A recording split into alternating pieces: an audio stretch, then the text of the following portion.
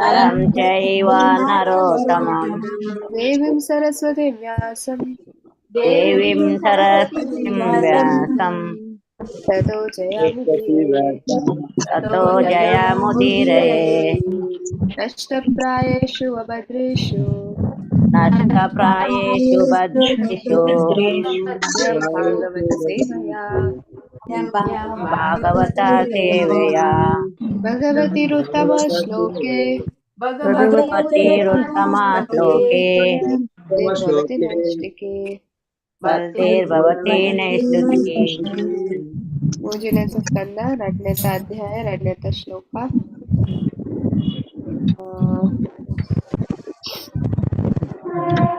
सान्दीपने सकृत् प्रोक्तम् दीपने सकृतोक्तम् सान्दीपने सकृत् प्रोक्तम् सान्दीपने सकृतोक्तम् ब्रह्मादित्यसविस्तरम् ब्रह्मादित्यसविस्तरम् ब्रह्मादित्यासविस्तरम् ब्रह्मादित्यसविस्तरम् तस्मै प्रदाद्वरं पुत्रम् तस्मादाद्वरं पुत्रम् तस्मै प्रदाद्वरं पुत्रम् तस्मै प्रादाद्वरं पुत्रम् ऋतं पञ्चा जनोदरात् तं पञ्चाजनोदरात् ऋतं पञ्चा जनोदरात् तं पञ्चाजनोदरात् सान्दीपने सकृत् प्रोक्तम्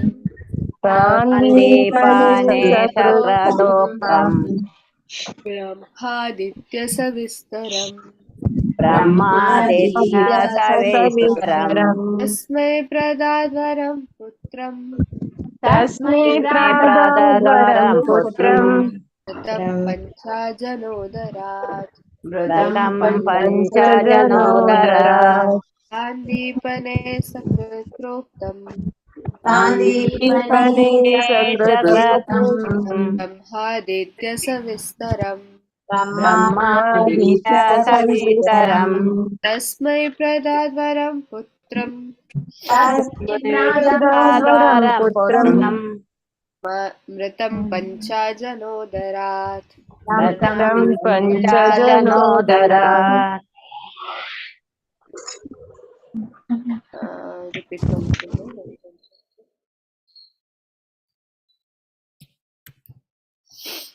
हरे कृष्ण माताजी. श्लोक 2. सान्दीपने सकृतं ब्रह्मादित्य सविस्तरं तस्मै प्रादाद्वरं पुत्रं व्रतं पंचजनोदरात्. हरे कृष्ण माताजी. हरे कृष्ण माताजी. श्लोक 2. सान्दीपने सकृत् प्रोक्तं ब्रह्मादित्य सविस्तरं तस्मै प्रादाद्वरं पुत्रं वृतं पञ्चाजनोदरात्. हरे कृष्ण माताजी. हरे कृष्ण माताजी. श्लोक 2. सान्दीपने सकृत् प्रोक्तं ब्रह्मादित्य सविस्तरं तस्मै प्रादाद्वरं पुत्रं वृतं पंकजनोदरात्. हरे कृष्ण माताजी.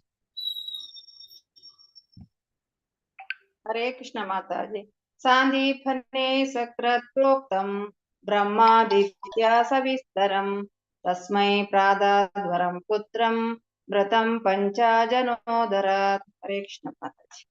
हरे कृष्ण माताजी. सान्दीपने सक्रतोक्तं ब्रह्मादित्या सविस्तरं तस्मै प्रादाद्वरं पुत्रं व्रतं पञ्चजनोदरात्.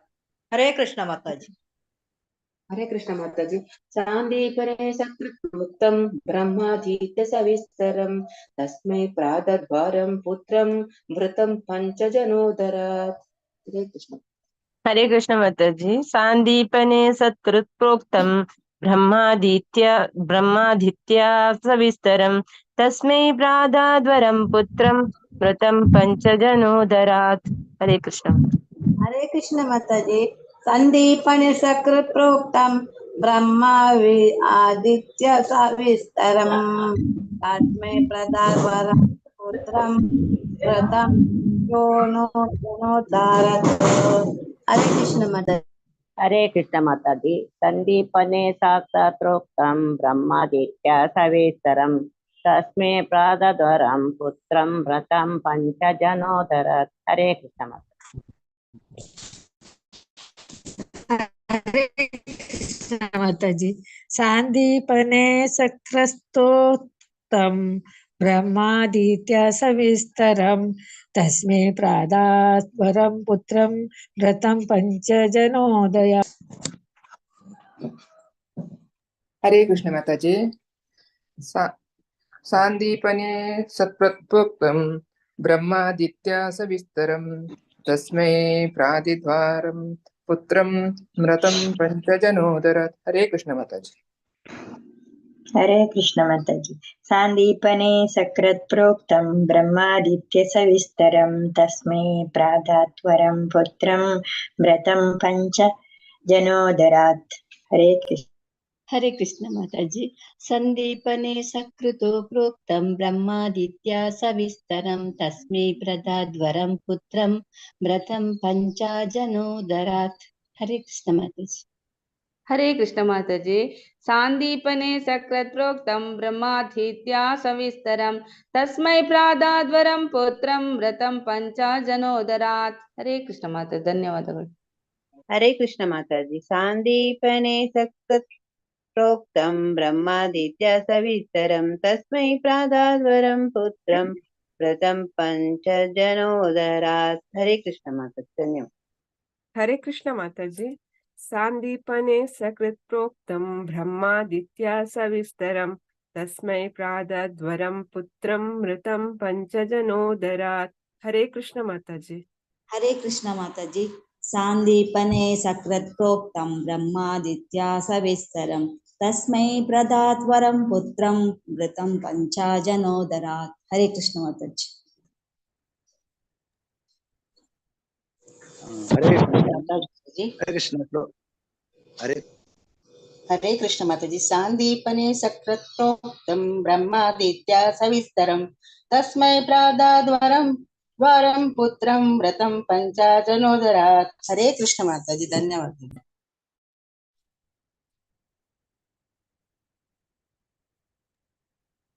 श्लोक 2 सांदीपने सत्रोस्तं ब्रह्मादित्यं सविस्तरं तस्मै प्रादत्वरं पुत्रं मत्तं पञ्चजनोदरात् हरे कृष्ण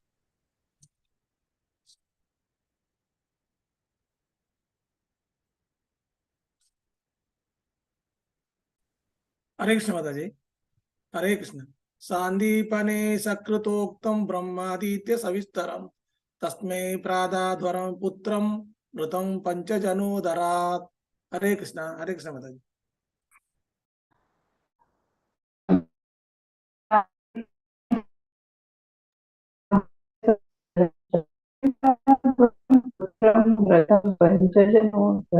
हरे कृष्ण हरे कृष्ण माताजी सांदीपने सकृत्प्रोक्तं ब्रह्मादित्य सविस्तरं तस्मै प्रादाद्वरं पुत्रं व्रतं पञ्चजनोदरात् हरे कृष्ण हरे कृष्ण माताजी सांदीपने सकृत् प्रोक्तं ब्रह्मा आदित्य सविस्तरं तस्मै पादादरं पुत्रं व्रतं पंचजनोदरात् हरे कृष्ण माता हरे कृष्ण माताजी सांदीपने सकृत् प्रोक्तं ब्रह्मादित्या सविस्तरं तस्मै प्रादाद्वरं पुत्रं मृतं पञ्चजनोदरात् हरे कृष्ण माताजी सांदीपने सकृत् प्रोक्तं ब्रह्मादित्या सविस्तरं तस्मै प्रादाद्वरं पुत्रं मृतं पञ्चजनोदरात् हरे कृष्ण माताजी सांदीपने सकृत्प्रोक्तं ब्रह्मादित्या सविस्तरं तस्मै प्रादाद्वरं पुत्रं मृतं पञ्चजनोदरात् हरे कृष्ण माताजी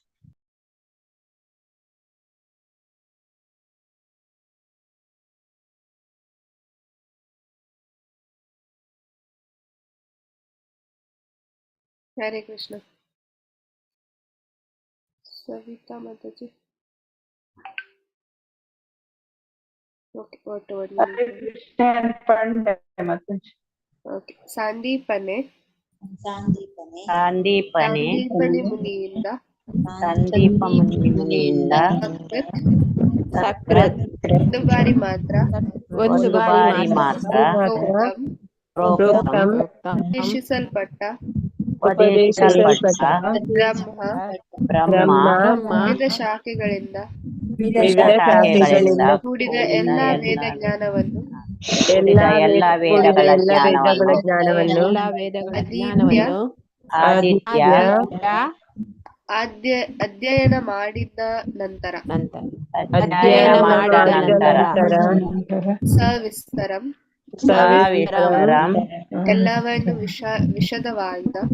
ಎಲ್ಲವನ್ನು ವಿಶದವಾಗಿ ತಸ್ಮೈ ಅವನಿಗೆ ಪ್ರತಿಫಲವಾಗಿ ಕೊಟ್ಟನು. ವರಂ ಹರಕೆಯನ್ನಾಗಿ ಅವನ ಮಗನನ್ನು ಆಗಲೇ ಸತ್ತು ಹೋಗಿದ್ದ ಪಂಚಜನ ಯಮಲೋಕದ ಉದರಾತ್ ಮಧ್ಯದಿಂದ ಭಗವಾನ್ ಕೃಷ್ಣನು ಒಮ್ಮೆ ಕೇಳಿಸಿಕೊಂಡ ಮಾತ್ರದಿಂದಲೇ ಗುರುಗಳಾದ ಸಂದೀಪನಿ ಮುನಿಯಿಂದ ವೇದಗಳನ್ನು ಅವುಗಳ ಸಮಸ್ತ ಶಾಖೆಗಳೊಂದಿಗೆ ಕಲಿತುಕೊಂಡನು. ಸಂದೀಪನಿಯ ಸತ್ತ ಮಗನನ್ನು ಯಮಲೋಕದಿಂದ ತಂದು ಗುರುದಕ್ಷಿಣೆಯಿಂದ ಸಲ್ಲಿಸಿದನು. ಬಾಬರ್ತೆ ಇರೋದು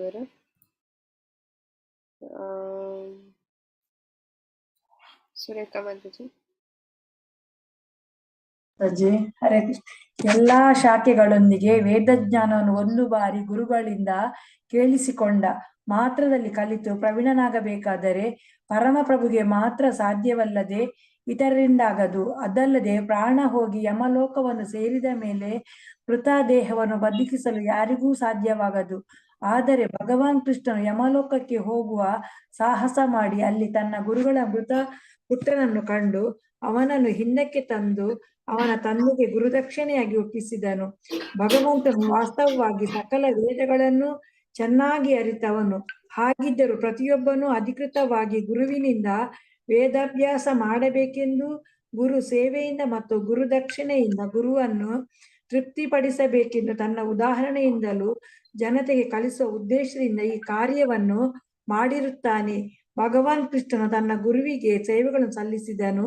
ಗುರು ಸಂದೀಪನೆಯು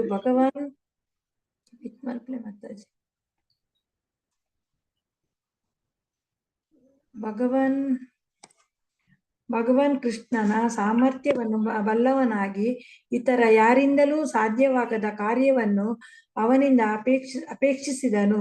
ತನ್ನ ಪ್ರೀತಿಯ ಮೃತ ಪುತ್ರನನ್ನು ಬದುಕಿಸಿ ಕೊಡುವಂತೆ ಸಂದೀಪನಿಯು ಕೇಳಿಕೊಂಡನು. ಅವನ ಕೇಳಿಕೆಯನ್ನು ಭಗವಂತನು ಈಡೇರಿಸಿದನು. ಆದುದರಿಂದ ಭಗವಂತನು ತನಗೆ ಯಾವುದೇ ರೀತಿಯಲ್ಲಾದರೂ ಸೇವೆ ಸಲ್ಲಿಸಿದವರಿಗೆ ಉಪಕಾರ ಮಾಡದೆ ಇರುವವನಲ್ಲ. ಭಗವಂತನ ಪ್ರಿಯ ಸೇವೆಯಲ್ಲಿ ನಿರತರಾಗಿರುವ ಭಕ್ತರು ತಮ್ಮ ಭಕ್ತಿ ಸೇವಾ ಪಥದಲ್ಲಿ ಎಂದಿಗೂ ಹತಾಶೆಯನ್ನು ಹೊಂದಲಾರರು. ಹರೇ ಕೃಷ್ಣ ಮಾತಾಜಿ. ಹರೇ ಕೃಷ್ಣ. ಹರೇ ಕೃಷ್ಣ.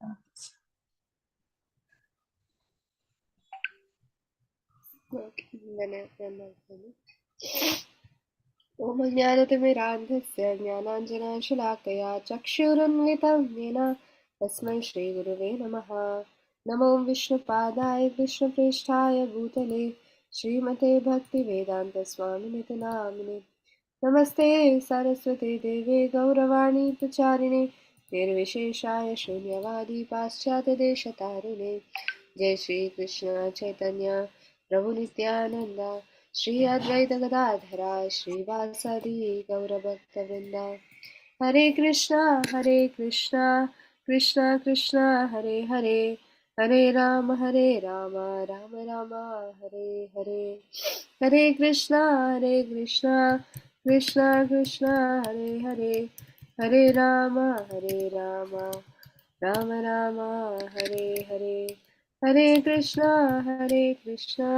कृष्णा कृष्णा हरे हरे, हरे राम राम हरे हरे.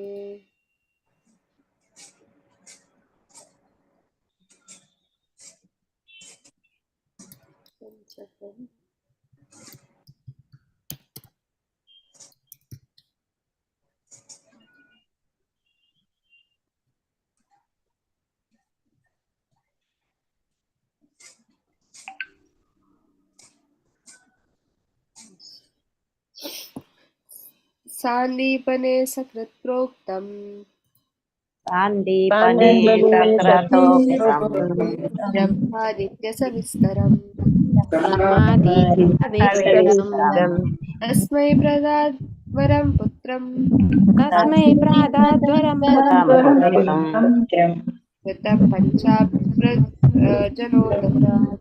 वृत्तं ಪಂಚಜನೋದರ. ಪಂಚಜನೋದರ. ಹರೇ ಭಗವಾನ್ ಕೃಷ್ಣನು ಒಮ್ಮೆ ಕೇಳಿಸಿಕೊಂಡ ಮಾತ್ರದಿಂದಲೇ ಗುರುಗಳಾದ ಸಾಂದೀಪನಿ ಮುನಿಯಿಂದ ವೇದಗಳನ್ನು ಅವುಗಳ ಸಮಸ್ತ ಶಾಖೆಗಳೊಂದಿಗೆ ಕಲಿತುಕೊಂಡನು. ಸಾಂದೀಪನಿಯ ಸತ್ತ ಮಗನನ್ನು ಯಮಲೋಕದಿಂದ ತಂದು ಗುರುದಕ್ಷಿಣೆಯನ್ನು ಸಲ್ಲಿಸಿದನು. ಭಾವಾರ್ಥ ಮುಲ್ಪ ಪ್ರಭುಪಾದ್ ಬರಪೆರ ಎಸ್ ಸ್ವಲ್ಪ ಮಾತಾಡಲು ಗೊತ್ತುಂಡು ಲೀಲೆ ಭಗವಂತನ ಸಾಂದೀಪನಿ ಮುನಿನ ಮಗನ ಆಲ್ರೆಡಿ ತೀರ್ದು ಪೋದುಪ್ಪ ಬಟ್ ಗುರು ದಕ್ಷಿಣೆಗೆ ಸಂದೀಪನಿ ಮುನಿ ಏನನ್ ಕೇನಿಯರು ರಾಧಾ ಬೋರ್ಡ್ ಕೇನಿಯರು ಮಗನ್ ಕಂತು ಸೈದಿನ ಮಗಂತಿನ ಕಂತುಕೊರ್ ಸೈತಿನ ಮಗನ ಕಂತುಕೊರ್ ಅಂಡ್ ಕೃಷ್ಣ ಕಣಯರ್ ರೈಟ್. ಸೊ ಏರೆಗ್ಲ ಓವಾಂಡಲ ಮನುಷ್ಯಗ್ ಒವ್ವೇ ಮಲ್ಲ ಒಂಜಿ ಸೈಂಟಿಸ್ಟ್ಗೆ ಇಂಚಿನ ಒಂಜಿ ಮಲ್ಪ ರಾಪುಂಡ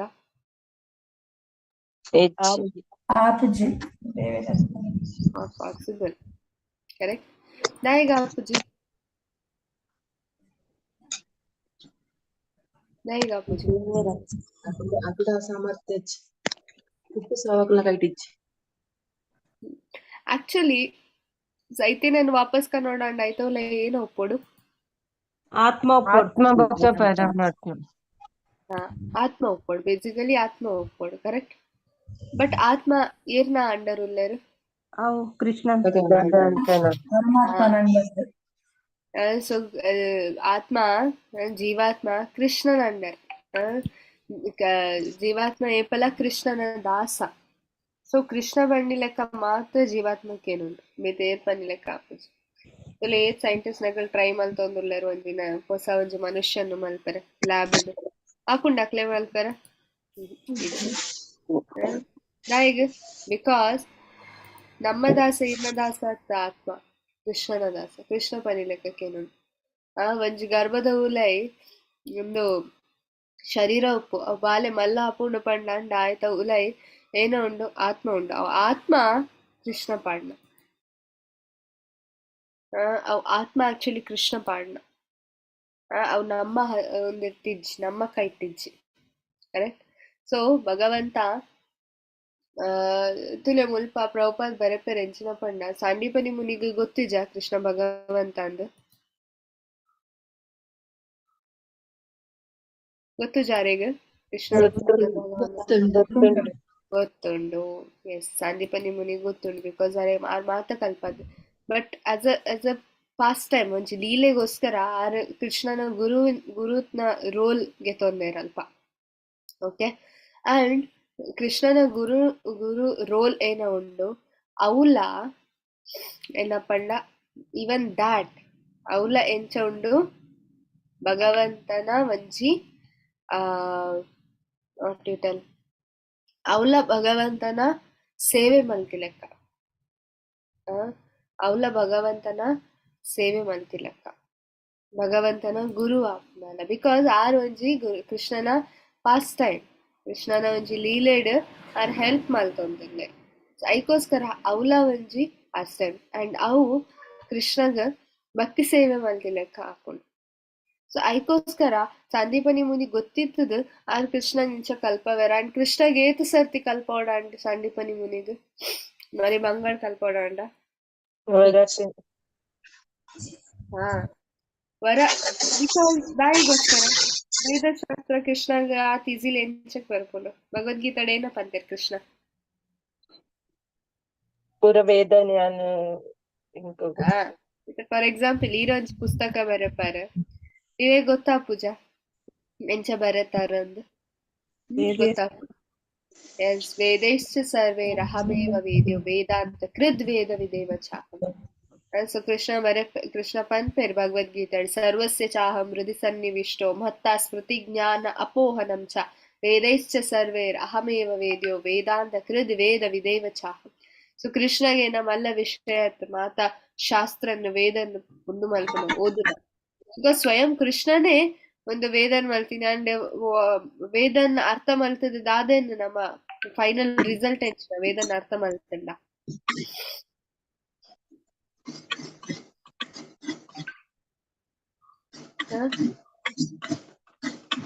ರಿಸಲ್ಟ್ ಎಂಚಿನ ವೇದನ್ ಅರ್ಥ ಮಲ್ತ ಭಗವಂತನೇ ಕೃಷ್ಣನ್ ಅರ್ಥ ಮಲ್ಪುನ ವೇದೈಶ್ಚ ಕೃದ್ ವೇದ ವಿದೇವ ಚಾಹಂ. ಪ್ರಭುಪಾದ್ ಬರೆಪೆರ್ ಆಕ್ಚುಲಿ ವೇದದ ನಿಜವಾತಿನ ಐಕೋಸ್ಕರ ಪ್ರಭುಪಾದಿಗೆ ಏನ ನಮ್ಮ ಪನ್ ಭಕ್ತಿ ವೇದ ಅಂತ ಕರೆಕ್ಟ್. ವೇದದ ಅಂತ್ಯ ಭಕ್ತಿ. ಕೆಲವರು ಚತುರ್ವೇದಿ ತ್ರಿವೇದಿ ಮೂಜಿ ವೇದ ನೋದು ನಕಲು 4 ವೇದ ನೋದು ನಕಲು ಉಲ್ಲೇರ್.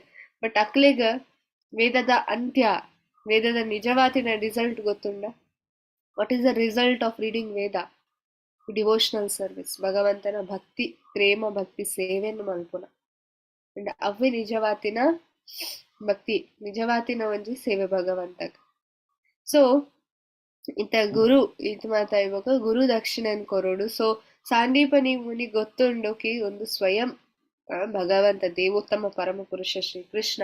ಸೊ ಮೇರೆಗ್ ಯಾನ್ ಕಾಸ್ಟ್ ಕೊರ್ಲೆ ಅವು ಕೊರ್ಲೆ ಒಂದು ಕೊರ್ಲೆ ಪನ್ಪುನ ಬದಲಿಗೆ ಒವ್ವಾಂಡಲ ಒಂಜಿ ಇಂಚಿನ ಗುರು ದಕ್ಷಿಣಕ್ಕೆ ನೋಡ್ಕೊಂಡ ಇನಿ ಮುಟ್ಟ ಏರ್ಲಾವ್ ಮಲ್ಪರೆ ಸಾಧ್ಯ ಆಯ್ಜಿ ದುಂಬುಲ ಏರೆಗ್ಲ ಮಲ್ಪರೆ ಸಾಧ್ಯ ಆಯ್ ಪೂಜಿ ಅಂಚನೊಂಜಿ ಗುರು ದಕ್ಷಿಣಕ್ಕೆ ನೋಡು ಅನ್ ಪನ್ಪಿನ ಆಕ್ಲಿಗ್ ಆರೆಗ್ ಯೋಚನೆ ಬರ್ತೇನೆ. ಸೊ ಆರೇನಕ್ಕೆ ಏನ್ಯಾರ ಅನ್ನ ಸೈತಿನ ಮಗನ್ ವಾಪಸ್ ಕಣಾರ ಒಂದು ಲೆಕ್ಕಿನಿ ಒಂದು ಆಕ್ಚುಲಿ ಸಾಂದೀಪನಿ ಮುನಿ ಯಾರಿಗೆ ಪುತ್ರ ಮೋಹ ಇತ್ತಿಂದ ಐಕೋಸ್ಕರ ಆರ್ ಕನಾಲೆ ಅಂದ್ ಪನ್ಪುನ ಅತ್ ಒಂದು ಕೃಷ್ಣನ ಪವರ್ ತೊಚ್ ಪವರ್ಗೋಸ್ಕರ ಮಾತರೆಗ್ಲ ಕೃಷ್ಣನ ಒಂಜಿ ಸ್ಪೆಷಲ್ ಪವರ್ ಏರೆಗ್ಲ ಒಂದು ಸೈತಿನ ವ್ಯಕ್ತಿನ ವಾಪಸ್ ಜೀವ ಕಣಾರ ಸಾಧ್ಯ ಇಜ್ಜಿ ಕೃಷ್ಣಗ್ ಮಾತ್ರ ಸಾಧ್ಯ ಉಂಡು. ಒಂದು ಗೊತ್ತಿತ್ತದ ಸಾಂದೀಪನಿ ಮುನಿ ಇಂಚ ಮಲ್ತಿನ. ಸೊ ಯಮಲೋಕಡ್ದು ಆಯ್ನ ಮಗನ ವಾಪಸ್ಗೆ ತೊಂಬರ್ಪರ್ ಕೃಷ್ಣ. ಸೊ ಒಂದು ಮಾತ ಕೃಷ್ಣ ತನ್ನ ಪವರ್ ಆಯ್ನ ಒಂಜಿ ಶಕ್ತಿನ ಅರ್ಥೋಚ್ಪೊಂದುಲ್ಲೆರ್ ಮಾತರೆಗ್ಲಕ್ಕೆ ಯಾರ್ ಏತ್ ಗ್ರೇಟ್ ಉಲ್ಲೆರ್. ಈವನ್ ಕಾಳಿಯ ಲೀಲೆ ಆನಾಗ ಮಾತ ತುಲೆ ನಮಕ್ ಬಾಯರಿಕೆ ಆಪುಂಡು ಕರೆಕ್ಟ್. ಕಾಳಿಯ ಲೀಲೆಡ್ಲ ಅಂಚನೆ ಮಾತರೆಗ್ಲ ಬಾಯರಿಕೆ ಆಂಡ್ ಅಪ್ಪಗ ಪೋದಕ್ಲಿ ನೀರನ್ ಪತ್ತಿನ ಅಲ್ಪ ಒಂಜಿ ವಿಚಿತ್ರವಾತಿನ ಘಟನೆ ಏನ ಪಂಡ ಇತ ಒಂಜಿ ಕ್ಲಾಸ್ಡ್ ಮಾತ ಜೋಕುಲು ಉಪ್ಪೇರ್ ಇಜಿನ ಮುಲ್ಪನೆ ಮಾತೆರ್ಲು ಉಲ್ಲೇರ್ ನಮಕ್ ವರನೆ ಬಾಯರಿಕೆ ಆರೆ ಸಾಧ್ಯ ಉಂಡ ಮಾತರೆಗ್ಲ ವರನೆ ಮಾತರೆಗ್ಲ ಬಾಯರಿಕೆ ಆರೆ ಸಾಧ್ಯ ಉಂಡ ಕಾಳಿಯ ಲೀಲೆಡ್ ಕರೆಕ್ಟ್ ಆತ್ ಪನ್ಪೇರ್ ಅಲ್ಪ ಮಹಾತ ಗೋಪ ಬಾಲಕನಕ್ಲೆಗ್ ಅಕ್ಲೆಗ್ ಮಾತ್ರ ಇವನ್ ಪೆತ್ತಗ್ಲ ಮಾತರೆಗ್ಲ ವರನೆ ಬಾಯರಿಕೆ ಆಂಡಿಗೆ ಮಾತೆರ್ಲ ವರನೆ ಯಮುನಾ ನದಿ ಒಂದೆಟ್ಟು ಪೋಯರ್ ನೀರ್ ಪರ್ಲ. ಆಕ್ಚುಲಿ ಅವು ಕೃಷ್ಣನ ಒಂಜಿ ಲೀಲೆ ಕೃಷ್ಣನ ಒಂಜಿ ಪಾಸ್ಟ್ ಟೈಮ್ ಅವ್ ಆಕ್ಚುಲಿ ಐಕೋಸ್ಕರ ಲೀಲೆ ಅಂದ್ ಪನ್ಪುನ. ನಮ್ಮ ಏನ ಮಲ್ಪ ತುಲೆ ಕೆಲವರು ಪನ್ಪೇರ್ ಏನ ಕರ್ಮವೇ ಪೂಜಾ ನಮ್ಮ ಬೇಲೆನೆ ಭಗವಂತಗ ಪೂಜೆಗೆ ನಮ್ಮ ಕರ್ಮನ್ ಮಲ್ಪೊಡು ಅವೇ ನಿಜವಾತಿನ ಭಕ್ತಿಗೆ. ಆಕ್ಚುಲಿ ನಮ್ಮ ಕರ್ಮ ನಮ್ಮ ಹತೋಟಿಜ್ಜಿ ಉಲ್ಟಾ ನಮ್ಮ ಕರ್ಮ ನಮ್ಮ ಮಲ್ಪುನಾಗ ಏತ್ ತಪ್ಪ ಆಪುಂಡು ಏತ್ ಅಪರಾಧ ಆಪುಂಡು ನಮಕ್ಕೆ ಗೊತ್ತಿಜ ಅವು ನಮಗ ಭಗವಂತನ ಪೂಜೆಗೆ ಮುಕುಲ್ನ ಕರ್ಮ ಎಂಚಿನ ಪಂಡ ಬೇತೆಕ್ಲೆ ಗುಂದು ಮಲ್ಪುನ ఒక ಶೌಟಿಂಗ್ ಹೌಲಿಂಗ್ ಕರೆಕ್ಟ್ ಅವು ಮಾತ ಅಕಲ್ನ ಕರ್ಮ ಅವೇ ಪೂಜೆಗೆ ಸೊ ಜನಕ್ಲೆಗ್ ಅವು ಅರ್ಥ ಆಪುಜಿ ಐಕೋಸ್ಕರ ನಮ್ಮ ಪಾಸ್ಟ್ ಟೈಮ್ ನಮ್ಮ ಒಂಜಿ ಆ ನಮ್ಮ ಏನ ಮಲ್ಪ ಕರ್ಮ ತುಲೆ ಕೆಲಸ ಐಕ್ ಲೀಲೆ ಅಂದ್ ಪನ್ಪುಜೆರ್ ಭಗವಂತ ಮಲ್ಪುನ ಕೆಲಸಗ್ ಲೀಲೆ ಅಂದ್ ಪನ್ಪರ್ ದಾಯಪಂಡ ವಿತ್ ಪರ್ಪಸ್ ಆರ್ ಮಲ್ಪುನ ನಮ್ಮ we are purposeless we are aimless people but ಭಗವಂತ ಅಂಚಾತ್ ಭಗವಂತ ಪರ್ಪಸ್ ಉಂಡು ಅಂಡ್ ಅರೆಗ್ ಆಲ್ರೆಡಿ ಗೊತ್ತುಂಡು ದಾದ ಆ ಒಂದುಂಡು ಪಂದ್ ರೈಟ್ ಸೊ ಅವು ಮುಲ್ಪ ನಮ್ಮ ತೂವೊಂದುಲ್ಲ ಸೊ ಭಗವಂತ ಕಾಲಿಯಲ್ಲಿ ಇಲ್ಲದಲ್ಪ ಮಾತೆಲ್ಲ ಒಟ್ಟಿಗೆ ನೀರು ಪರ್ರೆ ಪೋಯರ್ ಮಾತರೆಗ್ಲೋ ಒಂಜೇ ಟೈಮಿಗೆ ಬಾಯರಿ ಕ್ಯಾಂಡ್ ಸೊ ಇತ್ತ ಮಾತೆಲ್ಲ ನೀರಿನ ಪರ್ದು ಅಕ್ಕೆಲ್ಲ ಏನ ಆತಿರಿತ್ತ ಕಾಲಿಯಲ್ಲಿ ಇಲ್ಲಡ್ ದಾದ ಆದಿತ್ತಂಡ ಅಕ್ಲೆಗೆ ಯಮುನಾ ನದಿ ದಾದ ವಿಷ ಪರ್ದಿತ್ತರ ಮಾತೆಲ್ಲ ಎಸ್ ಯಮುನಾ ನದಿ ವಿಷ ಇತ್ತಂಡ ಮಾತೆಲ್ಲ ವಿಷ ಪರ್ದು ಸೈದಿತ್ತೇರ್ ಆಕ್ಚುಲಿ ಮೂರ್ಛೆಲ್ಲ ಆತ ಸೈತೆ ಇತ್ತೇರ್ ಮಾತೆರ್ಲ ಆಲ್ಮೋಸ್ಟ್ ಮಾತೆರ್ಲ ಸೈತಿತ್ತೇರ್ ಸೊ ಕೃಷ್ಣ ಕಾಲಿಯನ್ ಲೀಲೆ ಆಯಿ ಬೊಕ್ಕ ಮಾತೆರ್ನ ಆಯಿ ಬೊಕ್ಕ ಅಕ್ಲೆ ನೆಂಚ ವಾಪಸ್ ಜೀವ ಕಣೇರ್ ಇರಿ ಗೊತ್ತುಂಡು ಎಂಚ ವಾಪಸ್ ಕಣೇರ್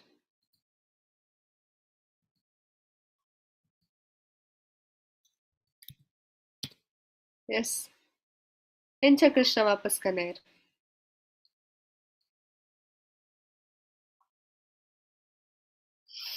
ಎಸ್ ಗೆಸ್ಟ್ ಮಲ್ಪುಲೆ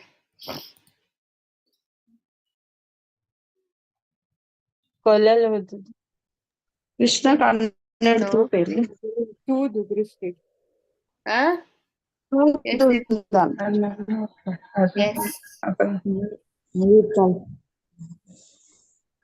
just soothe by the glance panda just soothe Krishna ಅಕ್ಲೆ ವಾಪಸ್ ಕನಾಯರ್ ಜೀವನ್ ಸೊ ಕೃಷ್ಣ ಪವರ್ ಕೃಷ್ಣ ನಮ್ಮ ಲೆಕ್ಕ ಹಾಸ್ಪಿಟಲ್ಗೆ ಅಲ್ಪ ಮುಲ್ಪ ಮಾತ ಒಂದು ಮಲ್ತಿಜರ್ there is no need of doctor when Krishna is there actually ಅವು ನಮ್ಮ ಒಂಜಿ ವಿಶ್ವಾಸದ ಮಿತ್ ಉಪ್ಪುಂಡು ಗೋಪ ಬಾಲಕನಕ್ಲೆ ಫುಲ್ ವಿಶ್ವಾಸ ಐತೇನ್ ಕೃಷ್ಣ ನಮಕ್ ತುಲೆ ಅಘಾಸುರನ ಬಾಯ್ದ ಉಲೈ ಪೋನಾಗ ಅಕಲ್ ಒಂಜಿ ಸೆಂಟೆನ್ಸ್ ಮನ್ಪೇರ್ ಕೃಷ್ಣ ಪನ್ಪೇರ್ ಉಲೈ ಪೋಡ್ಚಿ ಅವು ಗುಹೆ ಅತ್ತು ಅಂದಾರ್ ಜಸ್ಟ್ ಇಂಚನೆ ಪನ್ಪೇರ್ ಸೊ ಅಪ್ಪಗ ಆಗಲ್ ಗೋಪ ಬಾಲಕನಕ್ಲೆ ಪನ್ಪೇರ್ ಒಂಜಿ ಸೆಂಟೆನ್ಸ್ ಕೃಷ್ಣ ಉಪ್ಪುನಂಗ ನಮದಾಯ ಟೆನ್ಷನ್ ಮಲ್ಪಡು ಕೃಷ್ಣ ನಮ್ಮ ಇತ್ತ ಅಘಾಸುರನ ಬಾಯ್ದ ಉಲೈ ಪೋಪ ದಾದಂಡಲಾಂಡ ಈ ರಕ್ಷಣೆ ಮಲ್ಪುವ ಹೆಂಗ್ ಗೊತ್ತುಂಡು ಅಂದ ಅಕ್ಕಿಲ್ ಪೋಪೇರುಲೆ ಅಂಡ್ ಕೃಷ್ಣಗ್ ಹೆಲ್ಪ್ ಮಲ್ಪೋಡ ಅಂಡಲ್ಪ Krishna could not sit silently ಕೃಷ್ಣಗ್ ಮನಿ ಬಂದ ಫುಲ್ಲರ್ ಆಯ್ಜಿ ಬಿಕಾಸ್ ಅರ್ನ ಫ್ರೆಂಡ್ಸ್ ಐಕೋಸ್ಕರ ಭಗವದ್ಗೀತಾ ಕೃಷ್ಣ ಬಂದಿರುತ್ತೆ ಯೇ ಯಥಾ ಮಾಂ ಪ್ರಪದ್ಯಂತೆ ತಾಂ ಸ್ತುತ ಇವ ಭಜಾಮ್ಯಹಂ ನಿಖಲ್ ಎಂಚ ಕೃಷ್ಣನ್ ತೂಪರ್ ಕೃಷ್ಣ ಅಂಚನೆ ತೂಪರ್ ಎಂಕ ಕೃಷ್ಣ ನಮಗೆ ತಾತ ಭರವಸೆ ಇಜ್ಜಿ ಬಟ್ ಪ್ರಾಬ್ಲಮ್ ಬಂದಾಗ ಕೃಷ್ಣ ಬರೋರು ಎಂಚ ಆಪುಜಿ ಇರೇಗ ಕೃಷ್ಣ ನಮಿತೇತ ಭರವಸೆ ಉಂಡು ಕೃಷ್ಣ ಆತ ರಿವೀಲ್ ಮಲ್ಪೇರು ಸೊ ಒಂದೇನ ಮುಲ್ಪ ನಮ್ಮ ತೂವಲಿ ಸಿ ಭಗವಂತ ಎಂಚ ಸಾಂದೀಪನಿ ಮುನಿನ ಮಗನ್ ವಾಪಸ್ ಕನಪೇರು ರೈಟ್ ಅಂಡ್ ಒಕ್ಕ ಕೃಷ್ಣ ಗವೇನ ಮಲ್ಲ ಡಿಫಿಕಲ್ಟ್ ಬೇಲೆ ಏನಾತ್ ಬಿಕಾಸ್ ಯಮರಾಜ ಸ್ವಯಂ ಕೃಷ್ಣನ ಸೇವಕ ರೈಟ್ ಮಾತೆಲ್ಲ ಏಕಲಾ ಈಶ್ವರ ಕೃಷ್ಣ ಆರ ಸಭೃತ್ಯ ಓನ್ಲಿ ಕೃಷ್ಣ ಮಾತ್ರ ಈಶ್ವರ ಬಾಕಿ ಮಾತೆಲ್ಲ ಭೃತ್ಯ ಪಂಡ ಸೇವಕನಕಲು ಸೊ ಕೃಷ್ಣಗೆ ನಮ್ಮಲ್ಲ ವಿಷಯ ಏನಾಗ್ತಾವ ಓ ಸೈತಿನ ಮಗನ್ ಕಣೋಡಟ ಮಲ್ಲ ಚಾಲೆಂಜ್ ಪಾಡ್ದೇರೆ ಎಂಕ್ ಮಲ್ಪೇನ ಇಜ್ಜ ಚಾಯನ್ ಗೊತ್ತು ಜಾತ ನೋ ಕೃಷ್ಣಗ್ ಅಂಚೆ ಏನೋ ಫೀಲಿಂಗ್ ಇತ್ತು ಇಮಿಡಿಯೇಟ್ಲಿ ಪೋಯರ್ ಯಮರಾಜ ಪಂಡರ್ ವಾಪಸ್ ಕೊರ್ಲೆ and he got back so ಅವು ನಮ್ಮ ನಿಜವಾತಿನ ಭಕ್ತಿಯನ್ನು ತೋಚ್ಕೊಂಡು ಕೃಷ್ಣಗೆ ಏತು ನಮ್ಮ ಭಕ್ತಿನ ಮಲ್ಪ ಡೆಫಿನೆಟ್ಲಿ ನಮ್ಮ ದೇವಸ್ಥಾನ ಆಗ್ಬೋದು ಒಂದು ಜಸ್ಟ್ ಮಾರ್ಬಲ್ದ ಒಂದು ಜಸ್ಟ್ ಕಲ್ಲುದ ಅಂದ ಪಂಡ ಕೃಷ್ಣಲ ಎನ್ನುವೆರ್ ಏತ್ ಕಲ್ಲದ ಒಂಜಿ ಹೃದಯ ಉಂಡು ಇಂದು ಜನತ ಕೃಷ್ಣಲ ತೂಪೆ ನಮಕ್ ಕೃಷ್ಣನ ಬರ್ಪುಜಿ ಬಟ್ ಸೈಪುನ ಸಮಯಡೆ ಅಲ್ಲ ಅಜಾಮಿನ ಲೆಕ್ಕ ನಾರಾಯಣ ಅಂತ ನಮಕ್ ಬಾಯ್ಲ ಬರನ್ ಸೈಪುನ ಸಮಯ ನಾರಾಯಣ ಅಂದ್ ಪಂಡ್ರೆ because everything is controlled by Krishna ಮಾತ ಕೃಷ್ಣನ ಕಂಟ್ರೋಲ್ಡ್ ಉಂಡು ನಮ್ಮ ಏನ ಕಂಟ್ರೋಲ್ ಇದ್ದಿ ನಮ್ಮ ಏನ ಯಾನ್ ಸೈಪುನ ಸಮಯ ಯಾನಿತ್ತ ಜಪ ಮಲ್ಪುನಾಗ ಮಲ್ಲೇಜ್ ಬಟ್ ಸೈಪುನ ಸಮಯ ನಾರಾಯಣ ಹರೇ ಕೃಷ್ಣ ಮಂತ್ರ ಪನ್ಪ ಮಾತ ಡಿವೋಟೀಸ್ ನಕಲ್ ಕೈತಲೆಯನ್ನ ಕೀರ್ತನ್ ಮಲ್ತೊಂದುಪ್ಪೇರು ನಪ್ಪಗ ಪನ್ಪ everything is under Krishna's control ಏನೇ ಗೊತ್ತು ನಮ್ಮ ಎಂಚ ಸೈಪ ಅಂದ್ ಏಪ ಸೈಪ ಅಂದೇ ಗೊತ್ತು ಎಂಚ ಸೈಪ ಅಂದ್ ಬುಡ್ಲೆ ಆಮೇಲೆ ಸೊ ಇಂಚ ಲಾಸ್ಟ್ಗೆ ಪ್ರಭುಪಾದ್ ಪನ್ಪರ್ ಮುಲ್ಪ ಭಗವಂತನ ಪ್ರೀತಿ ಸೇವೆಯಲ್ಲಿ ನಿರತರಾಗಿರುವ ಭಕ್ತರು ತಮ್ಮ ಭಕ್ತಿ ಸೇವಾ ಪಥದಲ್ಲಿ ಎಂದಿಗೂ ಹತಾಶೆಯನ್ನು ಹೊಂದಲಾರರು. ಸೊ ಆಕ್ಚುಲಿ ಭಕ್ತಿ ಸೇವೆ ಮಲ್ಪುನಕ್ ನಿಜವಾದ ಭಕ್ತಿ ಮಲ್ತಂದುಪುನಕ್ಲು ಅಕ್ಲೆ ನಿಜವಾದ ಹತಾಶೆ ಆಪುಜಿ because they are devotees and devotees are not just devotees in temple, devotee in all circumstances. ಪಂಡ ಯಾನ್ ಭಕ್ತ ಖಾಲಿ ದೇವಸ್ಥಾನ ಮಾತ್ರ ಯಾನ್ ಭಕ್ತ ಪ್ರತಿಯೊಂದು ಸಮಯಡ್ ಪ್ರತಿಯೊಂದು ಸಂದರ್ಭಡ್ ಪ್ರತಿಯೊಂದು ಸಿಚುವೇಶನ್ಲ ಯಾನ್ ಭಕ್ತ ಅವು ನಿಜವಾತಿನ ಭಕ್ತಿ ಸೇವೆ. ಭಕ್ತ ಪಂಡ ಏನಾಯ್ತು ಭಗವಂತನ ಒಂಜಿ ಸೇವಕ, ಭಗವಂತನ ಸೇವಕ. ಒಂದು ಜಗತ್ತುಡ್ ಸೇವಕ ಪಂಡಿ ಕೂಡ್ಲೆ ನಮಕ್ ಒಂಥರ ಫೀಲ್ ಆಪುಂಡು. ಸೇವಕ ಪಂಡ ಇಂಚಿನ ಬೇಲೆ ಮಲ್ಪುನ ಇಡೀ ದಿನ ಬೊಕ್ಕ ಬೇತೆಕ್ಲಿಗೋಸ್ಕರ ಬೇಲೆ ಮಲ್ಪುನ ಸೇವಕ ಪಂಡ ಆತಿ ಈಸಿ ಅಂತ. ಬಟ್ ಆಧ್ಯಾತ್ಮಿಕ ಜಗತ್ತುಡ್ ಸೇವಕಗ್ ಜಾಸ್ತಿ ಖುಷಿ ಆಪುಂಡು ಮಾಲೀಕಡ್ದು ಜಾಸ್ತಿ. ಮತ್ತೆ ಒಂದು ಜಗತ್ತಿಡೀ ಇರ್ಪಲ್ಲೆ ಯಾನ್ ಕೃಷ್ಣನ ಸೇವಕ, ಯಾನ್ ಕೃಷ್ಣನ ಭಕ್ತರಕಲ್ನ ಸೇವಕ ಅಂತ ಜನಕ್ಲೆಗ್ ಒಂಥರ ಫೀಲ್ ಆಪುಂಡು. ಸೇವಕ ಪಂಡ ಗುಲಾಮ್ಗಿರಿ ಅಂಚ ಇಂಚ. ಬಟ್ ಆಧ್ಯಾತ್ಮಿಕ ಜಗತ್ತಡ್ ಇಟ್ಸ್ ನಾಟ್ ಲೈಕ್ ದಾಟ್. ಆಧ್ಯಾತ್ಮಿಕ ಜಗತ್ತಡ್ ಅಂಚಾತ್ ಅಲ್ಪ ಆಚಾರನಕಲ್ ಬರೆಪೇರ್ ಕೃಷ್ಣರ್ದು ಜಾಸ್ತಿ ಗೋಪಿನಕ್ಲೆ ಖುಷಿ ಆವೊಂದುಂಡಿಗೆ ಕೃಷ್ಣರ್ದು ಜಾಸ್ತಿ. ರಾಧಾರಾಣಿಗ್ ಕೃಷ್ಣರ್ದು ಜಾಸ್ತಿ ಸೇವೆ ಮಲ್ಪರೆ ಅವಕಾಶ ಕೃಷ್ಣ ಪಂಡ ರಾಧಾರಾಣಿಗೆ ಕೃಷ್ಣನ ಸೇವೆ ಮಲ್ತೊಂದುಲ್ಲ ರಾಧಾರಾಣಿ ರಾಧಾರಾಣಿಗೆ ಕೃಷ್ಣರ್ದೆಲ್ಲ ಜಾಸ್ತಿ ಖುಷಿ ತಿಕ್ಕೊಂದುಂಡಿಗೆ. ಅಂಡ್ ರಾಧಾರಾಣಿ ಖುಷಿ ಆತಿನ ತೂದು ಕೃಷ್ಣಗ ರಾಧಾರಾಣಿರ್ದು ಜಾಸ್ತಿ ಖುಷಿ ಅಂದನು. ಅವು ಖುಷಿ ತೂದು ರಾಧಾರಾಣಿಗೆ ನನನ ಜಾಸ್ತಿ ಖುಷಿ ಅಂದನು. ಜಸ್ಟ್ ಇಮ್ಯಾಜಿನ್ ಒಂಜಿ ಸೇವೆ ಮಲ್ತಂಡ ನಮಕ್ ಅಂಚಿನ ಪ್ರಜ್ಞೆ ಇಜ್ಜಿ ಅದಕ್ಕೋಸ್ಕರ ನಮಕ್ ಅವು ಒಂಜಿ ಸೇವೆ ಪನ್ನಿ ಕೂಡ್ಲೆ ಗಲ್ಲಗ್ರಹ ಅಯ್ಯೋ ದಾಯಿಗೋಸ್ಕರ ಅಣ್ಣಲ ಮಲ್ಪೊಡಿ ಅನು ಒಂದು ಫೀಲ್ ಆಪುಂಡು. ನಮಕ್ ಐತ ಒಂಜಿ ಉಂದು ಇಜ್ಜಿ ಏನ ಯಾನ್ ಸೇವೆ ಮಲ್ಪೋಡು ಪನ್ಪಿನ ಒಂಜಿ ಆಸೆ ಇಜ್ಜಿ ಅದಕ್ಕೋಸ್ಕರ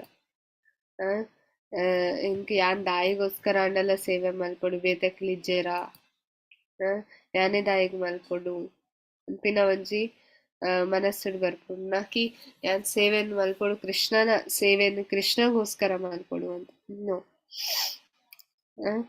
ಬೊಕ್ಕ ಸೇವೆ ಮಲ್ತಾ ಬೊಕ್ಕ ನಮಕ್ ಒಂಜಿ ಪೊಸಿಷನ್ ಬೋಡು ಮೇರು ಜಾಸ್ತಿ ಸೇವೆನ್ ಮಲ್ತೆರ್ ಮಾತೆಲ್ಲ ತಾಲಿ ಮುಟ್ಲೆ ಮೇರು ಜಾಸ್ತಿ ಒಂದು ಮಲ್ತೆರ್ ಅವು ಮಲ್ತೆರ್. So everybody wants recognition, nobody wants to serve Krishna. ಅವು ನಿಜವಾತಿನ ಒಂದು ಭೌತಿಕ ಜಗತ್ತಡ ಅವು ನಿಜವಾತಿನ ಒಂಜಿ ಒಂದು ಎಂಚಿನ ಸಿಚುವೇಶನ್ ನಮ್ಮ. ಸೊ ಭಗವಂತನ ಭಕ್ತಿಯುತ ಸೇವೆ ಇದಕ್ಕೋಸ್ಕರ ಪನ್ಪನು ಅಹೈತುಕಂ ಅಹೈತುಕಿ ಅಪ್ರತಿಹತ ಯಯಾತ್ಮ ಸುಪ್ರಸೀದತಿ ಭಕ್ತಿರಸಾಮೃತ ಸಿಂಧು ಪನ್ಪುಂಡು. ಭಗವಂತನ ಸೇವೆ ಅಹೈತುಕ ಒವೇ ಒಂಜಿ ಒಂದಿಜ್ಜಂದೆ ಹೈತುಕಿ ಪಂಡ ಕಾರಣವಿಜ್ಜಂದೆ ಭಗವಂತಗ ಸೇವೆ ಮಲ್ಪುನ ಎಂಚ ಅಪ್ಪೆ ಬಾಲ್ಯದ ಸೇವೆ ಮಲ್ಪುಡು ಒವೇ ಕಾರಣ ಇಜ್ಜಂದೆ. ಒಂದು ಭೌತಿಕ ಜಗತ್ತಡ್ ಏತ್ಲ ಕಂಪೇರ್ ಮಲ್ತಂಡಲ್ಲ ಭಗವಂತನ ಪ್ರೀತಿಗೆ ಏರ್ಲ ಕಂಪೇರ್ ಮಲ್ಪರ ಅಪ್ಪುಜಿ. ನಮಕ್ ಉಸಿರಿಗೆ ಎಪ್ಪರ ಗಾಳಿ ಕೊಡ್ತಾರ ಭಗವಂತ, ನಮಕ್ ಕೇನೆರೆ ಶಬ್ದದ ಒಂಜಿ ಉಂದನ್ ಕೊಡ್ತಾರ, ತೂವರೆ ಎಂಕ್ ಜಸ್ಟ್ ಒಂಜಿ ಲೈಟ್ ಬೋರ್ಡ್ ಇತ್ತಂಡು ಕೃಷ್ಣ ಏನ ಕೊರಿಯರ್ ಸೂರ್ಯನ್ನೇ ಕೊರಿಯರ್ ನಮಕ್. ಕೃಷ್ಣ ಸ್ವಯಂ ಪನ್ಪರ್ ಶಶಿ ಸೂರ್ಯ ಪ್ರಭಾಷ್ಮಿ ಸಸಿ ಸೂರ್ಯ ಯಾನ್ ಪ್ರಭೆನ್ನು ಕೊರ್ಪ ಶಶಿ ಬೊಕ್ಕ ಸೂರ್ಯಗ.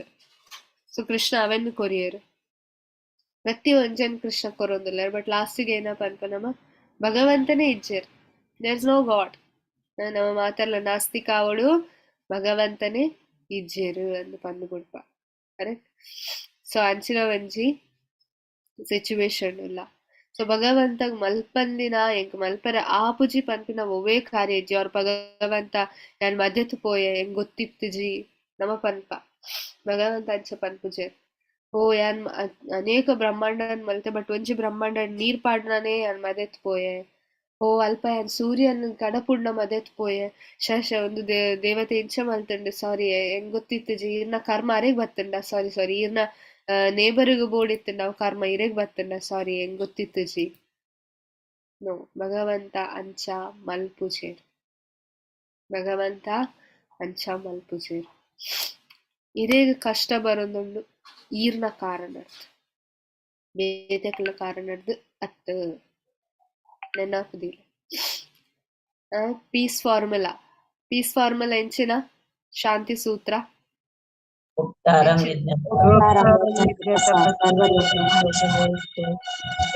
ಸರ್ವಭೂತಾನಾಂ ಜ್ಞಾತಂ ಶಾಂತಿ.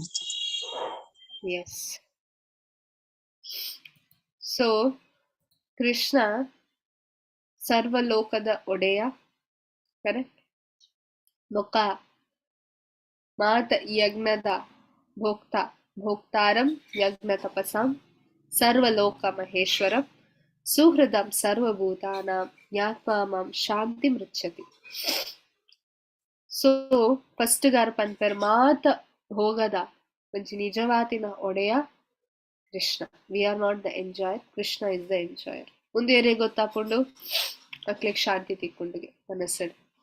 ಬಿಕಾಸ್ ನಮ್ಮ ಏನೊಂದಿಲ್ಲ ಯಾನ್ ಭೋಗ ಯಾನ್ ಭೋಗ್ತಾ ಹೆಂಗೋಸ್ಕರ ಒಂದು ಇಲ್ಲ ಯಾನು ಮಲ್ತಿನ ಎನ್ನ ಕುಟುಂಬದ ಯಾನ್ ಯಾನ್ ಯಾನ್ ರೈಟ್ ಎನ್ನ ಬಾಲೆ ಎನ್ನ ಕಂಡನಿ ಎನ್ನ ಬುಡದಿ ಎನ್ನ ಜೋಕುದು ಎನ್ನ ಇಲ್ಲಿ ಎನ್ನ ಜಾಗ.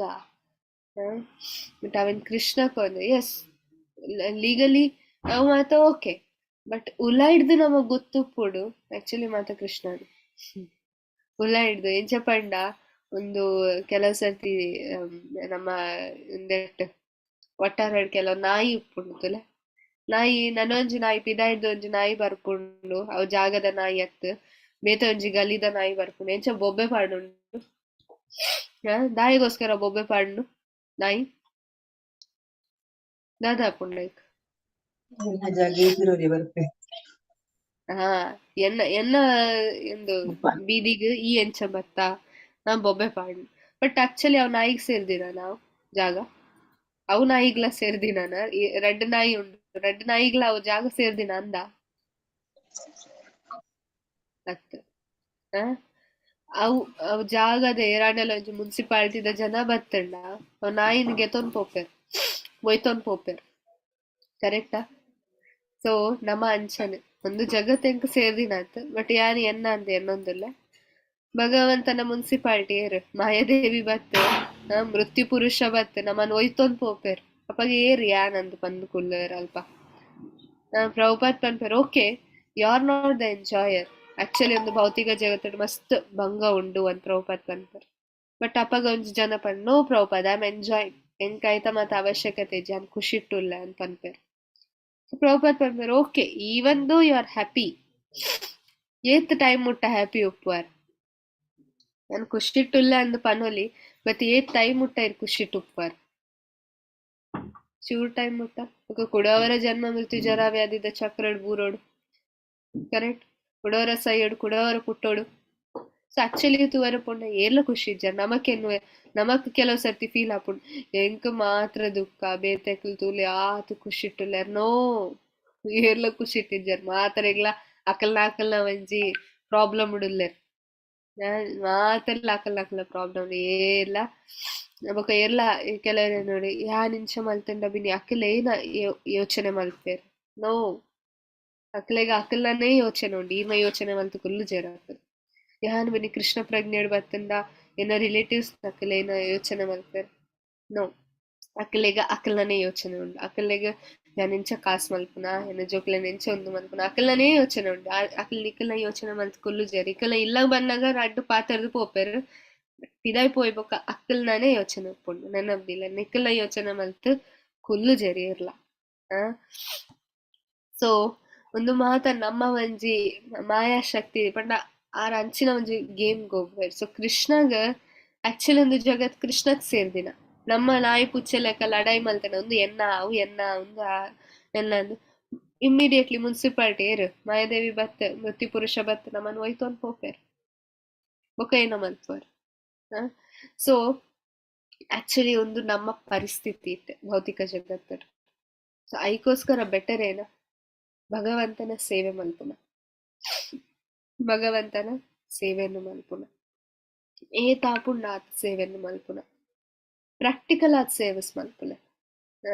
ಏರಪ್ಪ ಅನ್ನೋದೈತೆ ರಿತ್ತದ ಮಾತ ಆಧ್ಯಾತ್ಮಿಕತೆ ಪಾತೆರ್ನಟ್ಟು ಜಾಸ್ತಿ ಮಲ್ಪುನಟ್ಟು ಕಮ್ಮಿ ಅಂತ ಮಾತೆರ್ಲ ಪಾತೆರ್ವೇರು ಓ ಭಗವಂತನ ಸೇವೆಯನ್ನು ಮಲ್ಪೋಣ ಅಂಚ ಪ್ರಾಕ್ಟಿಕಲ್ ಆದ ಮಲ್ಪುನಾಗ ನಮಗ್ ಗೊತ್ತಾಪುಂಡು. ಫಿಲಾಸಫಿಕಲಿ ನಮ್ಮ ಏತ್ಲ ಪಾನೊಲಿ ಭಗವಂತನ ಸೇವೆ ಮಲ್ತುಂಡ ಅವು ತಿಕ್ಕೊಂಡು ಭಗವಂತ ಪಂತೇರು ಏತೆ ಮಲ್ಲ ಏತೆ ಎಲ್ಲ ಸೇವೆ ಆಂಡಲ ಭಗವಂತ ಅಳಿಲು ಸೇವೆ ಆಂಡಲ ಕೊರ್ಪೆರ್ಗೆ ಅಂಚ ಮಲ್ಪುಲೆ ಫಸ್ಟ್ ಸೇವೆ ಪ್ರಾಕ್ಟಿಕಲ್ ಆದ ಮಲ್ಪೋಡು ನಮ್ಮ ಅಪ್ಪಾಗ ನಮಗ್ ಗೊತ್ತಾಗ್ತದೆ. ಭಕ್ತನಕಲ್ನ ಸಹವಾಸಡುಪ್ಪುನ ಆತ್ ಈಸಿ ಅತ್ ನಮ್ಮ ತೂಯಿ ಲೆಕ್ಕ. ಇಟ್ಸ್ ಲಾಟ್ ಆಫ್ ಡಿಫಿಕಲ್ಟಿ ಅಲ್ಪ ಬಿಕಾಸ್ ಅಕಲ್ ಭಕ್ತನಕಲ್ ಬಟ್ ಅಕಲ್ ಶುದ್ಧ ಭಕ್ತನಕಲ್ ಆತ್. ಓಕೆ ಅಂಚಿನ ಸಿಚುವೇಶನ್ ಬರ್ಕೊಂಡು ನಮ್ಮ ಭಕ್ತನಕಲ್ ಒಟ್ಟಿಗೆ ಉಳ್ಳ ಬಟ್ ಅಕಲ್ ಶುದ್ಧ ಭಕ್ತಲ ಏನಾತ್. ಸೊ ಅಕಲ್ ಕೆಲವು ಸರ್ತಿ ತಪ್ಪುಲ ಪಾತೆರ್ವೇರು ಐಕಿಲಿಗೆ ನೆರ್ರೆಲ್ಲ ಹಾಪುಜಿ ಬಿಕಾಸ್ ಅಕಲ್ ಭಕ್ತನಕಲ್ ಬಟ್ ನೆರಿಜಿಂಡ ಅಕಲ್ ತಪ್ಪು ದಾರಿಗೆ ಪೋಪೇರು ಬಿಕಾಸ್ ಅಕಲ್ ಶುದ್ಧ ಭಕ್ತನಕಲ್ ಆತ್. ಸೊ ಇಂಚಿನ ಸಿಚುವೇಶನ್ಸ್ ಬರ್ಕೊಂಡು ಒಲ್ಪ ಮಸ್ತ್ ವೆರಿ ವೆರಿ ಡಿಫಿಕಲ್ಟ್ ಭಕ್ತನಕಲ್ನ ಸಂಗಡ but at the same time ಎಂಕ್ ಮಸ್ತ್ ಬಂಗಾಪುಣೆ ಅನ್ ಪೋಪೆ no that will create more problem in your life. So ಏಪಲ್ಲ ಭಕ್ತನಕಲ್ನ ಸಂಗಡ ಉಪ್ಪೋಡು but at the same time ನಮ್ಮ ಗೋಲ್ ಏನ್ ಕೃಷ್ಣನ ಸೇವೆ ಮಲ್ಪನ ಅವಲ ಗೊತ್ತುಪ್ಪೋಡು then only we can balance. So ಒಂದು ಭಕ್ತಿ ಸೇವೆದ ಒಂಜಿ ಮಾರ್ಗಡ್ ಕೆಲವು ಸರ್ತಿ ತಪ್ಪಾಪುಂಡು, ಕೆಲವು ಸರ್ತಿ ಕಷ್ಟ ಬರ್ಪುಂಡು, ಕೆಲವು ಸರ್ತಿ ನಮ್ಮ ಅಯ್ಯೋ ಬುಡ್ಚಿ ಅಂದ ಹಾಕೊಂಡು. ಬಟ್ ವಾಟ್ ಎವರ್ ಭಕ್ತಿ ಸಿದ್ಧಾಂತ ಸರಸ್ವತಿ ಠಾಕೂರ್ ಪಂತರು ವಾಟ್ ಎವರ್ ಏನ ಅಡಲ ಪಡ್ಲೆ ಭಗವಂತನ ನಾಮ ಜಪ ಬೊಕ ಭಗವಂತನ ಸೇವೆನ್ ಬುಡ್ದು ಕೊರೊಚ್ಚಿ ತುಲೆ ನಮ್ಮ ಕೆಲವು ಸರ್ತಿ ಹೆಂಗ್ ಬುಡ್ಚಿ ಬುಡ್ದೇ ಪೋಪೆ ಅಂದ ಹಾಕೊಂಡು. ಅಯ್ಯೋ ಈತ ಮಾತ ಪ್ರಾಬ್ಲಮ್ಸ್ ಪೋಪೆ ಹೆಂಗ್ ಬುಡ್ಚಿ ಕಿಲಂಚ ಪನ್ಪೇರ್ ಮುಗುಲಿಂಚ ಪನ್ಪೇರ್ ಹೆಂಗ್ ಬುಡ್ಚೇ ಅಂದ್ ಹಾಕೊಂಡು. ಅವ ಆಕ್ಚುಲಿ ಮಾಯಾದೇವಿನ ಒಂಜಿ ಟ್ರಿಕ್ ಐಕ್ ಪನ್ಪನ ಪ್ರಕ್ಷೇಪಾತ್ಮಿಕ ಶಕ್ತಿ ಭಗವಂತನ ಪ್ರಕ್ಷೇಪಾತ್ಮಿಕ ಶಕ್ತಿ ಏನ ಮಲ್ಪುಂಡ್ ಪಂಡ will give you more test.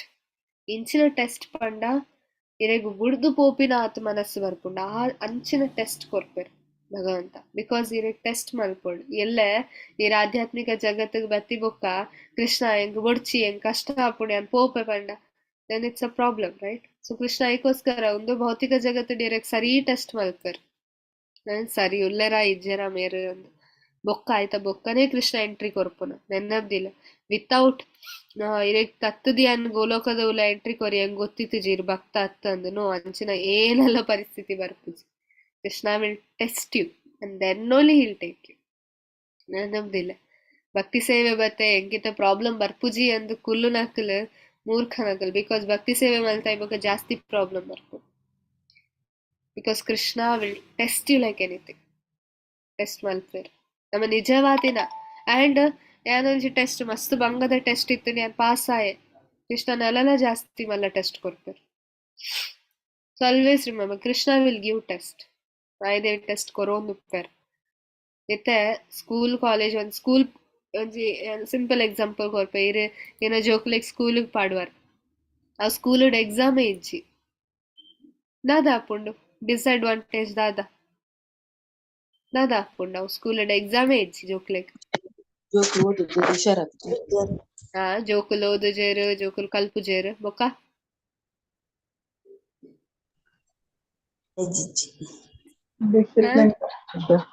ಬುದ್ಧಿಲ ಖುಷಿ ಬುದ್ಧಿ ಉಪಲೋಕೆ ಪಾಸ್ ಆನಾಗದಾದ ಆಪುಂಡು ಎಕ್ಸಾಮ್ ಪಾಸ್ ಆನಾಗದಾದ ಆಪಡ್ ಪೈಲ ಇರ್ ಎಕ್ಸಾಮ್ ಪಾಸ್ ಆಯ್ಬೊಕ್ಕ ಖುಷಿ ನಾಲೆಜ್ ಖುಷಿ ಇರ್ ಫಸ್ಟ್ ಸ್ಟ್ಯಾಂಡರ್ಡ್ ಉಪ್ಪರ್ ಎಕ್ಸಾಮ್ ಪಾಸ್ ಆಯ್ಬೊಕ್ಕದಾದ ಆಪರ್ ಇರ್ ಪಾಸ್ ಆಯ್ಬೊಕ್ಕ ಸೆಕೆಂಡ್ ಸ್ಟ್ಯಾಂಡರ್ಡ್ ಬಾಬು ಈತ ಎಕ್ಸಾಮ್ ಇಜ್ಜಿ ಎಂಚ ಗೊತ್ತಾಪುಂಡು ಪಾಸ್ ಆತಾರ ಫೇಲ್ ಆತಾರ ದುಂಬು ಪೋತಾರ ಅಂತ there is no parameter check ಮಲ್ಪರೆ ಏನಲ್ಲ ಒಂಜಿ ಇನ್ಸ್ಟ್ರೂಮೆಂಟ್ ಇಜ್ಜಿ ಅಲ್ಪ ಕರೆಕ್ಟ್. ಸೊ ಒಂದು ಭೌತಿಕ ಜಗತ್ತು ಟೆಸ್ಟ್ ಇಜ್ಜಿಂಡ ಎಕ್ಸಾಮ್ ಇತ್ತಿಜಿಂಡ ನಮ್ಮ ಪಾಸ್ ಆವೊಂದುಲ್ಲನ ನಮ್ಮ ಕೃಷ್ಣನ ಅಲ್ಪ ಕೈತಲ್ ಪೋಂದುಲ್ಲನ ಕೃಷ್ಣನ್ ದೂರ ಪೋಂದುಲ್ಲನ ಎಂಚ ಗೊತ್ತಾಪುಂಡು ನಮಕ್ ಕರೆಕ್ಟ್. ಈವನ್ ಫಾರ್ ಅಸ್ ನಮ್ಮ ತುಲ ಕೃಷ್ಣಗ ಬೋರ್ಡು ಕೃಷ್ಣ ಟೆಸ್ಟ್ ಬೋರ್ಡು ದಾಯಪಂಡ ಕೃಷ್ಣಗ ಒಂದು ಮಲ್ಪರ ಟು ಚೆಕ್ ಈವನ್ ನಮಕ್ಲ ಬೋರ್ಡು ನಮ್ಮ ಕೃಷ್ಣನ ಕೈತಲ್ ಪೋಂದುಲ್ಲನ ಎಜ್ಜ ಅಂತ ಒಂಚ ಎಡ್ಡೆ ಸ್ಟೂಡೆಂಟ್ ಅಕ್ಲಿಗೆ ಎಕ್ಸಾಮ್ ಪಂಡ ಮಸ್ತ್ ಖುಷಿ ಬಿಕಾಸ್ ಲೈಕ್ ಎಕ್ಸಾಮ್ ಆಯ್ಬೊಕ್ಕ ನೆಕ್ಸ್ಟ್ ಕ್ಲಾಸಿಗೆ ಏನ್ ಪೋಪೆ ಐ ಲರ್ನ್ ಮೋರ್ ಏರೆಗ್ ಕಲ್ಪೆರೆ ಮಸ್ತ್ ಇಷ್ಟ ಉಪ್ಪುಂಡು ಅಕ್ಲೆಗ್ ಎಕ್ಸಾಮ್ ಪಂಡ ಇಷ್ಟ ಬಿಕಾಸ್ ಎಕ್ಸಾಮ್ ಪಾಸ್ ಆಯ್ಬೊಕ್ಕ ಜಾಸ್ತಿ ಕಲ್ಪೆರೆ ತಿಕ್ಕೊಂಡು. So who is a good devotee ಏರ್ ನಿಜವಾದ ಎಡ್ಡೆ ಡಿವೋಟಿ ಉಪ್ಪೆರ್ ಅಕ್ಲೆಗ್ ಕೃಷ್ಣನ ಕೊರ್ಪುನ ಒಂಜಿ ಕಷ್ಟ ಮಸ್ತ್ ಇಷ್ಟ ದಾಯಪಂಡ ಅಕ್ಲ್ ಜಾಸ್ತಿ ಕೃಷ್ಣನ ಬಗ್ಗೆ ತೆರಿಯುವೆರ್ ಕೃಷ್ಣನ ಶಕ್ತಿದ ಬಗ್ಗೆ ಜಾಸ್ತಿ ಅಕ್ಲೆಗ್ ಅರ್ಥ. ಕೃಷ್ಣ ಏತ್ ಶಕ್ತಿಶಾಲಿ ಉಲ್ಲೇರ್ ಕೃಷ್ಣ ಏತ್ ಕೃಪೆನ್ ಕೊರ್ಪೆರ್ ಅವು ಅಕ್ಲೆಗ್ ಜಾಸ್ತಿ ಗೊತ್ತಾಪುಂಡು ಅವು ಟೈಮಡ್. ಸೊ ಒಂದು ಏನ್ ಉಂಡು ಪಂಡ ಒಳ್ಳೆಯ good devotee will appreciate actually ತೂವರೆ ಪುಂಡ ಒಂಜಿ ಶ್ರೇಷ್ಠವಾತಿನ ಅವ್ರ ನಿಜವಾತಿನ ಭಕ್ತಗ್ ಮಾತ್ರ ಕೃಷ್ಣ ಕೊರ್ಪುನ ಕಷ್ಟಗ್ ಅಪ್ರಿಶಿಯೇಟ್ ಮಲ್ಪರ ಆಪುಂಡು. ಓಕೆ ವೆರಿ ನೈಸ್ ಕೃಷ್ಣ ಹಿಂಗ್ ಆತ್ ಕಷ್ಟ ಕೊರಿಯರ್ ಅಪ್ರಿಶಿಯೇಟ್ ಮಲ್ಪರ ಆಪುಂಡು. ಏರ್ ಭಕ್ತತ್ ಅಕ್ಲೆ ಕೃಷ್ಣ ಕಂಟಲ ಲೆಕ್ಕ ದಾಯೆಗೆ ಯಾನ್ ಭಕ್ತಿ ಸೇವೆಗೆ ಬತ್ತೆ ದಾಯೆಗ ಅಂಡಲ ಯಾನ್ ಮಲ್ತೊಂದಿಲ್ಲ ಪಂಪಿನ ಫೀಲಿಂಗ್ ಮಾಡ್ಕೊಂಡು ಐಕೋಸ್ಕರ ಕುಂತಿ ಮಹಾರಾಣಿ ಪನೊಂದುಲ್ಲೇರ್ ಕೃಷ್ಣ ಹೆಂಗ್ ಜಾಸ್ತಿ ಕಷ್ಟ ಕೊರ್ಲೆ because she is a good devotee. Chitraketu ಮಹಾರಾಜಿಗೆ ವೃತ್ತಾಸುರ ಅನ್ನಾಗ ಅರೇಗಾಯ್ತ ಪ್ರಾಬ್ಲಮ್ ಆಯ್ತಿಜಿ ಅಯ್ಯೋ ಹೆಂಗ್ ಶಾಪ ಕೊರಿಯರ್ no they appreciated oh maybe Krishna ಹೆಂಗ್ ಕಿಂಚ ಮಲ್ಪೆರೆ ಟ್ರೈ ಮಲ್ತಂದುಪ್ಪೆರು ಮೋಸ್ಟ್ಲಿ.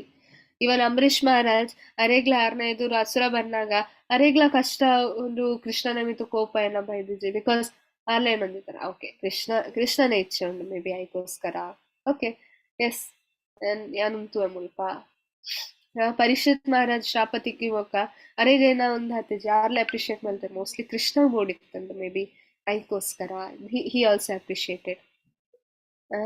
ಸೊ ಮಾತ ತೂನಾಗ ಒಂಜಿ ಎಡ್ಡೆ ಭಕ್ತ ಮಾತ್ರ ಕೃಷ್ಣಂಗ ಕಷ್ಟ ಕೊರ್ನಾಗ ಅಪ್ರಿಶಿಯೇಟ್ ಮಲ್ಪರ ಆಪುಂಡು ಕೃಷ್ಣ ಮೇ ಬಿ ಈರ್ ಕೊರ್ತಿನ ಐಕೋಸ್ಕರ ಇಂಚಾತಿನ. ಸೊ ಮೇ ಬಿ ಎಸ್ ಈರ್ನ ಇಚ್ಚೆಡ್ದು ಒಂದು ಆವೊಂದುಂಡು ಸೊ ಎಂಕಾಯ್ತ ತರೆಬೇನೆ ಇಚ್ಚಿ ಒಳ್ಳೆಯ good devotee will appreciate.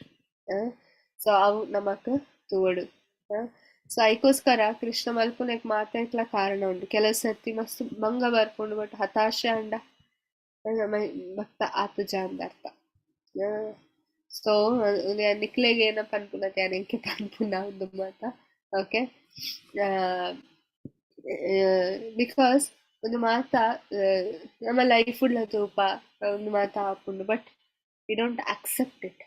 Krishna ಮಲ್ತಿನ ಮಸ್ತ್ ಭಂಗ ಆಪುಂಡು ನಮ್ಮ ಬೇತಕ್ಲೆ ಪಾಡುವ ಒಂದು ಅವು ಜನತ ನಿಮಿತಿ ಆತಿನ ಒಂದು ಜನತ ನಿಮಿತಿ ಆತಿನ ಅಂಚಾದಿತ್ತಂಡು ಮೇ ಬಿ ಅವು ಸಿಚುವೇಶನ್ ಆದಿತ್ತಂಡು ಐಕೋಸ್ಕರ ಅಂಚಾತಿನ. So we blame the situation, we blame the people, we blame surrounding and lastly we blame Krishna.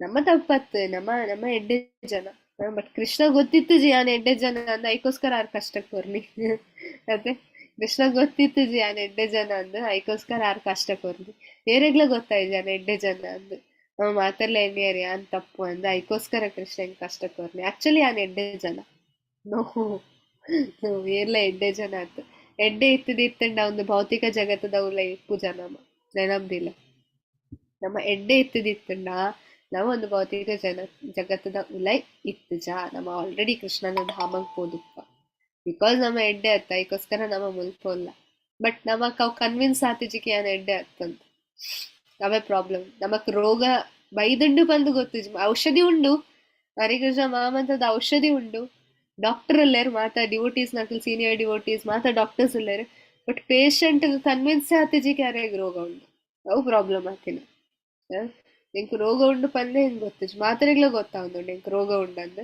MK ಗೊತ್ತಿಜ್ ಸಾವು ಪರಿಸ್ಥಿತಿ ಇಡಲ್ಲ ನಮ್ಮ ಸೊ ಫಸ್ಟಿಗೆ ನಮ್ಮ ರೋಗನ ಐಡೆಂಟಿಫೈ ಮಾಡ್ಕೊಡು ದಾದ ಪ್ರಾಬ್ಲಮ್ ಉಂಡು ಎನ್ನ ಉಲೈ ಎಸ್ ಕಾಮ ಕ್ರೋಧ ಲೋಭ ಮೋಹ ಮದ ಮಾತ್ಸರ್ಯ ಉಂಡು ಎನ್ನ ಉಲೈ ಅವು ಕನ್ವಿನ್ಸ್ ಆವಡು ಫಸ್ಟಿಗೆ ಯಾನ್ ಡಿವೋಟಿ ಯಾನ್ ಜಪ ಮಾಡ್ತಾರೆ ಬಟ್ ಹಿಂಗ್ ಮತ್ಸರ ಇಜ್ಜಿ ಅಂಚೆ ಇಜ್ಜಿ ಬಟ್ ಈನ ಬಿಹೇವಿಯರ್ ಅಂಚ ಉಂಡು ಪಂಡ 10 ಜನಕ್ಕೆ ಗೊತ್ತಾವುಂಡು ಮತ್ಸರ ಉಂಡು ಪಂದು ಅಂಚಿನ ಬಿಹೇವಿಯರ್ ಉಪ್ಪರಬಲ್ಲಿ ಸೊ ಅವು ಏನ ಉಂಡು ಪಂಡ that is the reality so ಫಸ್ಟಿಗೆ ನಮ್ಮ ಅರ್ಥ ಅವಡು ಅದಕ್ಕೋಸ್ಕರ ಅರ್ಜುನ ಫಸ್ಟ್ ಕಾರ್ಬೂರ್ನಾಗ ಪಂಡೇರಿ yes I have miserly weakness ಕಾರ್ಪಣ್ಯ ದೋಷೋ ಎಂಗ್ ದೋಷ ಉಂಡು ಕೃಷ್ಣ ವಿ ಅಕ್ಸೆಪ್ಟೆಡ್ ಫಸ್ಟ್ ಎಂಕ್ ರೋಗ ಉಂಡು ಆಯ್ತ ಬೊಕ್ಕ ಅವ್ ರೋಗಗ ಔಷಧಿ ತಿಕ್ಕೊಂಡು ಕೃಷ್ಣ ಕೊರಿಯರ್ ಅಂಡ್ ಔಷಧಿನ ಅರ್ಜುನ ಗೆತೊಂಡ್ಯಾರ ಅಂಡ್ ಬಿಕಮ್ ಪರ್ಫೆಕ್ಟ್ ನಮ್ಮ ಪ್ರಾಬ್ಲಮ್ ನಮ್ ಫಸ್ಟ್ ಸ್ಟೆಪ್ಪೇ ಮಲ್ತೊಂದಿಜ್ಜ ಎಂಕ್ ದೋಷ ಉಂಡು ಪಂದೆ ನಮ್ ಆಕ್ಸೆಪ್ಟ್ ಮಲ್ತೊಂದಿಜ್ಜ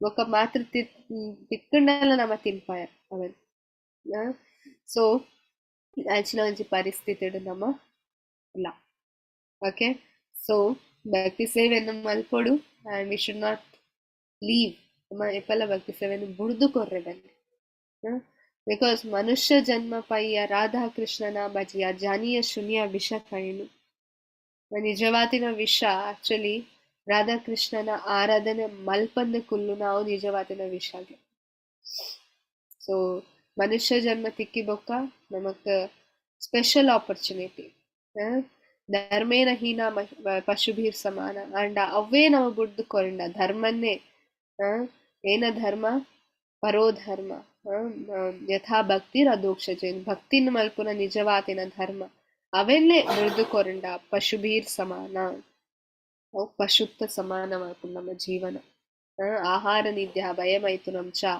ಸಾಮಾನ್ಯ ಏತತ್ ಬಣ್ಣ ಅವು ರಡ್ಲ ಆಕ್ಚುಲಿ ಪಶು ಬೊಕ್ಕ ಮನುಷ್ಯ ಇರುವೆಲ್ಲ ಮಲ್ಪುರೆ but what is the difference ಪರೋಧರ್ಮ ಭಗವಂತನ ಭಕ್ತಿ ಸೇವೆ ಪಶು ಮಲ್ಪರೆ ಆಪುಜಿ ಮನುಷ್ಯ ಮಾತ್ರ ಮಲ್ಪರೆ ಸಾಧ್ಯ ಉಂಟು ಅವೇ ನಮ್ಮ ಬುಡ್ದು ಕೊಂಡ ಪಶುತ್ತ ಲೆಕ್ಕ ದ್ವಿಪದ ಪಶು ರಡ್ಡು ಕಾರ್ದ ಪಶುತ್ತ ಲೆಕ್ಕ ಹಾಕೊಂಡು ಓಕೆ ಭಕ್ತಿ ಸೇವೆಯನ್ನು ಮಲ್ತೊಂದು ಕೊಡು ಅಂಡ್ ಪ್ರಾಕ್ಟಿಕಲ್ ಆದ ಭಕ್ತಿ ಸೇವೆಯನ್ನು ಮಲ್ಪುಲೆ ಪ್ರಾಕ್ಟಿಕಲ್ ಆದ ಪಂಡ ಖಾಲಿ ಜಪ ಅವನ್ ಮಾತ್ರ ಪ್ರಾಕ್ಟಿಕಲ್ ಆದ ದೇವಸ್ಥಾನ ಬತ್ತು ಈಗ ಸೇವೆಯನ್ನು ಮಲ್ಪುನ ಏನು ಉಂಡು ಅವು ನಿಜವಾದ ತುಪ್ಪುನ ಕೃಷ್ಣ ಬಿಕಾಸ್ ನಮ್ಮ ಪನ್ಪ ಯಾನ್ ಜಪ ಮಲ್ಪ ಲಾಸ್ಟ್ ಮಿನಿಟ್ಗೆ ಕೃಷ್ಣ ನೆನಪು ಬರ್ಕೊಡು ಎಂತ ಅಂದು ಬಟ್ ನಿಖಿಲ್ ಮಲ್ಪುನ ಅರ್ಥ ಕೃಷ್ಣ ನೆನಪು ಕೃಷ್ಣ ಕೊರ್ಪುನಾರ್ನ ನೆನಪುನ್ you are not boss Krishna is the boss so ಅವೇನು ನಮ್ಮ ತೂರ್ ಓಕೆ ಹರೇ ಕೃಷ್ಣ ಎರೆಗಂಡಲ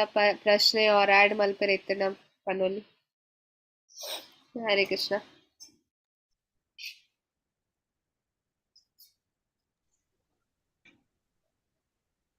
ಹರೇ ಕೃಷ್ಣ ಮಾತಾರೆಗ್ಲಾ ಹರೇ ಕೃಷ್ಣ ಮಾತಾಗೆ ಧನ್ಯವಾದ ಮಾತಾಜಿ ಹರೇ ಕೃಷ್ಣ ಧನ್ಯವಾದ ಮಾತಾಜಿ ಹರೇ ಕೃಷ್ಣ ಮಾತಾಜಿ ಧನ್ಯವಾದ ಸೊ ಏರ್ ಮಾತಾ ಡೊನೇಷನ್ ಕೊರ್ದಿತ್ತೇರು ಅಖಿಲ್ ಎಂಕ್ ಮಾತಾಜಿ ಆಲ್ರೆಡಿ ಪಾಡ್ದೇರು ಉದಾರ್ ಅಡ್ರೆಸ್ ಫೋನ್ ನಂಬರ್ ಬೊಕ ಪ್ಯಾನ್ ಕಾರ್ಡ್ ನಂಬರ್ ಎಂಕ್ ಕಡ ಪುಡ್ಲೆ ಓಕೆ ಎನ್ ಮೆಸೇಜ್ ಪಾಡ್ಲ ಎನ್ ಅಪ್ಡೇಟ್ ಮಾಡ್ಕೊಲ್ಪ ಓಕೆ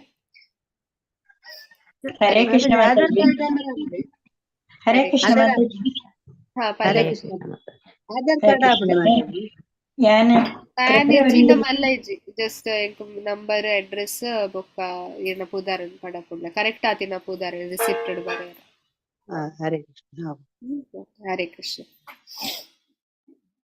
ಓಕೆ ಹರೇ ಕೃಷ್ಣ ಮಾತರೆಗ್ಲಾ ವಾಂಛಾ ಕಲ್ಪತರುಭ್ಯಶ್ಚ ಕೃಪಾ ಸಿಂಧುಭ್ಯೇವ ಚ ಪತಿತಾನಾಂ ಪಾವನೇಭ್ಯೋ ವೈಷ್ಣವೇಭ್ಯೋ ನಮೋ ನಮಃ ಅನಂತ ಕೋಟಿ ವೈಷ್ಣವ ಜೈ ಜೈ ಹರೇ ಕೃಷ್ಣ ಹರೇ ಕೃಷ್ಣ ಹರೇ ಮಾತಾ ಕೃಷ್ಣ ಧನ್ಯವಾದ ಮಾತಾಜಿ ಧನ್ಯವಾದಗಳು ಧನ್ಯವಾದ. ಹರೇ ಕೃಷ್ಣ.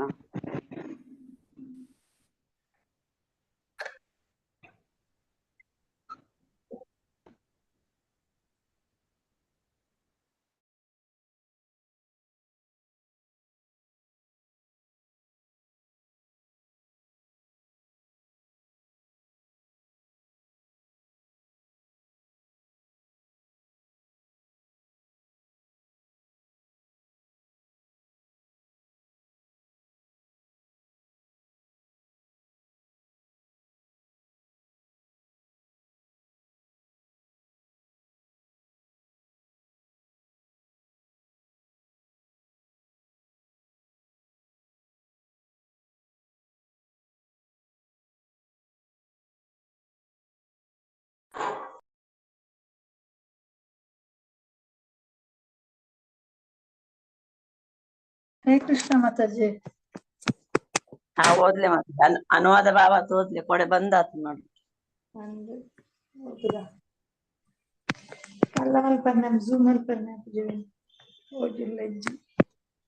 ಅನುವಾದ ಓದ್ಲೆ ತನ್ನ ಧಾಮದಲ್ಲಿ. ಓದ್ರಿ ಓದ್ರಿ.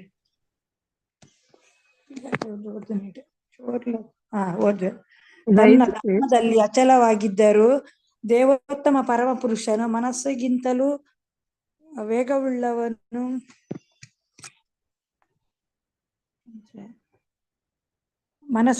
ವೇಗವುಳ್ಳವನು ಮತ್ತು ಓಡುತ್ತಿರುವ ಇತರ ಎಲ್ಲರನ್ನೂ ಹಿಂದೆ ಹಾಕಬಲ್ಲನು. ಪ್ರಬಲರಾದ ದೇವತೆಗಳು ಅವನನ್ನು ಸಮೀಪಿಸಲಾರರು. ಒಂದೇ ಸ್ಥಳದಲ್ಲಿದ್ದರೂ ಅವನು ಗಾಳಿ ಮಳೆಗಳನ್ನು ಕೊಡುವ ಎಲ್ಲರನ್ನೂ ನಿಯಂತ್ರಿಸುವನು. ಅವನು ಶ್ರೇಷ್ಠತೆಯಲ್ಲಿ ಎಲ್ಲರನ್ನೂ ಮೀರಿಸುತ್ತಾನೆ.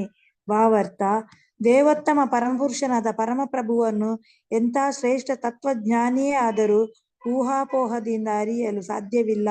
ಅವನನ್ನು ಅವನ ಭಕ್ತರು ಅವನ ಕೃಪೆಯಿಂದ ಮಾತ್ರ ಅರಿಯಲು ಸಾಧ್ಯ. ಒಬ್ಬ ಭಕ್ತನಾದ ತತ್ವಜ್ಞಾನಿಯು ಮನೋವೇಗದಲ್ಲಿ 100 ವರ್ಷಗಳ ಕಾಲ ಪ್ರಯಾಣ ಮಾಡಿದರೂ ಆಗಲೂ ಅವನಿಗೆ ಪರಮ ಸತ್ಯನು ತುಂಬಾ ದೂರವೆಂದು ಕಾಣುತ್ತಾನೆಂದು ಬ್ರಹ್ಮ ಸಂಹಿತೆಯಲ್ಲಿ ಹೇಳಿದೆ. ಈಶೋಪನಿಷತ್ತಿನಲ್ಲಿ ಹೇಳಿರುವಂತೆ ದೇವೋತ್ತಮ ಪರಮಪುರುಷನು ಕೃಷ್ಣಲೋಕವೆಂಬ ತನ್ನ ದಿವ್ಯಧಾಮದಲ್ಲಿ ತನ್ನ ಲೀಲೆಗಳಲ್ಲಿ ತೊಡಗಿದ್ದಾನೆ. ಆದರೂ ತನ್ನ ಅಚಿಂತ್ಯ ಶಕ್ತಿಗಳಿಂದಾಗಿ ಅವನು ಏಕಕಾಲದಲ್ಲಿ ತನ್ನ ಸೃಷ್ಟಿ ಶಕ್ತಿಯ ಎಲ್ಲಾ ಭಾಗವನ್ನು ತಲುಪಬಲ್ಲನು. ವಿಷ್ಣು ಪುರಾಣದಲ್ಲಿ ಅವನ ಶಕ್ತಿಗಳನ್ನು ಅಗ್ನಿಯಿಂದ ಹೊರಹೊಮ್ಮುವ ಶಾಖ ಬೆಳಕುಗಳಿಗೆ ಹೋಲಿಸಲಾಗಿದೆ. ಅಗ್ನಿಯು ಒಂದು ಸ್ಥಳದಲ್ಲಿದ್ದರೂ ತನ್ನ ಬೆಳಕು ಶಾಖಗಳನ್ನು ಎಲ್ಲಾ ಕಡೆ ಪಸರಿಸುವಂತೆ ದೇವೋತ್ತಮ ಪರಮಪುರುಷನು ತನ್ನ ದಿವ್ಯ ಧಾಮದಲ್ಲಿದ್ದುಕೊಂಡೇ ತನ್ನ ನಾನಾ ಶಕ್ತಿಗಳನ್ನು ಎಲ್ಲಾ ಕಡೆ ಪಸರಿಸಬಲ್ಲನು. ಅವನ ಶಕ್ತಿಗಳು ಅಸಂಖ್ಯಾತವಾದರೂ ಅವುಗಳನ್ನು 3 ಮುಖ್ಯ ವರ್ಗಗಳಾಗಿ ವಿಂಗಡಿಸಬಹುದು: ಆಂತರಿಕ ಶಕ್ತಿ, ತಟಸ್ಥ ಶಕ್ತಿ ಮತ್ತು ಬಾಹ್ಯ ಶಕ್ತಿ. ಈ ವರ್ಗಗಳಲ್ಲಿ ಪ್ರತಿಯೊಂದಕ್ಕೂ 100 ಲಕ್ಷಾಂತರ ಪ್ರಭೇದಗಳಿವೆ. ಗಾಳಿ, ಬೆಳಕು, ಮಳೆ ಮೊದಲಾದ ನೈಸರ್ಗಿಕ ತತ್ವಗಳ ನಿಯಂತ್ರಣವನ್ನು ಪ್ರಧಾನ ದೇವತೆಗಳಿಗೆ ಬಿಡಲಾಗಿದೆ. ಇವೆಲ್ಲ ಪರಮಪುರುಷನ ತಟಸ್ಥ ಶಕ್ತಿಯ ವರ್ಗಕ್ಕೆ ಸೇರುತ್ತವೆ. ಮಾನವರು ಸೇರಿದಂತೆ ಎಲ್ಲಾ ಜೀವಿಗಳು ಭಗವಂತನ ತಟಸ್ಥ ಶಕ್ತಿಯ ಉತ್ಪನ್ನಗಳು.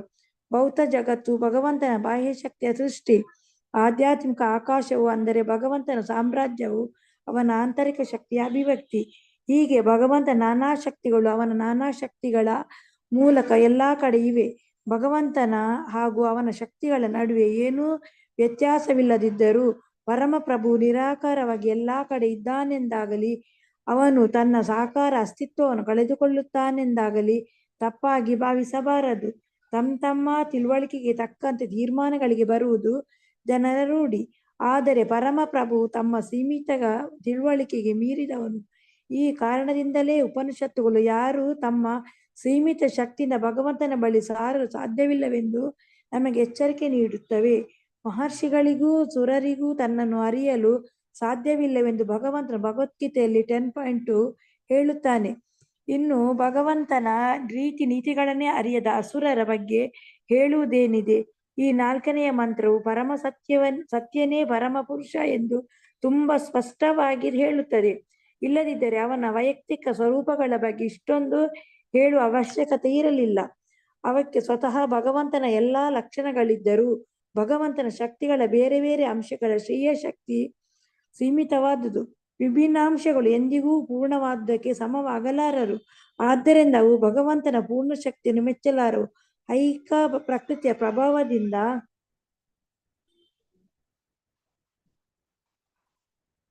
ನೆಕ್ಸ್ಟ್ ಹರೇ ಕೃಷ್ಣ.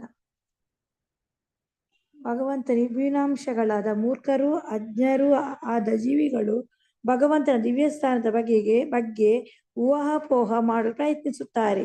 ಮಾನಸಿಕ ಊಹಾಪೋಹದಿಂದ ಭಗವಂತನ ಗುರುತನ್ನು ಸ್ಥಾಪಿಸುವುದು ವ್ಯರ್ಥವೆಂದು ಈಶೋಪನಿಷತ್ ಎಚ್ಚರಿಕೆ ನೀಡುತ್ತದೆ.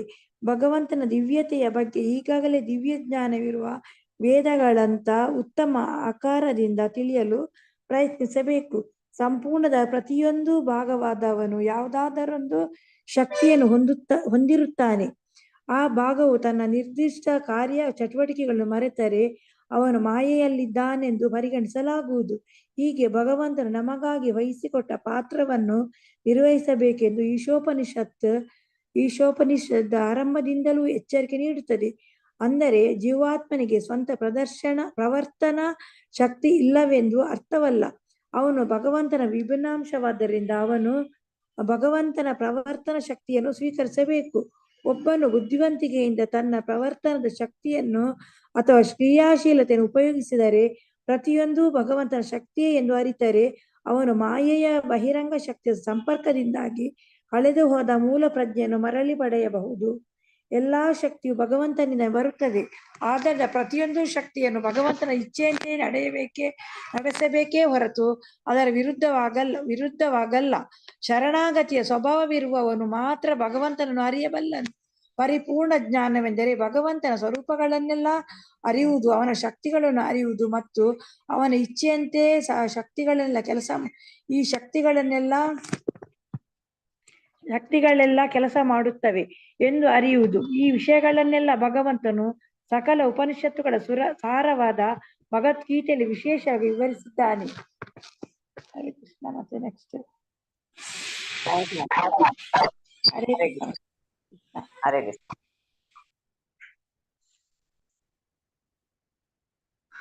ಸುಗಂಧಿ ಮಾತಾಜಿ ಹರೇ ಕೃಷ್ಣ. ಹರೇ ಕೃಷ್ಣ ಮಾತಾಜಿ. ಹರೇ ಕೃಷ್ಣ. ತದೇ ಜತಿ ತನ್ನೋ ಜತಿ ತದ್ದೋರೆ ತದ್ವಂತಿಕೆ ತದಂತರಸ್ಯ ಸರ್ವಸ್ಯ ಸ್ವದು ಸರ್ವಸ್ಯ ಶಾಭಾಯತಃ ತತ್ ಈ ಪರಮ ಪ್ರಭುವು ಏ ಜತಿ ನಡೆಯುತ್ತಾನೆ ತತ್ ಅವನು ಏ ಜತಿ ನಡೆಯುವುದಿಲ್ಲ ತತ್ ಅವನು ದೂರದಲ್ಲಿದ್ದಾನೆ ತತ್ ಅವನು ಸಹ ಅಂತಿಕೆ ತುಂಬಾ ಹತ್ತಿರದಲ್ಲಿದ್ದಾನೆ ತತ್ ಅವನು ಅಂತ ಒಳಗೆ ಇದ್ದಾನೆ ಅಸ್ಯ ಈ ಸರ್ವಸ್ಯ ಎಲ್ಲದರ ಅಸ್ಯ ಈ ಬಾಹ್ಯತ ಹೊರಗೆ ಇರುವವನು. ಪರಮಪ್ರಭುವು ನಡೆಯುತ್ತಾನೆ ಮತ್ತು ನಡೆಯುವುದಿಲ್ಲ. ಅವನು ದೂರದಲ್ಲಿದ್ದಾನೆ ಮತ್ತು ತುಂಬಾ ಹತ್ತಿರದಲ್ಲೂ ಇದ್ದಾನೆ. ಅವನು ಎಲ್ಲದರ ಒಳಗಿದ್ದಾನೆ ಮತ್ತು ಎಲ್ಲದರ ಹೊರಗೂ ಇದ್ದಾನೆ. ಇಲ್ಲಿ ಪರಮಪ್ರಭುವಿನ ಅಚಿಂತ್ಯ ಶಕ್ತಿಗಳಿಂದಾದ ದಿವ್ಯ ಕಾರ್ಯಗಳನ್ನು ವಿವರಿಸಲಾಗಿದೆ. ಭಗವಂತನ ಅಚಿಂತ್ಯ ಶಕ್ತಿಗಳನ್ನು ಸಾಬೀತು ಮಾಡಲು ಪರಸ್ಪರ ವಿರೋಧವಾದ ಅಂಶಗಳನ್ನು ಇಲ್ಲಿ ಕೊಟ್ಟಿದೆ. ಅವನು ನಡೆಯುತ್ತಾನೆ ಮತ್ತು ಅವನು ನಡೆಯುವುದಿಲ್ಲ. ಇಂಥ ವಿರೋಧವು ಭಗವಂತನಿಗೆ ಕಲ್ಪನಾತೀತವಾದ ಶಕ್ತಿ ಇದೆ ಎಂಬುದನ್ನು ಸೂಚಿಸುತ್ತದೆ. ನಮ್ಮ ಸೀಮಿತವಾದ ಜ್ಞಾನ ಭಂಡಾರದಿಂದ ಅಂಥ ವಿರೋಧಗಳ ಜೊತೆ ನಮಗೆ ಹೊಂದಾಣಿಕೆ ಮಾಡಿಕೊಳ್ಳಲು ಸಾಧ್ಯವಿಲ್ಲ. ನಾವು ನಮ್ಮ ಸೀಮಿತ ಬುದ್ಧಿಶಕ್ತಿಯ ಮೂಲಕ ಭಗವಂತನ ಬಗ್ಗೆ ಊಹಿಸಿಕೊಳ್ಳಬಹುದು ಅಷ್ಟೇ. ಮಾಯವಾದ ಪಂಥಕ್ಕೆ ಸೇರಿದ ನಿರಾಕಾರವಾದಿಗಳು ಭಗವಂತನ ನಿರಾಕಾರ ಕ್ರಿಯೆಗಳನ್ನು ಒಪ್ಪಿ ಅವನ ಸಾಕಾರ ಸ್ವರೂಪವನ್ನು ತಿರಸ್ಕರಿಸುತ್ತಾರೆ. ಆದರೆ ಭಾಗವತ ಪಂಥವು ಭಗವಂತನ ಸಾಕಾರನು ನಿರಾಕಾರನು ಆಗಿದ್ದಾನೆ ಎಂದು ಒಪ್ಪಿಕೊಳ್ಳುತ್ತದೆ. ಭಾಗವತರು ಅವನ ಅಚಿಂತ್ಯ ಶಕ್ತಿಗಳನ್ನು ಒಪ್ಪುತ್ತಾರೆ, ಏಕೆಂದರೆ ಅವುಗಳಿಲ್ಲದೆ ಪರಮಪ್ರಭು ಎಂಬ ಮಾತಿಗೆ ಅರ್ಥವೇ ಇಲ್ಲ. ಹರೇ ಕೃಷ್ಣ ಮಾತಾಜಿ. ಚೇಂಜ್ ಮಾಡ್ಕೊಳ್ಳಿ ಮಾತಾಜಿ. ನಾವು ನಮ್ಮ ಕಣ್ಣುಗಳಿಂದ ಭಗವಂತನನ್ನು ನೋಡಲು ಸಾಧ್ಯವಿಲ್ಲವಾದ್ದರಿಂದ ಭಗವಂತನಿಗೆ ಸಾಕಾರ ಅಸ್ತಿತ್ವವಿಲ್ಲವೆಂದು ಹೇಳುವಂತಿಲ್ಲ. ಭಗವಂತನು ತುಂಬಾ ದೂರ ಇದ್ದಾನೆ ಮತ್ತು ತುಂಬಾ ಹತ್ತಿರದಲ್ಲೂ ಇದ್ದಾನೆ ಎಂದು ಎಚ್ಚರಿಸಿ ಈಶೋಪನಿಷತ್ ಈ ವಾದವನ್ನು ಖಂಡಿಸುತ್ತದೆ. ಭಗವಂತನ ಧಾಮವು ಐಕ ಆಕಾಶದ ಆಚೆ ಇದೆ ಮತ್ತು ಈ ಐಕ ಆಕಾಶವನ್ನೇ ಅಳೆಯಲು ನಮ್ಮ ಬಳಿ ಸಾಧನೋಪಾಯವಿಲ್ಲ. ಐಕ ಆಕಾಶವೇ ಅಷ್ಟು ದೂರ ವಿಸ್ತರಿಸುವಾಗ ಅದರಿಂದ ತುಂಬಾ ಆಚೆ ಇರುವ ಆಧ್ಯಾತ್ಮಿಕ ಆಕಾಶದ ಬಗ್ಗೆ ಹೇಳುವುದೇನಿದೆ? ಆಧ್ಯಾತ್ಮಿಕ ಆಕಾಶವು ಐಕ ಜಗತ್ತಿನಿಂದ ಬಲು ದೂರ ಇದೆ ಎಂಬುದನ್ನು ಭಗವದ್ಗೀತೆಯಲ್ಲೂ 15.6 ದೃಢೀಕರಿಸಲಾಗಿದೆ. ಭಗವಂತನು ಅಷ್ಟು ದೂರ ಇದ್ದರೂ ಅವನು ಒಮ್ಮೆಲೆ ಕ್ಷಣಾರ್ಧದಲ್ಲಿ ಮನೋವೇಗಕ್ಕಿಂತ ಇಲ್ಲವೇ ವಾಯುವೇಗಕ್ಕಿಂತ ಶೀಘ್ರವಾಗಿ ನಮ್ಮೆದುರಿಗೆ ಬಂದು ಬಿಡುತ್ತಾನೆ. ಯಾರು ಅವನನ್ನು ಮೀರಿಸುವಷ್ಟು ವೇಗದಲ್ಲಿ ಅವನು ನಡೆಯಬಲ್ಲ. ಇದನ್ನು ಈಗಾಗಲೇ ಹಿಂದಿನ ಶ್ಲೋಕದಲ್ಲಿ ಹೇಳಿಯಾಗಿದೆ. ಆದರೂ ದೇವೋತ್ತಮ ಪರಮಪುರುಷನು ನಮ್ಮ ಮುಂದೆ ಬಂದಾಗ ನಾವು ಅವನನ್ನು ಕಡೆಗಣಿಸುತ್ತೇವೆ. ಅಂತಹ ಮೂರ್ಖತನದ ಅಲಕ್ಷ್ಯವನ್ನು ಕೃಷ್ಣನು ಭಗವದ್ಗೀತೆಯಲ್ಲಿ ಖಂಡಿಸಿದ್ದಾನೆ. ಅಲ್ಲಿ ಮೂರ್ಖನು ಭಗವಂತನನ್ನು ಮಥ್ಯನೆಂದು ಭಾವಿಸಿ ಕಡೆಗಣಿಸುತ್ತಾನೆ ಎಂದು ಹೇಳಿದೆ. ಅವನೊಬ್ಬ ಮಸ್ತನಲ್ಲ, ಐಹಿಕ ಪ್ರಕೃತಿಯಿಂದಾದ ದೇಹ ಮತ್ತು ನಮ್ಮೆದುರು ಅವನು ಬರುವುದೂ ಇಲ್ಲ. ಭಗವಂತನು ಸಾಮಾನ್ಯ ಮಾನವನಂತೆ ಭೌತ ದ್ರವ್ಯದಿಂದಾದ ಶರೀರದಿಂದ ಇಳಿದು ಬರುತ್ತಾನೆಂದು ವಾದಿಸುವ ಕೆಲವರು ಪಂಡಿತ್ಯಮಾನರು ಇದ್ದಾರೆ. ಕಲ್ಪನೆಗೆ ನಿಲುಕದ ಅವನ ಶಕ್ತಿಯನ್ನು ಅರಿಯದೆ ಅಂತಹ ಮೂರ್ಖ ಜನರು ಭಗವಂತನನ್ನು ಸಾಮಾನ್ಯರ ಮಟ್ಟಕ್ಕಿಳಿಸುತ್ತದೆ. ಭಗವಂತನಿಗೂ ಕಲ್ಪನೆಗೂ ಎಡಕದಷ್ಟು ಶಕ್ತಿಗಳಿರುವುದರಿಂದ ಅವನು ಯಾವುದೇ ಮಾಧ್ಯಮದ ಮೂಲಕ ನಮ್ಮ ಸೇವೆಯನ್ನು ಸ್ವೀಕರಿಸಬಹುದು ಮತ್ತು ತನ್ನ ನಾನಾ ಶಕ್ತಿಗಳನ್ನು ತನ್ನ ಇಚ್ಛಾನುಸಾರ ಪರಿವರ್ತಿಸಬಹುದು. ಭಗವಂತನು ಅವತರಿಸಲು ಸಾಧ್ಯವೇ ಇಲ್ಲವೆಂದು ಒಂದು ಪಕ್ಷ ಹಾಗೆ ಅವತರಿಸಿದರೂ ಅವನು ಐಹಿಕ ಶಕ್ತಿಯಾಗಿ ಅವತರಿಸುತ್ತಾನೆ ಎಂದು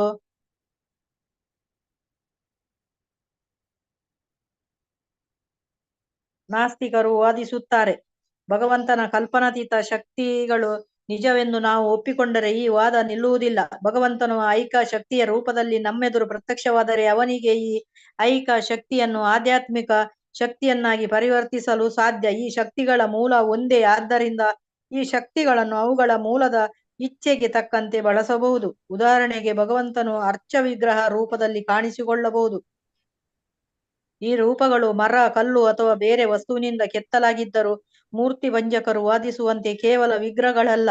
ಈ ನಮ್ಮ ಹರೇ ಕೃಷ್ಣ ಮಾತಾಜಿ, ಹರೇ ಕೃಷ್ಣ. ಥ್ಯಾಂಕ್ಸ್ ಮಾತಾಜಿ, ಹರೇ ಕೃಷ್ಣ. ಶ್ರೀಲೇಖ ಮಾತಾಜಿ, ಹರೇ ಕೃಷ್ಣ.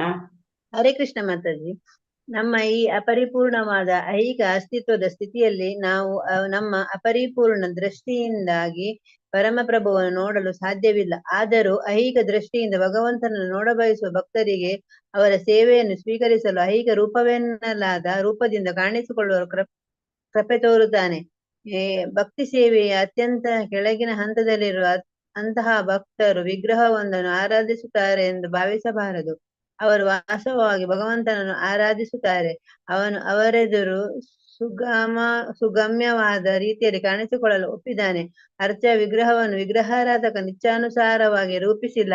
ಅದು ತನ್ನ ಸಕಲ ಪರಿಕರಗಳೊಂದಿಗೆ ಶಾಶ್ವತವಾಗಿ ಇದೆ. ಇದನ್ನು ಪ್ರಾಮಾಣಿಕ ಭಕ್ತನು ನಾಸ್ತಿಕನಲ್ಲ, ವಾಸ್ತವನಾಗಿ ಅನುಭವಿಸಬಹುದು.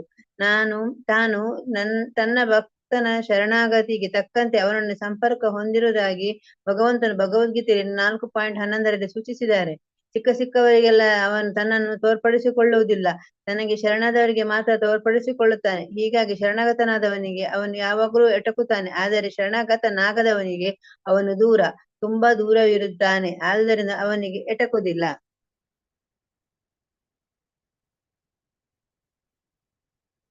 ಈ ಸಂಬಂಧದಲ್ಲಿ ವೈದಿಕ ಗ್ರಂಥಗಳಲ್ಲಿ ಅನೇಕ ವೇಳೆ ಬರುವ ಸಗುಣ ಮತ್ತು ನಿರ್ಗುಣ ಎಂಬ ಪದಗಳು ತುಂಬಾ ಮುಖ್ಯ. ಸಗುಣ ಎಂದರೆ ಭಗವಂತನು ಕಾಣಿಸಿಕೊಂಡಾಗ ಅವನಿಗೆ ದೃಗೋಚರವಾದ ಗುಣಗಳಿದ್ದರೂ ಐಹಿಕ ರೂಪದಲ್ಲಿ ಕಾಣಿಸಿಕೊಂಡರೂ ಅವನು ಐಹಿಕ ಪ್ರಕೃತಿಯ ನಿಯಮಗಳಿಗೆ ಒಳಪಡುತ್ತಾನೆ ಎಂದು ಅರ್ಥವಲ್ಲ. ಅವನಿಗೆ ಐಹಿಕ ಮತ್ತು ಆಧ್ಯಾತ್ಮಿಕ ಶಕ್ತಿಗಳ ನಡುವೆ ಇರುವ ಭೇದವಿಲ್ಲ, ಏಕೆಂದರೆ ಅವನೇ ಸಕಲ ಶಕ್ತಿಗಳ ಮೂಲ, ಸಕಲ ಶಕ್ತಿಗಳ ನಿಯಾಮಕನಾದ ಅವನು ಯಾವುದೇ ಸಮಯದಲ್ಲಿ ಅವುಗಳ ಪ್ರಭಾವದಲ್ಲಿರಲು ಸಾಧ್ಯವಿಲ್ಲ. ನಾವಾದರೂ ಅದರ ಪ್ರಭಾವದಲ್ಲಿದ್ದೇವೆ. ಐಹಿಕ ಶಕ್ತಿಯು ಅವನ ನಿರ್ದೇಶನದಂತೆ ಕೆಲಸ ಮಾಡುತ್ತದೆ. ಆದ್ದರಿಂದ ಅವನು ಆ ಶಕ್ತಿಯನ್ನು ಅದರ ಗುಣಗಳಿಂದ ಎಂದು ಪ್ರಭಾವಿತನಾಗದಂತೆ ತನ್ನ ಉದ್ದೇಶಕ್ಕೆ ಬಳಸಿಕೊಳ್ಳಬಹುದು. ಭಗವಂತನು ಯಾವುದೇ ಸಮಯದಲ್ಲಿ ನಿರಾಕಾರನಾಗಿರುವುದೂ ಇಲ್ಲ, ಏಕೆಂದರೆ ಅವನು ನಿತ್ಯ ಸ್ವರೂಪಿ ಆದಿಪುರುಷ. ಅವನ ನಿರಾಕಾರ ಸ್ವರೂಪವು ಅಥವಾ ಬ್ರಹ್ಮಜ್ಯೋತಿಯು ಅವನ ದೇಹದ ಕಿರಣಗಳ ಸೂರ್ಯನ ಕಿರಣಗಳು ಸೂರ್ಯನ ದೇವನ ಸ್ಫುರಣಗಳಂತೆ. ಮಗು ಪ್ರಹ್ಲಾದ ಮಹಾರಾಜನು ನಾಸ್ತಿಕನಾದ ತಂದೆಯ ಎದುರು ಇದ್ದಾಗ ಅವನ ತಂದೆ ಕೇಳಿದನು, ನಿನ್ನ ದೇವರು ಎಲ್ಲೆಲ್ಲೂ ಇದ್ದಾನೆಂದು ಪ್ರಹ್ಲಾದ ಹೇಳಿದಾಗ, ಆ ದೇವರು ಅರಮನೆಯ ಕಂಬಗಳೊಂದರಲ್ಲೂ ಇದ್ದಾನೆ ಎಂದು ತಂದೆಯು ಕ್ರೋಧವಿಷ್ಟನಾಗಿ ಕೇಳಿದಾಗ ಮಗು ಹೌದು ಎಂದು ಹೇಳಿತು. ಆಗ ಆ ನಾಸ್ತಿಕನು ತಕ್ಷಣ ತನ್ನೆದುರಿಗೆ ಕಂಬವನ್ನು ಗದ್ದೆಯಿಂದ ನುಚ್ಚುನೂರಿ ಮಾಡಿದನು. ಕೂಡಲೇ ಭಗವಂತನು ನರಸಿಂಹನಾಗಿ ಅರ್ಧ ಮಾನವ ಅರ್ಧ ಸಿಂಹದ ಅವತಾರನಾಗಿ ಕಾಣಿಸಿಕೊಂಡನು. ಆ ನಾಸ್ತಿಕ ರಾಜನನ್ನು ಸಂಹಾರ ಮಾಡಿದನು. ಹೀಗೆ ಭಗವಂತನು ಪ್ರತಿಯೊಂದು ಒಳಗೂ ಇದ್ದಾನೆ ಮತ್ತು ಅವನು ಎಲ್ಲವನ್ನು ತನ್ನ ನಾನಾ ಶಕ್ತಿಗಳನ್ನು ಸ್ಪಷ್ಟಿಸುತ್ತಾನೆ. ತನ್ನ ಅಚಿಂತ್ಯವಾದ ಶಕ್ತಿಗಳ ಮೂಲಕ ಅವನು ತನ್ನ ಪ್ರಾಮಾಣಿಕ ಭಕ್ತನನ್ನು ಅನುಗ್ರಹಿಸಲು ಯಾವುದೇ ಸ್ಥಳದಲ್ಲಿ ಪ್ರತ್ಯಕ್ಷನಾಗಬಹುದು. ನರಸಿಂಹನು ಕಂಬದೊಳಗಿಂದ ಅವತರಿಸಿದ್ದು ತನ್ನ ಭಕ್ತನಾದ ಪ್ರಹ್ಲಾದನ ಅಪೇಕ್ಷೆಯ ಮೇರೆಗೆ ಹೊರತು ನಾಸ್ತಿಕ ರಾಜನ ಅನುಸಾರ ಅಲ್ಲ. ನಾಸ್ತಿಕನಾದವನು ಭಗವಂತನಿಗೆ ಪ್ರತ್ಯಕ್ಷನಾಗಬೇಕೆಂದು ಆದೇಶ ಮಾಡಲಾಗದು. ಆದರೆ ಭಗವಂತನು ತನ್ನ ಭಕ್ತರನ್ನು ಅನುಗ್ರಹಿಸಲು ಎಲ್ಲಿ ಬೇಕಾದರೂ ಮತ್ತು ಎಲ್ಲೆಲ್ಲೂ ಪ್ರತ್ಯಕ್ಷನಾಗುತ್ತಾನೆ. ಅದೇ ರೀತಿ ಭಗವಂತನು ನಾಸ್ತಿಕನನ್ನು ಸಂಹರಿಸಲು ಮತ್ತು ಆಸ್ತಿಕರನ್ನು ಸಂಹರಿಸಲು ಅವತರಿಸಿದನೆಂದು ಭಗವದ್ಗೀತೆ 4.8 ಹೇಳುತ್ತದೆ. ಭಗವಂತನ ಬಳಿ ನಾಸ್ತಿಕರನ್ನು ಸಂಹರಿಸಲು ಸಾಕಷ್ಟು ಬಗೆಯ ಶಕ್ತಿಗಳು ಮತ್ತು ಸಾಧನಗಳು ಇವೆ. ಆದರೆ ತನ್ನ ಭಕ್ತನಿಗೆ ಸ್ವತಃ ಅನುಗ್ರಹ ಮಾಡಲು ಅವನಿಗೆ ಇಷ್ಟ. ಆದ್ದರಿಂದ ಅವನು ಅವತಾರವೆತ್ತಿ ಬರುತ್ತಾನೆ. ನಿಜವಾಗಿ ಅವನು ತನ್ನ ಭಕ್ತರ ಅನುಗ್ರಹಕ್ಕಾಗಿ ಅವತರಿಸಿದನೇ ಹೊರತು ಬೇರೆ ಉದ್ದೇಶಕ್ಕೂ ಅಲ್ಲ. ಆದಿದೇವನಾದ ಗೋವಿಂದನು ಸ್ವಾಂಶ ವಿಸ್ತರಣೆಯ ಮೂಲಕ ಎಲ್ಲದರಲ್ಲೂ ಪ್ರವೇಶಿಸುತ್ತಾನೆ ಎಂದು ಬ್ರಹ್ಮ ಸಂಹಿತೆಯಲ್ಲಿ ಹೇಳಿದೆ. ಆದರೆ ಅವನು ಜಗತ್ತಿನ ಎಲ್ಲಾ ಪರಮಾಣುಗಳನ್ನು ಪ್ರವೇಶಿಸುತ್ತಾನೆ. ಅವನು ತನ್ನ ವಿರಾಟ್ ರೂಪದಲ್ಲಿ ಎಲ್ಲದರಿಂದ ಹೊರಗಿದ್ದಾನೆ. ಅಂತರ್ಯಾಮಿಯಾಗಿ ಎಲ್ಲದರ ಒಳಗಿದ್ದಾನೆ. ಅಂತರ್ಯಾಮಿಯಾಗಿ ಅವನು ನಡೆಯುತ್ತಿರುವ ಎಲ್ಲವನ್ನೂ ನೋಡುತ್ತಾನೆ ಮತ್ತು ನಾವು ಮಾಡಿದಕ್ಕೆ ಪ್ರತಿಫಲವನ್ನು ಕರ್ಮಫಲವಾಗಿ ನೀಡುತ್ತಾನೆ. ನಮ್ಮ ಹಿಂದಿನ ಜನ್ಮದಲ್ಲಿ ನಾವು ಮಾಡಿರುವುದು ನಾವೇ ಮರೆಯಬಹುದು. ಆದರೆ ಭಗವಂತನು ನಮ್ಮ ಕೆಲಸಗಳನ್ನು ನೋಡುತ್ತಿರುವುದರಿಂದ ನಾವು ಮಾಡಿದರ ಫಲ ಇದ್ದೇ ಇದೆ. ನಾವು ಅದನ್ನು ಅನುಭವಿಸಲೇಬೇಕು. ಒಳಗೂ ಹೊರಗೂ ದೇವರಲ್ಲದೆ ಬೇರೇನೂ ಇಲ್ಲ ಎನ್ನುವುದು ನಿಜ. ಬೆಂಕಿಯಿಂದ ಶಾಖ ಮತ್ತು ಬೆಳಕುಗಳು ಹೊಮ್ಮುವಂತೆ ಎಲ್ಲವೂ ಅವನ ನಾನಾ ಶಕ್ತಿಯಿಂದ ವ್ಯಕ್ತವಾಗುತ್ತದೆ. ಹೀಗೆ ಭಿನ್ನ ಭಿನ್ನವಾದ ಶಕ್ತಿಗಳಲ್ಲಿ ಅಖಂಡತೆ ಇದೆ. ಹೀಗೆ ಅಖಂಡತೆ ಇದ್ದರೂ ಭಗವಂತನು ತನ್ನ ಸಾಕಾರ ಸ್ವರೂಪಗಳಲ್ಲಿ ಸೂಕ್ಷ್ಮ ವಿಭಿನ್ನಾಂಶ ಜೀವಿಗಳ ಇಂದ್ರಿಯಗಳಿಗೆ ಹಿತವನ್ನಾಗುವುದೆಲ್ಲ ಆನಂದಿಸುತ್ತಾನೆ. ಹರೇ ಕೃಷ್ಣ ಮಾತಾಜಿ. ಧನ್ಯವಾದಗಳು. ಹರೇ ಕೃಷ್ಣ. ಧನ್ಯವಾದಗಳು. ಹರೇ ಕೃಷ್ಣ. ಹರೇ ಕೃಷ್ಣ. ಹರೇ ಲಾವಣ್ಯ ಮಾತಾಜಿ. ಹರೇ ಕೃಷ್ಣ. ಹರೇ ಕೃಷ್ಣ ಮಾತಾಜಿ. ಮಂತ್ರ 6. ಯಸ್ತು ಸರ್ವಾಣಿ ಭೂತಾನ್ಯಾತ್ಮನ್ಯೇವಾನುಪಶ್ಯತಿ ಸರ್ವೇ ಭೂತೇಷು ಚಾತ್ಮಾನಂ ತಥೋ ನ ವಿಜುಗುಪ್ಸತೆ. ಯಾರು ತೂ ಆದರೆ ಸರ್ವಾಣಿ ಸಕಲ ಭೂತಾಣಿ ಜೀವಿಗಳು ಆತ್ಮನಿವಿವ ಪರಮಪ್ರಭುವಿಗೆ ಸಂಬಂಧಿಸಿದಂತೆಯೇ ಅನುಪಶ್ಯತಿ ವ್ಯವಸ್ಥಿತವಾಗಿ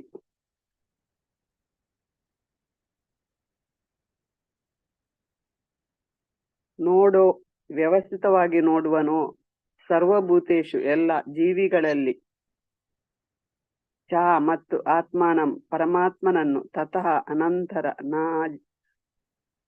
ವಿಜುಗುಪ್ಸತೆ ಯಾರನ್ನೂ ದ್ವೇಷಿಸುವುದಿಲ್ಲ. ಅನುವಾದ: ಯಾವನು ಎಲ್ಲವನ್ನು ಪರಮಪ್ರಭುವಿಗೆ ಸಂಬಂಧಿಸಿದಂತೆಯೇ ನೋಡುತ್ತಾನೋ, ಎಲ್ಲಾ ಜೀವಿಗಳನ್ನು ಅವನ ವಿಭಿನ್ನಾಂಶಗಳೆಂದು ಕಾಣುತ್ತಾನೋ ಮತ್ತು ಎಲ್ಲದರಲ್ಲೂ ಪರಮಪ್ರಭುವನ್ನೇ ಕಾಣುತ್ತಾನೋ, ಅವನು ಯಾವ ವಸ್ತುವನ್ನು ಯಾವುದೇ ಜೀವಿಯನ್ನು ದ್ವೇಷಿಸುವುದಿಲ್ಲ. ಭಾವಾರ್ಥ: ಇದು ಭಾಗವತನ ಒಳಗಿನ ವಿವರಣೆ. ಅವನು ಪ್ರತಿಯೊಂದನ್ನು ದೇವೋತ್ತಮ ಪರಮಪುರುಷನಿಗೆ ಸಂಬಂಧಿಸಿದಂತೆಯೇ ನೋಡುವ ಮಹಾಪುರುಷ. ಪರಮಪುರುಷನ ಅಸ್ತಿತ್ವವನ್ನು ಅರಿಯಲು 3 ಹಂತಗಳಿವೆ. ಕನಿಷ್ಠ ಅಧಿಕಾರಿಯು ಸಾಕ್ಷಾತ್ಕಾರದ ಕೆಳ ಹಂತದಲ್ಲಿದ್ದಾನೆ.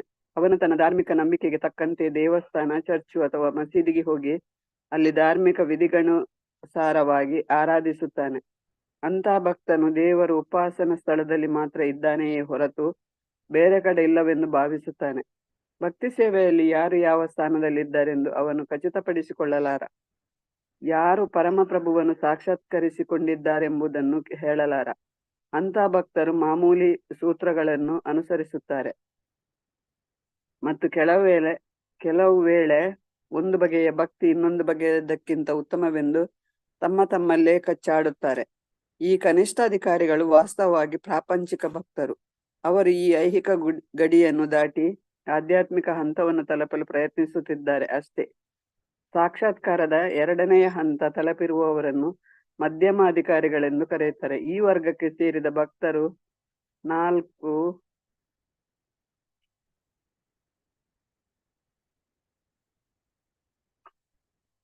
ತತ್ವಗಳನ್ನು ಅನುಸರಿಸುತ್ತಾರೆ. ಮೊದಲಿಗೆ ಅವರು ಪರಮಪ್ರಭುವನ್ನು ನೋಡುತ್ತಾರೆ, ಅನಂತರ ಅವರು ಭಗವಂತನ ಭಕ್ತರನ್ನು ನೋಡುತ್ತಾರೆ. ಅವರು ಭಗವಂತನ ಜ್ಞಾನವೇ ಇಲ್ಲದ ಅಜ್ಞರನ್ನು ನೋಡುತ್ತಾರೆ. ಅವರು ಭಗವಂತನಲ್ಲಿ ನಂಬಿಕೆ ಇಲ್ಲದ ಮತ್ತು ಭಕ್ತಿ ಸೇವೆ ಮಾಡುವವರನ್ನು ದ್ವೇಷಿಸುವ ನಾಸ್ತಿಕರನ್ನು ನೋಡುತ್ತಾರೆ.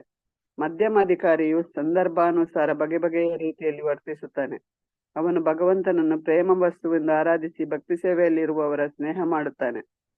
ಅಜ್ಞರ ಹೃದಯಗಳಲ್ಲಿ ಸುಪ್ತವಾಗಿರುವ ಭಗವತ್ ಪ್ರೇಮವನ್ನು ಜಾಗೃತಗೊಳಿಸಲು ಪ್ರಯತ್ನಿಸುತ್ತಾನೆ. ಆದರೆ ದೇವರ ಹೆಸರೆತ್ತಿದರೆ ಆಗದ ನಾಸ್ತಿಕರ ಬಳಿ ಸುಳಿಯುವುದಿಲ್ಲ. ಸಾಕ್ಷಾತ್ಕಾರದ 3ನೇ ಹಂತದಲ್ಲಿರುವವನು ಉತ್ತಮಾಧಿಕಾರಿ. ಅವನು ಪ್ರತಿಯೊಂದನ್ನು ಪರಮಪ್ರಭುವಿನೊಡನೆ ಹೋಲಿಸಿ ನೋಡುತ್ತಾನೆ. ಅಂತಹ ಭಕ್ತನು ನಾಸ್ತಿಕ ಮತ್ತು ಆಸ್ತಿಕರ ನಡುವೆ ಭೇದ ತೋರುವುದಿಲ್ಲ, ಆದರೆ ಪ್ರತಿಯೊಬ್ಬರನ್ನು ಭಗವಂತನ ವಿಭಿನ್ನಾಂಶವೆಂದು ನೋಡುತ್ತಾನೆ. ಅಗಾಧ ಪಾಂಡಿತ್ಯವುಳ್ಳ ಬ್ರಾಹ್ಮಣನಿಗೂ ಬೀದಿಯಲ್ಲಿರುವ ನಾಯಿಗೂ ಏನೂ ವ್ಯತ್ಯಾಸವಿಲ್ಲ, ಏಕೆಂದರೆ ಐಹಿಕ ಪ್ರಕೃತಿಯ ಗುಣಗಳಿಗನುಸಾರವಾಗಿ ಅವಕ್ಕೆ ಬೇರೆ ಬೇರೆ ಬಗೆಯ ಶರೀರಗಳಿದ್ದರೂ ಅವೆರಡು ಭಗವಂತನ ಸೃಷ್ಟಿ ಎಂದು ಅವನಿಗೆ ಗೊತ್ತು. ಪರಮಪ್ರಭುವಿನ ಬ್ರಾಹ್ಮಣ ಕಣವು ಭಗವಂತನಿಂದ ದತ್ತವಾದ ಕಿಂಚಿತ್ ಸ್ವಾತಂತ್ರ್ಯವನ್ನು ದುರುಪಯೋಗಪಡಿಸಿಕೊಂಡಿಲ್ಲವೆಂದು, ನಾಯಿ ಕಣವು ತನ್ನ ಸ್ವಾತಂತ್ರ್ಯವನ್ನು ದುರುಪಯೋಗಪಡಿಸಿಕೊಂಡಿದೆ ಎಂದು, ಆದ್ದರಿಂದಲೇ ಪ್ರಕೃತಿ ನಿಯಮಗಳಿಂದ ಶಿಕ್ಷೆಯಾಗಿ ಅಜ್ಞ ಸ್ವರೂಪದಲ್ಲಿಡಲಾಗಿದೆ ಎಂದು ಅವನು ಬಲ್ಲನು. ಬ್ರಾಹ್ಮಣನ ಮತ್ತು ನಾಯಿಯ ಕೆಲಸಗಳನ್ನು ಪರಿಗಣಿಸದೆ ಉತ್ತಮಾಧಿಕಾರಿ ಅವರಿಬ್ಬರಿಗೂ ಒಳ್ಳೆಯದನ್ನು ಮಾಡಲು ನೋಡುತ್ತಾನೆ. ಅಂತ ವಿದ್ವತ್ಪೂರ್ಣ ಭಕ್ತನು ಐಹಿಕ ದೇಹಗಳಿಂದ ತಪ್ಪುದಾರಿಗಳೆಲ್ಪಡುವುದಿಲ್ಲ, ಆದರೆ ಆ ಜೀವಿಗಳ ಆಧ್ಯಾತ್ಮಿಕ ಕಿಡಿಯತ್ತ ಆಕರ್ಷಿಸಲ್ಪಡುತ್ತಾನೆ. ಉತ್ತಮಾಧಿಕಾರಿಯನ್ನು ಅನುಕರಿಸಿ ಒಂದು ಕಡೆ ಐಕಮತ್ಯ ಅಥವಾ ಸೌಹಾರ್ದವನ್ನು ಮೆರೆಯುತ್ತಾ ಇನ್ನೊಂದು ಕಡೆ ದೈಹಿಕ ಚೇಂಜ್ ಮಲ್ಪಲೆ ಮಾತಾಡಿ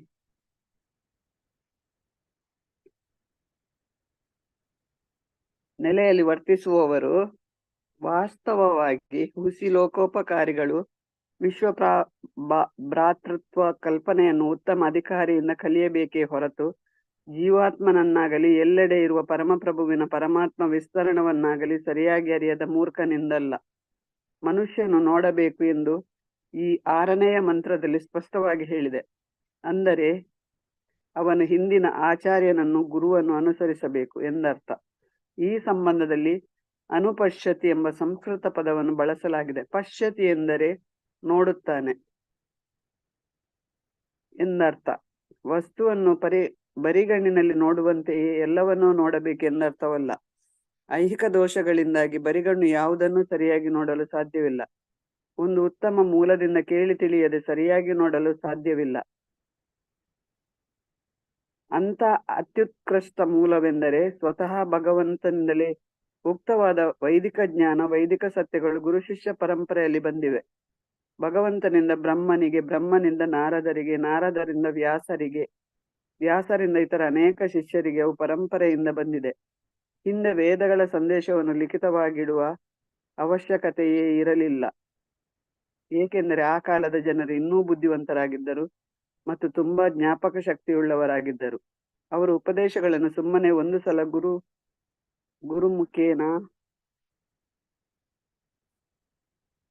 ಕೇಳಿದರೆ ಸಾಕು, ಎಲ್ಲವನ್ನು ಗ್ರಹಿಸಿ ಬಿಡುತ್ತಿದ್ದರು. ಈಗ ಶ್ರುತಿಗಳಿಗೆ ಅನೇಕ ವ್ಯಾಖ್ಯಾನಗಳಿವೆ, ಆದರೆ ಅವುಗಳಲ್ಲಿ ಬಹುತೇಕ ವ್ಯಾಖ್ಯಾನಗಳು ವೇದ ವಿದ್ಯೆಯನ್ನು ಮೂಲತಃ ಕಲಿಸಿಕೊಟ್ಟ ಶ್ರೀಲ ವೇದವ್ಯಾಸರ ಗುರುಪರಂಪರೆಯಿಂದ ಬಂದಿರುವಂತೆ ಇಲ್ಲ. ಶ್ರೀಲ ವ್ಯಾಸರ ಕೊನೆಯ ಅತ್ಯಂತ ಪರಿಪೂರ್ಣವಾದ ಮತ್ತು ಶ್ರೇಷ್ಠವಾದ ಕೃತಿ ಎಂದರೆ ಶ್ರೀಮದ್ ಭಾಗವತ. ಇದು ವೇದಾಂತ ಸೂತ್ರದ ಪ್ರಮಾಣಬದ್ಧ ವ್ಯಾಖ್ಯಾನ. ಅಲ್ಲದೆ ಭಗವಂತನೇ ಹೇಳಿದ, ವ್ಯಾಸದೇವನೇ ಬರೆದುಕೊಂಡ ಭಗವದ್ಗೀತೆಯೂ ಇದೆ. ಇವು ತುಂಬಾ ಮುಖ್ಯವಾದ ಅಪೌರುಷೇಯ ಧರ್ಮ ಗ್ರಂಥಗಳು. ಹರೇ ಕೃಷ್ಣ ಮಾತಾಜಿ. ಹರೇ ಕೃಷ್ಣ. ಹರೇ ಕೃಷ್ಣ. ಹರೇ ಕೃಷ್ಣ. ಥ್ಯಾಂಕ್ಸ್ ಮಾತಾಜಿ. ಹರೇ ಕೃಷ್ಣ. ಪ್ರಮೀಳಾ ಮಾತಾಜಿ. ಹರೇ ಕೃಷ್ಣ. ಹರೇ ಕೃಷ್ಣ ಮಾತಾಜಿ. ಹರೇ ಕೃಷ್ಣ. ಧರ್ಮ ಗ್ರಂಥಗಳು ಗೀತೆ ಅಥವಾ ಶ್ರೀಮದ್ ಭಾಗವತದ ತತ್ವಗಳಿಗೆ ವಿರುದ್ಧವಾದ ಯಾವುದೇ ವ್ಯಾಖ್ಯಾನವು ಪ್ರಮಾಣಬದ್ಧವಾದುದಲ್ಲ. ಉಪನಿಷತ್ತುಗಳು, ವೇದಾಂತ ವೇದಗಳು, ಭಗವದ್ಗೀತೆ ಮತ್ತು ಶ್ರೀಮದ್ ಭಾಗವತಗಳ ನಡುವೆ ಸಂಪೂರ್ಣ ಹೊಂದಾಣಿಕೆ ಇದೆ. ವ್ಯಾಸದೇವರ ಗುರು ಪರಂಪರೆಯವರಿಂದ ಅಥವಾ ಕನಿಷ್ಠ ಪಕ್ಷ ದೇವೋತ್ತಮ ಪರಮಪುರುಷ ಹಾಗೂ ಅವನ ನಾನಾ ಶಕ್ತಿಗಳಲ್ಲಿ ನಂಬಿಕೆಯುಳ್ಳವರಿಂದ ಉಪದೇಶಗಳನ್ನು ಪಡೆಯದೆ ಯಾರೂ ಯಾವುದೇ ತೀರ್ಮಾನಕ್ಕೂ ಬರಕೂಡದು. ಭಗವದ್ಗೀತೆಯ 6.9 ಪ್ರಕಾರ ಈಗಾಗಲೇ ಮುಕ್ತ ನೆಲೆಯಲ್ಲಿ ಇರುವವನು ಉತ್ತಮ ಅಧಿಕಾರಿಯಾದ ಭಕ್ತನಾಗಿ ಪ್ರತಿಯೊಬ್ಬ ಜೀವಿಯನ್ನು ತನ್ನ ಸ್ವಂತ ಸೋದರನಂತೆ ನೋಡಬಹುದು. ಸದಾ ಐಹಿಕ ಲಾಭಾಕಾಂಕ್ಷೆಯಲ್ಲೇ ಇರುವ ರಾಜಕಾರಣಿಗಳಿಗೆ ಈ ದೃಷ್ಟಿ ಇರುವುದಿಲ್ಲ. ಉತ್ತಮ ಅಧಿಕಾರಿಯಂತೆ ನಟಿಸುವವನು ಪ್ರಸಿದ್ಧಿಗಾಗಿಯೇ ಐಹಿಕ ಲಾಭಕ್ಕಾಗಿಯೇ ತನ್ನ ಬಾಹ್ಯ ದೇಹದ ಸೇವೆ ಮಾಡಬಹುದು, ಆದರೆ ಅವನು ಆತ್ಮನ ಸೇವೆ ಮಾಡನು. ಹಾಗೆ ನಟಿಸುವವನಿಗೆ ಆಧ್ಯಾತ್ಮಿಕ ಲೋಕದ ವಿಷಯವೇ ಗೊತ್ತಿರುವುದಿಲ್ಲ. ಉತ್ತಮ ಅಧಿಕಾರಿಯು ಜೀವಿಯ ಆತ್ಮವನ್ನು ನೋಡುತ್ತಾನೆ ಮತ್ತು ಅವನನ್ನು ಚೇತನಾತ್ಮನಾಗಿ ಸೇವೆ ಮಾಡುತ್ತಾನೆ. ಹೀಗಾಗಿ ಐಹಿಕ ಅಂಶವನ್ನು ತಂತಾನೇ ಸೇವೆ ಮಾಡಿದಂತಾಗುತ್ತದೆ. ಮಂತ್ರ 7 ಯಸ್ಮಿನ್ ಸರ್ವಾಣಿ ಭೂತಾನಿ ಆತ್ಮೈವ ಭೂದ್ವಿಜಾನತಃ ತತ್ರ ಕೋ ಮೋಹಃ ಕಃ ಶೋಕ ಏಕತ್ವಂ ಅನುಪಶ್ಯತಃ. ಯಸ್ಮಿನ್ ಯಾವ ಪರಿಸ್ಥಿತಿಯಲ್ಲಿ, ಸರ್ವಾಣಿ ಎಲ್ಲ, ಭೂತಾನಿ ಜೀವಿಗಳು, ಆತ್ಮ ಏವ ಆಧ್ಯಾತ್ಮಿಕ ಕಿಡಿಯಾಗಿ, ಅಭೂತ್ ಆಗಿದೆಯೋ, ವಿಜಾನತಃ ತಿಳಿದವನಿಗೆ, ತತ್ರ ಅಲ್ಲಿ, ಕಹ ಏನು, ಮೋಹ ಮೋಹವು, ಶೋಕ ಶೋಕವು, ಕಹ ಎಲ್ಲಿಯದು, ಏಕತ್ವಂ ಗುಣದಲ್ಲಿ ಏಕತೆಯನ್ನು, ಅನುಪಶ್ಯತಃ ಪ್ರಮಾಣದ ಮೂಲಕ ನೋಡುತ್ತಿರುವವನಿಗೆ ಅಥವಾ ಸತತವಾಗಿ ಆ ರೀತಿ ನೋಡುತ್ತಿರುವವನಿಗೆ. ಮಾತಾಜಿ ಅನುವಾದ: ಯಾವನು ಎಲ್ಲಾ ಜೀವಿಗಳನ್ನು ಆಧ್ಯಾತ್ಮಿಕ ಕಿಡಿಗಳೆಂದು ನೋಡುವನೋ ಗುಣದಲ್ಲಿ ಮಾತಾಜಿ ಯಾವನು ಎಲ್ಲಾ ಜೀವಿಗಳನ್ನು ಆಧ್ಯಾತ್ಮಿಕ ಕಿಡಿಗಳೆಂದು ನೋಡುವನೋ ಗುಣದಲ್ಲಿ ಭಗವಂತನೂ ಅವರು ಒಂದೇ ಎಂದು ನೋಡುವನೋ ಅವನು ನಿಜವಾದ ತಿಳುವಳಿಕೆಯುಳ್ಳವನು. ಆಗ ಅವನಿಗೆ ಮೋಹವೆಲ್ಲಿ ಅಥವಾ ಕಳವಳವೆಲ್ಲಿ? ಭಾವಾರ್ಥ: ಮೇಲೆ ಚರ್ಚಿಸಿದ ಮಧ್ಯಮ ಅಧಿಕಾರಿ ಮತ್ತು ಉತ್ತಮಾಧಿಕಾರಿಗಳು ಅಲ್ಲದೆ ಬೇರೆ ಯಾರೂ ಜೀವಿಯ ಆಧ್ಯಾತ್ಮಿಕ ಸ್ಥಾನವನ್ನು ನೋಡಲು ಸಾಧ್ಯವಿಲ್ಲ. ಬೆಂಕಿಯು ಗುಣದಲ್ಲಿ ಒಂದೇ ಆಗಿರುವಂತೆ ಜೀವಿಗಳೂ ಪರಮಪ್ರಭು ಗುಣದಲ್ಲಿ ಒಂದೇ. ಆದರೂ ಗಾತ್ರದಲ್ಲಿ ಕಿಡಿಗಳು ಬೆಂಕಿಯಲ್ಲ, ಏಕೆಂದರೆ ಕಿಡಿಗಳಲ್ಲಿರುವ ಶಾಖ ಬೆಳಕುಗಳು ಬೆಂಕಿಯಲ್ಲಿರುವುದಕ್ಕೆ ಸಮವಲ್ಲ. ಮಹಾಭಾಗವತನು ಎಲ್ಲವೂ ಪರಮಪ್ರಭುವಿನ ಶಕ್ತಿ ಎಂದು ಕಾಣುತ್ತಾನೆ. ಶಕ್ತಿಗೂ ಶಕ್ತಿವಂತನಿಗೂ ವ್ಯತ್ಯಾಸವಿಲ್ಲದಿರುವುದರಿಂದ ಏಕತಾ ಭಾವವಿದೆ. ವಿಶ್ಲೇಷಿಸಿದಾಗ ಶಾಖ ಬೆಳಕುಗಳು ಬೆಂಕಿಗಿಂತ ಬೇರೆ ಆದರೂ ಶಾಖ ಬೆಳಕುಗಳಿಲ್ಲದೆ ಬೆಂಕಿ ಎಂಬ ಪದಕ್ಕೆ ಅರ್ಥವಿಲ್ಲ. ಆದರೆ ಒಟ್ಟಿನಲ್ಲಿ ಶಾಖ, ಬೆಳಕು ಮತ್ತು ಬೆಂಕಿ ಎಲ್ಲಾ ಒಂದೇ. ಈ ಶ್ಲೋಕದಲ್ಲಿನ ಏಕತ್ವಂ ಅನುಪಶ್ಯತಃ ಎಂಬ ಪದಗಳು ಶ್ರುತಿಗಳ ಅಭಿಪ್ರಾಯದಲ್ಲಿ ಎಲ್ಲಾ ಜೀವಿಗಳೂ ಒಂದೇ ಎಂಬುದನ್ನು ಸೂಚಿಸುತ್ತವೆ. ಪರಮಪೂರ್ಣನ ಬಿಡಿ ಕಿಡಿಗಳು ಪೂರ್ಣನ ಹೆಚ್ಚು ಕಡಿಮೆ 80% ಗುಣಗಳನ್ನು ಹೊಂದಿವೆ, ಆದರೆ ಅವು ಪ್ರಮಾಣದಲ್ಲಿ ಪರಮಪ್ರಭುವಿಗೆ ಸಮವಲ್ಲ. ಈ ಗುಣಗಳು ಅಲ್ಪ ಪ್ರಮಾಣದಲ್ಲಿ ಇರುತ್ತವೆ, ಏಕೆಂದರೆ ಜೀವಿಯು ಪರಮಪೂರ್ಣನ ಅಲ್ಪ ವಿಭಿನ್ನಾಂಶ. ಇನ್ನೊಂದು ಹೋಲಿಕೆ ಕೊಡುವುದಾದರೆ, ಒಂದು ಹನಿಯಲ್ಲಿ ಇರುವ ಉಪ್ಪಿನ ಪ್ರಮಾಣ ಇಡೀ ಸಮುದ್ರದಲ್ಲಿರುವ ಉಪ್ಪಿಗೆ ಹೋಲಿಸಲು ಸಾಧ್ಯವಿಲ್ಲ. ಆದರೆ ಆ ಹನಿಯಲ್ಲಿನ ಉಪ್ಪಿನ ಅಂಶವು ರಾಸಾಯನಿಕ ಸಂಯೋಜನೆಯಲ್ಲೇ ಸಮುದ್ರದ ಎಲ್ಲಾ ಉಪ್ಪಿಗೂ ಸಮನಾಗಿರುತ್ತದೆ. ಜೀವಿಯು ಗುಣದಲ್ಲಿ ಮತ್ತು ಪ್ರಮಾಣದಲ್ಲಿ ಪರಮಪ್ರಭುವಿಗೆ ಸಮನಾಗಿದ್ದರೆ ಆಗ ಅವನು ಐಹಿಕ ಶಕ್ತಿಯ ಪ್ರಭಾವಕ್ಕೆ ಒಳಗಾಗುವ ಪ್ರಶ್ನೆಯೇ ಇಲ್ಲ. ಹಿಂದಿನ ಮಂತ್ರಗಳಲ್ಲಿ ಓದಡೆ ಮಾತಾಜಿ ಓದ್ಲೆ ಮಾತಾಜಿ ಪ್ಯಾರಾಗ್ರಾಫ್ ಓದ್ಲೆ ಒಂಚಿ. ಇಂದಿನ ಮಂತ್ರಗಳಲ್ಲಿ ಯಾವ ಜೀವಿಯೂ ಪ್ರಬಲರಾದ ದೇವತೆಗಳು ಪರಮಪುರುಷನ ಯಾವುದೇ ಅಂಶದಲ್ಲೂ ಮೀರಿಸಲು ಸಾಧ್ಯವಿಲ್ಲ ಎಂದು ಚರ್ಚಿಸಿಯಾಗಿದೆ. ಆದ್ದರಿಂದ ಏಕತ್ವಂ ಎಂಬ ಪದಕ್ಕೆ ಪರಮಪ್ರಭುಗೆ ಎಲ್ಲಾ ವಿಧದಲ್ಲೂ ಸರಿಸಮವಾದ ಜೀವಿ ಎಂದು ಅರ್ಥವಾಗುವುದಿಲ್ಲ, ಆದರೆ ಒಂದು ವಿಶಾಲ ಅರ್ಥದಲ್ಲಿ ಸಮಾನ ಹಿತಾಸಕ್ತಿ ಹೊಂದಿದೆ ಎಂದು ಸೂಚಿಸುತ್ತದೆ. ಒಂದು ಕುಟುಂಬದಲ್ಲಿ ಎಲ್ಲಾ ಸದಸ್ಯರ ಹಿತಾಸಕ್ತಿ ಒಂದೇ ಆಗಿರುವಂತೆ ಅಥವಾ ರಾಷ್ಟ್ರದಲ್ಲಿ ಅದರ ಬೇರೆ ಬೇರೆ ಪ್ರಜೆಗಳ ರಾಷ್ಟ್ರೀಯ ಹಿತಾಸಕ್ತಿ ಒಂದೇ ಆಗಿರುವಂತೆ ಜೀವಿಗಳೆಲ್ಲ ಒಂದೇ ಪರಮ ಕುಟುಂಬದ ವಿಭಿನ್ನಾಂಶಗಳು. ಪರಮ ಪುರುಷನ ಮತ್ತು ವಿಭಿನ್ನಾಂಶಗಳ ಹಿತಾಸಕ್ತಿಗಳು ಬೇರೆ ಬೇರೆ ಅಲ್ಲ. ಪ್ರತಿಯೊಂದು ಜೀವಿಯು ಪರಮ ಪುರುಷನ ಮಗ. ಭಗವದ್ಗೀತೆಯಲ್ಲಿ 14.3-4 ಹೇಳಿರುವಂತೆ ಜಗತ್ತಿನಾದ್ಯಂತ ಇರುವ ಎಲ್ಲಾ ಜೀವಿಗಳು, ಇದರಲ್ಲಿ ಹಕ್ಕಿಗಳು, ಉರಗಗಳು, ಇರುವೆಗಳು, ಜಲಚರಗಳು, ಮರಗಳು ಮೊದಲಾದವು ಎಲ್ಲಾ ಸೇರುತ್ತವೆ, ಪರಮಪ್ರಭುವಿನ ತಟಸ್ಥ ಶಕ್ತಿಯಿಂದ ಹೊರಹೊಮ್ಮಿದವು. ಆದ್ದರಿಂದ ಅವೆಲ್ಲಾ ಪರಮಪುರುಷನ ಕುಟುಂಬಕ್ಕೆ ಸೇರಿದವು. ಆಧ್ಯಾತ್ಮಿಕ ಜೀವನದಲ್ಲಿ ಹಿತಾಸಕ್ತಿಯ ಸಂಘರ್ಷ ಇಲ್ಲ. ಹರೇ ಕೃಷ್ಣ ಮಾತಾಜಿ, ಧನ್ಯವಾದಗಳು. ಕೃಷ್ಣ ಹರೇ ಕೃಷ್ಣ ಥ್ಯಾಂಕ್ಸ್. ಹರೇ ಕೃಷ್ಣ ಹರೇ ಕೃಷ್ಣ ಹರೇ ಕೃಷ್ಣ. ಶಶಿಕಲಾ ಮಾತಾಜಿ ಹರೇ ಕೃಷ್ಣ.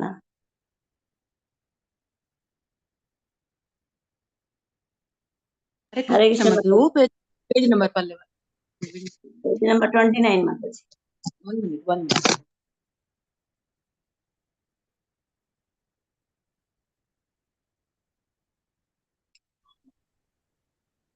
ಆಧ್ಯಾತ್ಮಿಕ ಜೀವ ಅಲ್ತ ಹೋದಳೆ ಮಾತಾಜಿ.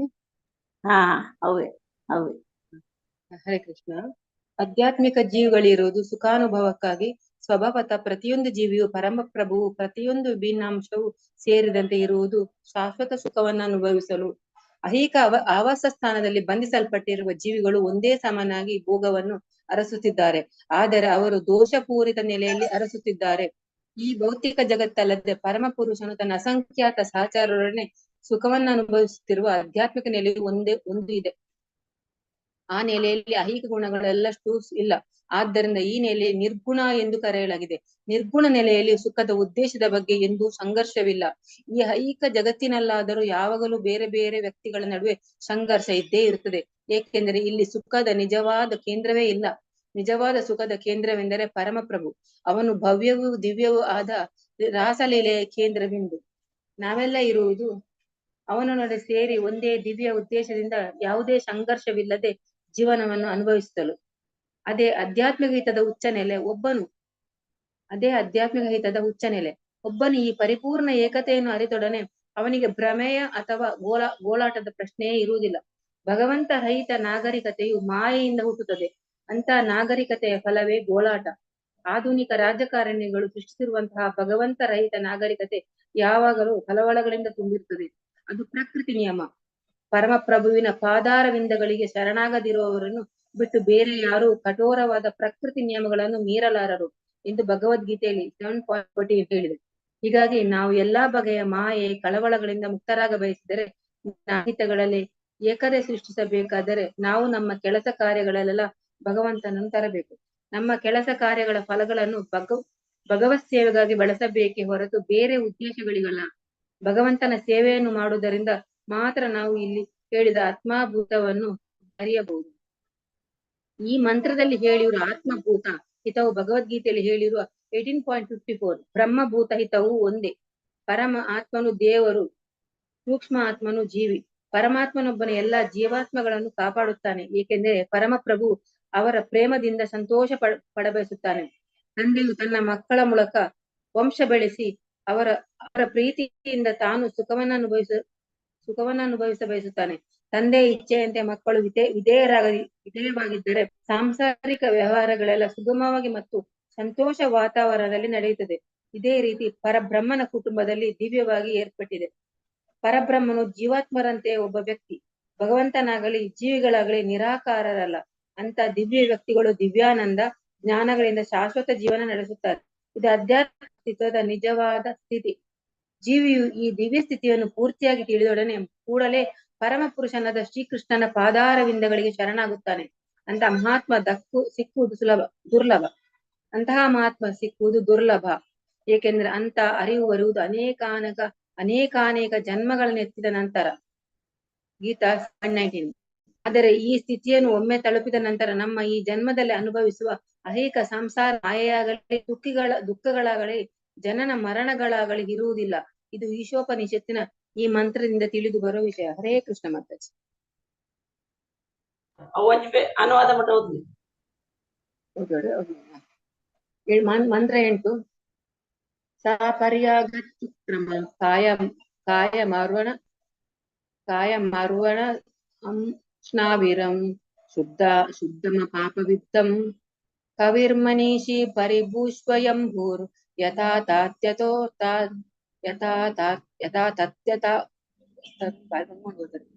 ತತ್ಯತೋರ್ತಾಂ ವ್ಯದಾದಾಚ ಸ್ವಾತಿಭ್ಯ ಸಮಾಭ್ಯ. ಆ ವ್ಯಕ್ತಿಯು ಪರ್ಯಾಗಾತ್ ನಿಜವಾಗಿ ತಿಳಿದುಕೊಳ್ಳಬೇಕು. ಶುಕ್ರಂ ಸರ್ವಶಕ್ತನು, ಅಕಾಯಂ ಶರೀರವಿಲ್ಲದವನು, ಆವರಣಂ ತೆಗಳಿಕೆಗೆ ಪಡದವನು, ಅಶ್ನಾವಿರಂ ನರಗಳಿಲ್ಲದವನು, ಶುದ್ಧಂ ಪರಿಶುದ್ಧನು, ಅಪಾಪವಿದ್ದಂ ಪಾಪದ ಹೊಡೆತವಿಲ್ಲದವನು, ಕವಿ ಸರ್ವಜ್ಞ, ಮನೀಷಿ ತತ್ವಜ್ಞನು, ಪರಿಭೂ ಸರ್ವೋತ್ತಮನು, ಸ್ವಯಂ ಪೂರ್ಣನು, ಯಥಾತಥ್ಯತ ಅನುಸರಿಸಿ ಹೋಗುತ್ತೆ, ಅರ್ಥ ಇಷ್ಟಗಳನ್ನು ಯವದಾತ್ ಕೊಟ್ಟನು, ಶಾಶ್ವತರಾದ ಸಮಾಭ್ಯ ಕಾಲ. ಅನುವಾದ: ಅಂತ ವ್ಯಕ್ತಿಯು ಎಲ್ಲರಿಗಿಂತ ಶ್ರೇಷ್ಠನು, ನಿರಾಕರನು, ಸರ್ವಜ್ಞನು, ಋಣವಿಲ್ಲದವನು, ನರಗಳಿಲ್ಲದವನು, ಶುದ್ಧನು, ಕಲ್ಮಶರಹಿತನು, ಸ್ವಯಂಪೂರ್ಣ ತತ್ವಜ್ಞನು ಮತ್ತು ಅನಾದಿ ಕಾಲದಿಂದಲೂ ಪ್ರತಿಯೊಬ್ಬರ ಇಚ್ಛೆಯನ್ನು ನೆರವೇರಿಸುತ್ತಿರುವವನು ಆದವನನ್ನು ಯಥಾವತ್ತಾಗಿ ತಿಳಿಯಬೇಕು. ಹರೇ ಕೃಷ್ಣ ಮಾತಾಜಿ. ಹರೇ ಕೃಷ್ಣ. ಥ್ಯಾಂಕ್ಸ್. ಹರೇ ಕೃಷ್ಣ. ಸುಗಂಧಿ ಮಾತಾಜಿ. ಹರೇ ಕೃಷ್ಣ. ಹಾ ಮಾತಾಜಿ, ಹೋದ್ವೆ ಅನುವಾದ ಅಂತ ಭಾವಾರ್ಥ ಓದೋಡೆ. ಹಾ, ದೇವೋತ್ತಮ ಪರಮ ಪುರುಷನ ದಿವ್ಯವೂ ನಿತ್ಯವೂ ಆದ ಸ್ವರೂಪದ ಈ ವಿವರಣೆಯು ಪರಮಪ್ರಭು ನಿರಾಕರನಲ್ಲ ಎಂಬುದನ್ನು ಸೂಚಿಸುತ್ತದೆ. ಅವನಿಗೆ ತನ್ನದೇ ಆದ ದಿವ್ಯ ರೂಪವಿದೆ. ಅದು ಅಲೌಕಿಕ ಜಗತ್ತಿನ ರೂಪದಂತೆ ಇಲ್ಲವೇ ಇಲ್ಲ. ಈ ಜಗತ್ತಿನ ಜೀವಿಗಳ ಸ್ವರೂಪದಲ್ಲಿ ಐಹಿಕ ಪ್ರಕೃತಿಯಲ್ಲಿ ಸಾಕಾರವಾಗಿದೆ. ಅವು ಯಾವುದೇ ಲೌಕಿಕ ಯಂತ್ರದಂತೆ ಕೆಲಸ ಮಾಡುತ್ತದೆ. ಭೌತ ದೇಹದಲ್ಲಿ ಅಂಗರಚನಾ ಶಾಸ್ತ್ರ ರೀತಿಯ ನರನಾಡಿಗಳು ಮೊದಲಾದವುಗಳು ಇರಬೇಕು. ಆದರೆ ಪರಮಪ್ರಭುವಿನ ದಿವ್ಯ ದೇಹದಲ್ಲಿ ನರಗಳು ಇರುವುದಿಲ್ಲ. ಅವನು ನಿರಾಕರನಲ್ಲ ಎಂದಿಲ್ಲಿ ಸ್ಪಷ್ಟವಾಗಿ ಹೇಳಿದೆ. ಆದರೆ ಅವನ ದೇಹಕ್ಕೂ ಆತ್ಮಕ್ಕೂ ಏನೂ ಭೇದವಿಲ್ಲವೆಂದರ್ಥ. ಅವನು ನಮ್ಮಂತೆ ಪ್ರಕೃತಿ ನಿಯಮಕ್ಕನುಸಾರವಾಗಿ ದೇಹವನ್ನು ಪಡೆಯುವುದಿಲ್ಲ. ಸಾಕಾರ ಜೀವನದ ಐಹಿಕ ಕಲ್ಪನೆಯಲ್ಲಿ ಸ್ಥೂಲ ಶರೀರ ಮತ್ತು ಸೂಕ್ಷ್ಮ ಮನಸ್ಸುಗಳಿಗಿಂತ ಆತ್ಮ ಬೇರೆ. ಆದರೆ ಪರಮಪ್ರಭು ಅಂತ ವಿಭಾಗೀಕೃತ ವ್ಯವಸ್ಥೆಗಿಂತ ಭಿನ್ನ. ಅವನ ದೇಹ ಮನಸ್ಸುಗಳ ನಡುವೆ ಭೇದವಿಲ್ಲ. ಅವನು ಪರಿಪೂರ್ಣನು. ಅವನ ಮನಸ್ಸು, ದೇಹ ಮತ್ತು ಸ್ವತಃ ಅವನು ಎಲ್ಲವೂ ಒಂದೇ. ಬ್ರಹ್ಮ ಸಂಹಿತೆಯಲ್ಲಿ ನಮ್ಮ ಪರಮಪ್ರಭುವಿನ ಇಂಥದೇ ಒಂದು ವಿವರಣೆ ಇದೆ. ಅಲ್ಲಿ ಅವರನ್ನು ಸಚ್ಚಿದಾನಂದ ವಿಗ್ರಹ ಎಂದು ವರ್ಣಿಸಲಾಗಿದೆ. ಆದರೆ ಅವನು ದಿವ್ಯವಾದ ಅಸ್ತಿತ್ವ, ಜ್ಞಾನ ಮತ್ತು ಆನಂದಗಳನ್ನು ಪೂರ್ತಿಯಾಗಿ ಉಳ್ಳ ನಿತ್ಯ ಸ್ವರೂಪಿ. ಅವನಿಗೆ ಸಂಪೂರ್ಣವಾಗಿ ಬೇರೆಯೇ ಆದ ಶರೀರವಿದೆ ಎಂದು ವೈದಿಕ ಸಾಹಿತ್ಯಗಳು ಸ್ಪಷ್ಟವಾಗಿ ಹೇಳುತ್ತವೆ. ಹೀಗಾಗಿ ಕೆಲವು ವೇಳೆ ಅವನನ್ನು ನಿರಾಕರನೆಂದು ವಿವರಿಸಲಾಗಿದೆ. ನಿರಾಕಾರ ಎಂದರೆ ಅವನಿಗೆ ತಮ್ಮದೇ ಆಕಾರವಿಲ್ಲ ಮತ್ತು ನಾವು ನೋಡಲು ಸಾಧ್ಯವಾಗುವಂತ ಆಕಾರವಿಲ್ಲ ಎಂದರ್ಥ. ಭಗವಂತನು ತನ್ನ ಶರೀರದ ಯಾವುದಾದರೂ ಒಂದು ಭಾಗದಿಂದಲೇ ಏನು ಬೇಕಾದರೂ ಮಾಡಬಲ್ಲ ಮತ್ತು ಬ್ರಹ್ಮ ಸಂಹಿತೆಯಲ್ಲಿ ಹೇಳಿದೆ, ಅವನು ತನ್ನ ಪ್ರತಿಯೊಂದು ಅಂಗದಿಂದಲೂ ಇತರ ಇಂದ್ರಿಯಗಳ ಕೆಲಸಗಳನ್ನು ಮಾಡಬಲ್ಲ ಎಂದು ಅದರಲ್ಲಿ ಹೇಳಿದೆ. ಆದರೆ ಭಗವಂತನು ತನ್ನ ಕೈಗಳಿಂದ ನಡೆಯಬಲ್ಲ, ಕಾಲುಗಳಿಂದ ವಸ್ತುಗಳನ್ನು ಸ್ವೀಕರಿಸಬಲ್ಲ, ಕೈ ಕಾಲುಗಳಿಂದ ನೋಡಬಲ್ಲ. ಹರೇ ಕೃಷ್ಣ ಮಾತಾಜಿ. ನೋಡಬಲ್ಲ, ಕಣ್ಣುಗಳಿಂದ ತಿನ್ನಬಲ್ಲ ಎಂದರ್ಥ. ಭಗವಂತನಿಗೆ ನಮ್ಮಂತೆ ಕೈಗಾಲುಗಳು ಇಲ್ಲದಿದ್ದರೂ ಅವನಿಗೆ ಬೇರೆ ಬೇರೆ ಬಗೆಯ ಕೈಗಾಲುಗಳು ಇವೆ. ಅವುಗಳಿಂದ ಅವನು ನಾವು ಕೊಟ್ಟಿದ್ದನ್ನೆಲ್ಲ ಸ್ವೀಕರಿಸಬಲ್ಲ ಮತ್ತು ಎಲ್ಲರಿಗಿಂತ ವೇಗವಾಗಿ ಓಡಬಲ್ಲ ಎಂದು ಶ್ರುತಿ ಮಂತ್ರಗಳಲ್ಲಿ ಹೇಳಿದೆ. ಈ ವಿಷಯಗಳನ್ನು ಈ 8ನೇ ಮಂತ್ರದಲ್ಲಿ ಶುಕ್ರಂ, ಸರ್ವಶಕ್ತ ಮೊದಲಾದ ಪದಗಳಿಂದ ಸ್ವೀಕರಿಸಿದೆ. 7ನೆಯ ಮಂತ್ರದಂತೆ ಭಗವಂತನು ಸಾಕ್ಷಾತ್ಕಾರ ಮಾಡಿಕೊಂಡ ಆಚಾರ್ಯರಿಂದ ಸ್ಥಾಪಿತವಾದ ಭಗವಂತನ ಅರ್ಚ ವಿಗ್ರಹಕ್ಕೂ ಭಗವಂತನ ಮೂಲ ಸ್ವರೂಪಕ್ಕೂ ಭೇದವಿಲ್ಲ. ಭಗವಂತನ ಮೂಲ ಸ್ವರೂಪವೆಂದರೆ ಶ್ರೀಕೃಷ್ಣನದು. ಶ್ರೀಕೃಷ್ಣನೇ ತನ್ನನ್ನು ಬಲರಾಮ, ರಾಮ, ನರಸಿಂಹ, ವರಹ ಮೊದಲಾದ ಅಸಂಖ್ಯಾತ ರೂಪಗಳಲ್ಲಿ ವಿಸ್ತರಿಸಿಕೊಂಡಿರುತ್ತಾನೆ. ಇವೆಲ್ಲ ಒಬ್ಬನೇ ಭಗವಂತನ ರೂಪಗಳು. ಅದೇ ರೀತಿ ದೇವಸ್ಥಾನಗಳಲ್ಲಿ ಆರಾಧಿಸುವ ಅರ್ಚ ವಿಗ್ರಹವು ಭಗವಂತನ ವಿಸ್ತೃತ ರೂಪ. ಅರ್ಚ ವಿಗ್ರಹವನ್ನು ಅರ್ಚಿಸುವುದರಿಂದ ಮಾನವನು ಭಗವಂತನನ್ನು ಒಮ್ಮೆಲೆ ಸಮೀಪಿಸಬಹುದು ಮತ್ತು ಅವನು ತನ್ನ ಸರ್ವಶಕ್ತ ಬಲದಿಂದ ಭಕ್ತನ ಸೇವೆಯನ್ನು ಸ್ವೀಕರಿಸುತ್ತಾನೆ. ಭಗವಂತನ ಅರ್ಚ ವಿಗ್ರಹವು ಆಚಾರ್ಯರ ಕೋರಿಕೆಯ ಮೇರೆಗೆ ಅವತರಿಸುತ್ತದೆ. ಭಗವಂತನ ಸರ್ವಶಕ್ತ ಬಲದಿಂದ ಭಗವಂತನ ಮೂಲ ರೂಪದಲ್ಲಿ ವರ್ತಿಸುತ್ತದೆ. ಈಶೋಪನಿಷತ್ತಿನ ಅಥವಾ ಇತರ ಯಾವುದೇ ಸ್ತುತಿ ಮಂತ್ರಗಳ ಜ್ಞಾನವಿಲ್ಲದ ಮೂರ್ಖರು ಶುದ್ಧ ಭಕ್ತರಿಂದ ಅರ್ಚಿಸಲ್ಪಟ್ಟ ಅರ್ಚ ವಿಗ್ರಹವು ಭೌತ ವಸ್ತುಗಳಿಂದ ಆದದ್ದು ಎಂದು ಭಾವಿಸುತ್ತಾರೆ. ಇದು ಭೌತ ವಸ್ತು ಎಂದು ಮೂರ್ಖರು ಅಥವಾ ಕನಿಷ್ಠ ಅಧಿಕಾರಗಳ ಕಣ್ಣುಗಳುಳ್ಳವರು ಭಾವಿಸಬಹುದು. ಆದರೆ ಭಗವಂತನು ಸರ್ವಶಕ್ತನು, ಸರ್ವಜ್ಞನು. ಆದ್ದರಿಂದ ಭೌತ ವಸ್ತುಗಳು ಚೇತನವಾಗಿಯೂ ಚೇತನವನ್ನು ಭೌತ ವಸ್ತುಗಳನ್ನಾಗಿ ತನ್ನ ಮನಬಂದಂತೆ ವರ್ತಿಸಬಲ್ಲನು ಎಂಬುದು ಅಂಥ ಜನರಿಗೆ ಗೊತ್ತಿಲ್ಲ. ಭಗವಂತನು ಇಹಲೋಕಕ್ಕೆ ಮನುಷ್ಯನಂತೆ ಅವತರಿಸಿ ಬಂದಿದ್ದರಿಂದ ಭಗವಂತನದು ಭೌತ ಶರೀರ ಎಂದು ಭಾವಿಸುವವರ ಅಲ್ಪಮತಿಯನ್ನು ಪತಿತ ಸ್ಥಿತಿಯನ್ನು ಕಂಡು ಭಗವಂತನು ಭಗವದ್ಗೀತೆಯಲ್ಲಿ 9.11 ಮತ್ತು 12. ಹರೇ ಕೃಷ್ಣ ಮಾತಾಡ್ತೇನೆ. ಥ್ಯಾಂಕ್ಸ್ ಮಾತಾಡ್ತೇನೆ. ಹರೇ ಕೃಷ್ಣ. ಹರೇ ಕೃಷ್ಣ ಮಾತಾಡಿ. ಧನ್ಯವಾದ. ಧನ್ಯವಾದ. ಹರೇ ಕೃಷ್ಣ. ಸುಧಾ ನಾಯಕ್ ಮಾತಾಡಿ. ಹರೇ ಕೃಷ್ಣ. ಹರೇ ಕೃಷ್ಣ. ಹರೇ ಕೃಷ್ಣ. ಮರುಗುತ್ತಾನೆ. ಅಂಥ ಅಲ್ಪಮತಿಗಳಿಗೆ ಭಗವಂತನು ಸರ್ವಶಕ್ತನೆಂಬುದು ಗೊತ್ತಿಲ್ಲ. ಹೀಗೆ ಭಗವಂತನು ಊಹಾಪೋಹ ಮಾಡುವವರ ಕಣ್ಣಿಗೆ ಪೂರ್ಣವಾಗಿ ಕಾಣಿಸಿಕೊಳ್ಳುವುದಿಲ್ಲ. ಒಬ್ಬನ ಶರಣಾಗತಿಗೆ ತಕ್ಕಂತೆ ಅವನು ಭಗವಂತನನ್ನು ಅರಿಯಬಹುದಾಗಿದೆ. ಜೀವಿಗಳ ಪತಿತ ಸ್ಥಿತಿಗೆ ಕಾರಣ ಅವರು ತಮಗೂ ಭಗವಂತನಿಗೂ ನಡುವಿರುವ ಸಂಬಂಧವನ್ನು ಮರೆತಿರುವುದು. ಭಗವಂತನು ಅನಾದಿ ಕಾಲದಿಂದಲೂ ಜೀವಿಗೆ ವಸ್ತುಗಳನ್ನು ಒದಗಿಸುತ್ತಾ ಬಂದಿದ್ದಾನೆಂದು ಈ ಮಂತ್ರದಲ್ಲೂ ಇತರ ವೇದಿಕ ಮಂತ್ರಗಳಲ್ಲೂ ಸ್ಪಷ್ಟವಾಗಿ ಹೇಳಿದೆ. ಜೀವಿ ಯಾವುದೇ ಒಂದನ್ನು ಬಯಸುತ್ತಾನೆ. ಜೀವಿಯು ಬಯಸಿದ ವಸ್ತುವನ್ನು ಅವನ ಅರ್ಹತೆಗೆ ತಕ್ಕಂತೆ ಭಗವಂತನು ಒದಗಿಸುತ್ತಾನೆ.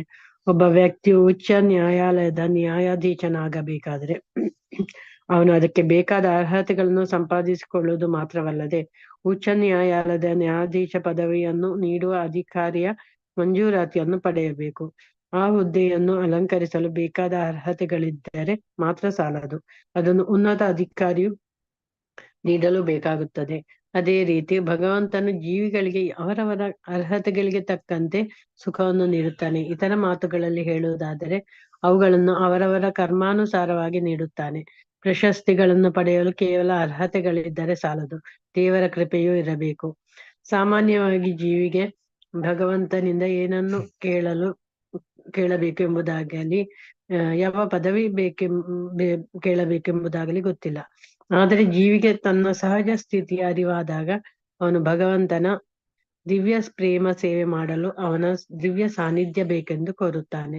ದುರದೃಷ್ಟವಶಾತ್ ಐಹಿಕ ಪ್ರಕೃತಿಯ ಪ್ರಭಾವದಲ್ಲಿರುವ ಜೀವಿಗಳು ಇತರ ಯಾವುವೇ ವಸ್ತುಗಳು ಬೇಕೆಂದು ಕೇಳುತ್ತಾರೆ.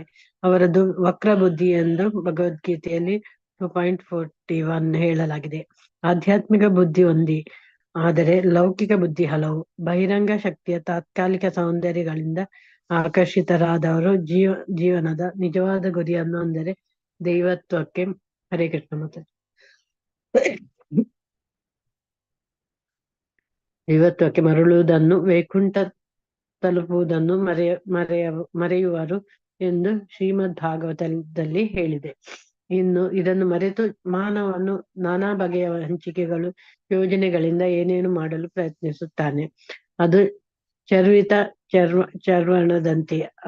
ಆದರೆ ಭಗವಂತನು ಎಷ್ಟು ಕರುಣಾಳು ಎಂದರೆ ಮರೆವಿನ ಜೀವಿಯನ್ನು ಇದೇ ರೀತಿಯಲ್ಲಿ ಅನಿರ್ಬಾಧಿತವಾಗಿ ಮುಂದುವರಿಯಲು ಬಿಡುತ್ತಾನೆ. ಜೀವಿಯೊಬ್ಬನು ನರಕಕ್ಕೆ ಹೋಗ ಬಯಸಿದರೆ ಭಗವಂತನು ಅದಕ್ಕೆ ಹೋಗಲು ಅಡ್ಡಿಯುಂಟು ಮಾಡುವುದಿಲ್ಲ, ಮತ್ತು ಅವನು ಮರಳಿ ದೈವತ್ವಕ್ಕೆ ವೈಕುಂಠಕ್ಕೆ ಹೋಗ ಬಯಸಿದರೆ ಭಗವಂತನು ಸಹಾಯ ಮಾಡುತ್ತಾನೆ. ಭಗವಂತನನ್ನು ಇಲ್ಲಿ ಪರಿಭೂ, ಎಲ್ಲರಿಗಿಂತ ದೊಡ್ಡವನು ಎಂದು ಹೇಳಲಾಗಿದೆ. ಬೇರೆ ಯಾರೂ ಅವನಿಗಿಂತ ದೊಡ್ಡವರಲ್ಲ, ಅವನಿಗೆ ಸರಿ ಸಮಾನರಾದವರು ಯಾರೂ ಇಲ್ಲ. ಇತರ ಜೀವಿಗಳನ್ನು ಇಲ್ಲಿ ಭಗವಂತನಿಂದ ವಸ್ತುಗಳನ್ನು ಕೇಳುವ ಭಿಕ್ಷುಕರು ಎಂದು ಹೇಳಲಾಗಿದೆ. ಭಗವಂತನು ಜೀವಿಗಳು ಬಯಸುವ ವಸ್ತುಗಳನ್ನು ಒದಗಿಸುತ್ತಾನೆ. ಜೀವಿಗಳು ಶಕ್ತಿಯಲ್ಲಿ ಸಮನಾಗಿದ್ದರೆ ಅಥವಾ ಸರ್ವಶಕ್ತರು ಸರ್ವಜ್ಞರು ಆಗಿದ್ದರೆ ಅವರು ಭಗವಂತನಿಂದ ಬೇಡುವ ಪ್ರಶ್ನೆಯೇ ಇರುತ್ತಿರಲಿಲ್ಲ, ಮೋಕ್ಷವೆಂಬುದನ್ನು ಕೇಳುತ್ತಿರಲಿಲ್ಲ.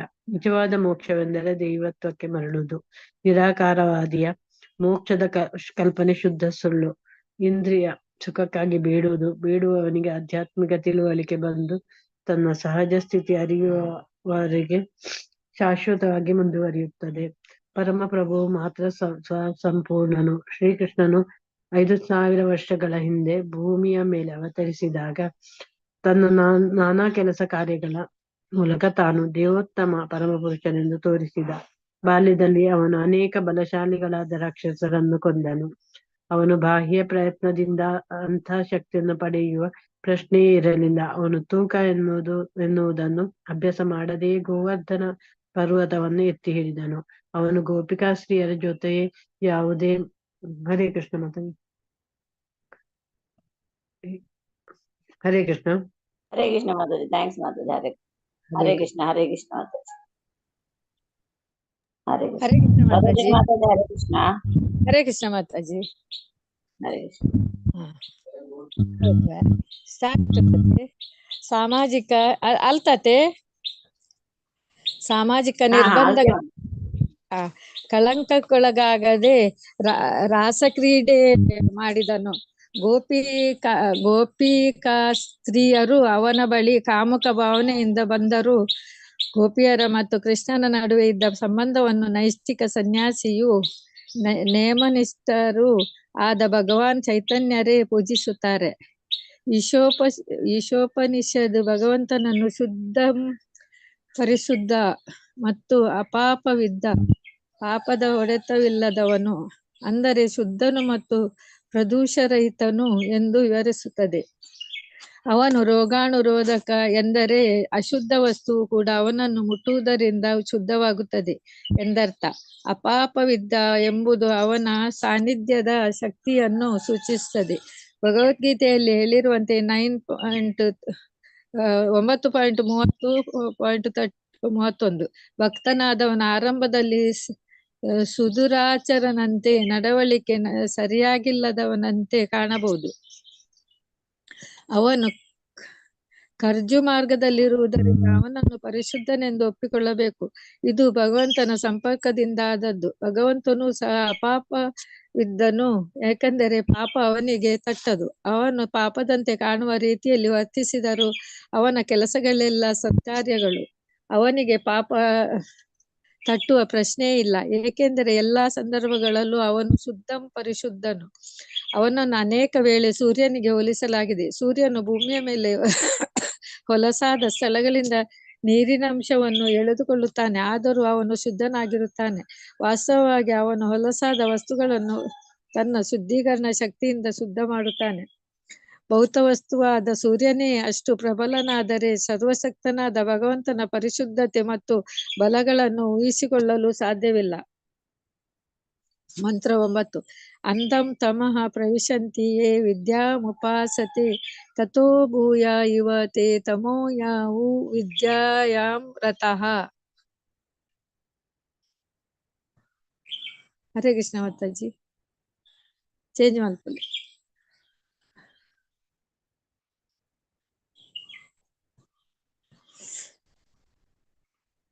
ಅಂಧಂ ಅಜ್ಞಾನದ, ತಮಃ ಕತ್ತಲೆಯನ್ನು, ಪ್ರವೇಶಿಸುತ್ತಾರೆ. ಯಾರು ಅವಿದ್ಯೆಯನ್ನು ಉಪಾಸನೆ ಮಾಡುವರು. ತತಃ ಅದಕ್ಕಿಂತ, ಭೂಯಃ ಇನ್ನೂ ಹೆಚ್ಚು, ಇವ ಅಂತೆ, ತೇ ಅವರು, ತಮಃ ಕತ್ತಲೆಯನ್ನು, ಯಾರು ಸಹ, ವಿದ್ಯೆಯಲ್ಲಿ ರತಃ ನಿರತರಾಗಿರುವರು. ಅನುವಾದ: ಯಾರು ಅವಿದ್ಯೆಯ ಕಾರ್ಯಗಳಲ್ಲಿ ತೊಡಗಿರುವರು ಅವರು ಅಂಧಕಾರದ ಪ್ರದೇಶವನ್ನು ಪ್ರವೇಶಿಸುತ್ತಾರೆ. ಜ್ಞಾನವೆನ್ನಿಸಿಕೊಂಡಿರುವವರಲ್ಲಿ ತೊಡಗಿರುವವರಂತೂ ಇನ್ನೂ ಕೀಳು. ಭಾವಾರ್ಥ: ಈ ಮಂತ್ರ ವಿದ್ಯೆ ಮತ್ತು ಅವಿದ್ಯೆಗಳ ನಡುವಣ ತೌಲನಿಕ ಪರಾಮರ್ಶೆ ಮಾಡುತ್ತದೆ. ಅವಿದ್ಯೆ ಅಥವಾ ಅಜ್ಞಾನ ಅಪಾಯಕಾರಿ ಎನ್ನುವುದರಲ್ಲಿ ಸಂಶಯವಿಲ್ಲ, ಆದರೆ ವಿದ್ಯೆ ಅಥವಾ ಜ್ಞಾನ ತಪ್ಪಾಗಿ ತಿಳಿದುಕೊಂಡಾಗ ಅದು ಇನ್ನೂ ಅಪಾಯಕಾರಿ. ಈಶೋಪನಿಷತ್ತಿನ ಈ ಮಂತ್ರವು ಇಂದು ಎಂದಿಗಿಂತಲೂ ಹೆಚ್ಚು ಸಮಂಜಸವಾಗಿದೆ. ಆಧುನಿಕ ನಾಗರಿಕತೆಯು ಸಾಮೂಹಿಕ ಶಿಕ್ಷಣ ಕ್ಷೇತ್ರದಲ್ಲಿ ಸಾಕಷ್ಟು ಮುಂದುವರಿದಿದೆ, ಆದರೆ ಜನರು ಹಿಂದೆಂದಿಗಿಂತಲೂ ಹೆಚ್ಚು ಅತೃಪ್ತರಾಗಿದ್ದಾರೆ, ಏಕೆಂದರೆ ಅವರು ಜೀವನದ ಬಹುಮುಖ್ಯ ವಿಷಯವಾದ ಆಧ್ಯಾತ್ಮಿಕತೆಯನ್ನು ಬಿಟ್ಟು ಐಹಿಕ ಪ್ರಗತಿಯ ಬಗ್ಗೆ ಹೆಚ್ಚು ಗಮನ ಕೊಡುತ್ತಿದ್ದಾರೆ. ವಿದ್ಯೆಯ ಬಗ್ಗೆ ಹೇಳುವುದಾದರೆ, ಪರಮಪ್ರಭುವೇ ಎಲ್ಲದರ ಒಡೆಯನೆಂದು ಈ ಅಂಶವನ್ನು ಮರೆಯುವುದು ಅಜ್ಞಾನವೆಂದು ಮೊದಲ ಮಂತ್ರ ತುಂಬಾ ಸ್ಪಷ್ಟವಾಗಿ ಹೇಳಿದೆ. ಈ ಅಂಶವನ್ನು ಮಾನವರು ಬದುಕಿನಲ್ಲಿ ಮರೆತಷ್ಟು ಅವನು ಅಂಧಕಾರದಲ್ಲಿರುವುದು ಹೆಚ್ಚಾಗುತ್ತಾ ಹೋಗುತ್ತದೆ. ಇದರಿಂದಾಗಿ ಐಹಿಕ ಪ್ರಗತಿ ಸಾಧಿಸದ ಸಮೂಹವಿರುವ ನಾಗರಿಕತೆಗಿಂತ ಶೈಕ್ಷಣಿಕ ಪ್ರಗತಿ ಎಂಬ ಹೆಸರಿನಲ್ಲಿ ಆದ ಭಗವಂತರಹಿತ ನಾಗರಿಕತೆಯು ಹೆಚ್ಚು ಅಪಾಯಕಾರಿ. ಹರೇ ಕೃಷ್ಣ ಮಾತಾಜಿ. ಮಿತ್ತದ ಒಂಚೂರು ಓದ್ತಾ ಮಾತಾಡಿ. ನೆಕ್ಸ್ಟ್ ಕರ್ಮಿಗಳು, ಜ್ಞಾನಿಗಳು ಮತ್ತು ಯೋಗಿಗಳೆಂಬ 3 ವರ್ಗದ ಜನರಲ್ಲಿ ಕರ್ಮಿಗಳು ಇಂದ್ರಿಯ ಸುಖದ ಚಟುವಟಿಕೆಗಳಲ್ಲಿ ತೊಡಗಿರುವವನು. ಆಧುನಿಕ ನಾಗರಿಕತೆಯ 99.9% ರಷ್ಟು ಜನರು ಕೈಗಾರಿಕತೆ, ಆರ್ಥಿಕಾಭಿವೃದ್ಧಿ, ಪರೋಪಕಾರ, ರಾಜಕೀಯ ಚಟುವಟಿಕೆ ಮೊದಲಾದವುಗಳ ಹೆಸರಿನಲ್ಲಿ ಇಂದ್ರಿಯ ತೃಪ್ತಿಯಲ್ಲಿ ತೊಡಗಿದ್ದಾರೆ.